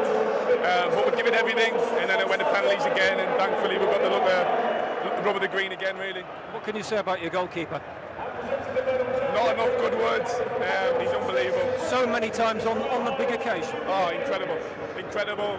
In games, everything build up, shot stopping, but he's all round sort of personality in the dressing room, as he is as a man, incredible. And for Kostas Tsimikas, what a moment, because I imagine when he got up this morning, he's not necessarily thinking he's going to be scoring a winner. No, but Kostas has been good up ends. You know, we've been practicing them and he was good, so I was full of confidence when he stepped up. And what does it mean, this trophy now, to the club? Champions League is there, League Cup is there, Premier League is there, but now to win the FA Cup? Yeah, big for us, big for us. We wanted to challenge on all fronts this season, which I think we've done. League Cup and now the FA Cup is pretty special, really, but we've got some more big games coming up. You know, got to recover so quickly and play Tuesday. You know, give everything in the Premier League, and then obviously Champions League at the end of May. Well, the quadruple is still on. Well done today. Thank you. Quadruple is still on. It'll be very tough because Manchester City are in the box seat. Chelsea going up. They've lost 3 FA Cup finals in a row, Joe. First club ever to have that unwanted record. That's desperately painful to have to deal with. Yeah, it's a tough one. It's a tough one to swallow because, you know, this group of players, like I said, they've pushed Liverpool twice in 2 cup finals. It's come down to a shootout and fell at the last hurdle. Champions of Europe, World Club Championship, the Super Cup. So the season has been relatively success. It's been turbulent with the changeover, everything that's going over. I think Thomas Tuchel's been outstanding throughout this spell, like I said before the game. You know, but this team is not a team that needs any kind of massive changes, just tweaking a few players here and there. Someone to come in, like Wright said, who's going to put them, you know, a bit more clinical, put them chances away. You know, and then they can be up there challenging with a Man City. And of course, just settled off the pitch in terms of the ownership, which should go through with, we think. But that's just what they need, though. Well, exactly what they need, and you know, like they said there, they've run Liverpool close in 2 one-off games. But Chelsea, I know for a fact, will be wanting to challenge for the Premier League again. We know that they're capable of winning like Champions Leagues and FA Cups, but you know, being unlucky in the FA Cup, I'm going to be totally honest. But we know that they're not a million miles away. They've got a very good manager. We've got a new owner. Hopefully, he'll come in and he'll, you know, if he can back them like their previous owner. Because he deserves it, doesn't he, Thomas Tuchel? Of course he does. What he's done, you know, where Chelsea were when he came in, you know, everybody they're all over the place in certain people's eyes, and he's sorting them out. They won the Champions League, and you know, they again today it comes down to you're playing against Liverpool. They made chances in the way that they were going to be able to make chances. They broke them. They got through them, counter-attack, and missed chances. They missed good chances. And this is the kind of thing, if Liverpool play like that against Real Madrid, I don't think they'll miss those chances. So that's something they're going to have to tighten up on. Unfortunately today, Chelsea didn't take those chances. Not to be Chelsea's day. Liverpool win both domestic cup competitions as they did in 2001. Time for them to pick up the FA Cup. Then let's go back to Sam Matterface. And Liverpool won this 8th FA Cup with just 1 stop away from Anfield after Shrewsbury and Cardiff and Norwich were dispatched at home. They won narrowly at Nottingham Forest before a semi-final here, a brilliant semi-final here against Manchester City. There are more steps for them to walk up than ever before, so it might take a little bit longer. More steps than in recent years because the players are going up to the Royal Box to receive the trophy from the Duke of Cambridge. After the end of COVID restrictions, 107 have to be climbed to collect their trophies as opposed to just 39 at the old stadium. But when you're getting used to winning, you don't mind the climb. Champions League winners in 2019, Premier League winners in 2020, League Cup and FA Cup winners in 2022. And the FA Cup will end up in the hands of Jordan Henderson, but it's not just about the elite. The competition started on a Friday night in August with Concert, West Essex, Ascot United and Ealing Borough. 725 other teams joined, and after 10 months, we have our 2022 FA Cup winners. It's in stark contrast to the 12 teams that took part in this competition in its inaugural year 150 years ago. But they know what it's like to win it. They know how good it feels to win it. And now Liverpool, after 16 years of waiting, know how good it feels to win it as well. And they hope to add to that haul of trophies that may yet not be complete for this season. It's not a bad time to be a Liverpool fan, and it's not a bad time to be Trent Alexander-Arnold, who becomes the youngest Englishman to win all of the major prizes that are available to him.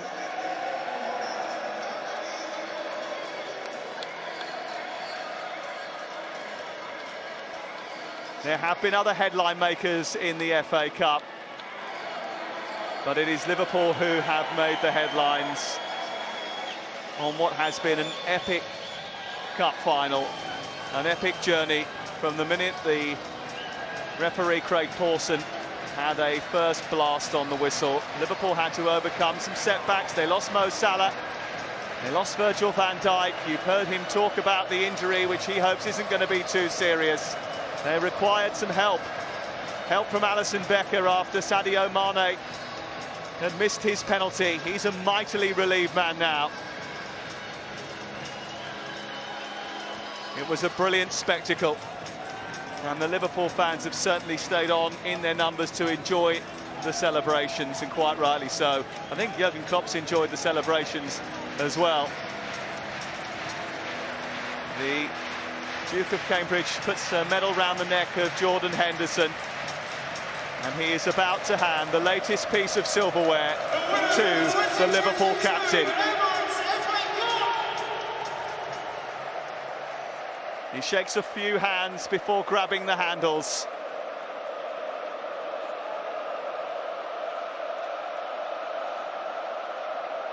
And now the big moment.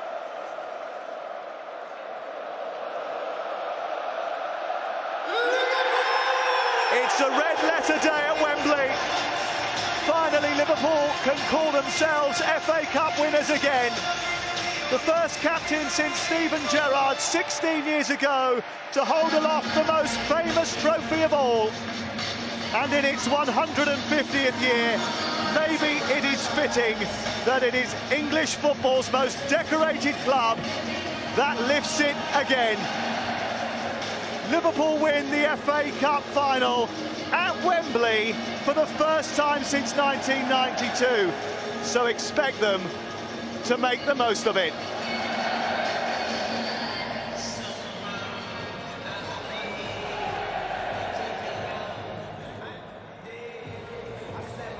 I think somebody needed to tell Luis Diaz that the lid came off, Ian, right? Well, that's the thing. You see, when you want it a couple of times, you could say to people, like, watch out for the bottom, watch out for the lid. You know what I mean? Brilliant, brilliant.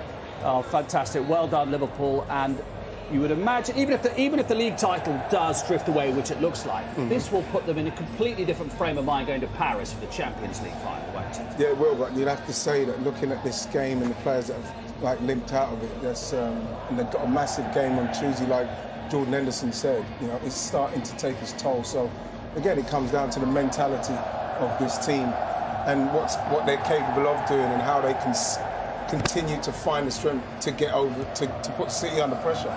Because you know, you look at City at the moment, driving City, and they don't look like they're going to slip up. So Liverpool have to make sure that they're there ready to put them under pressure.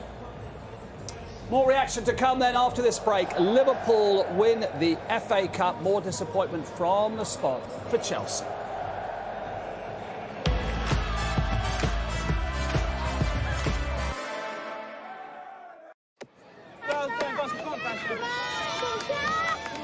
McDonald's Fun Football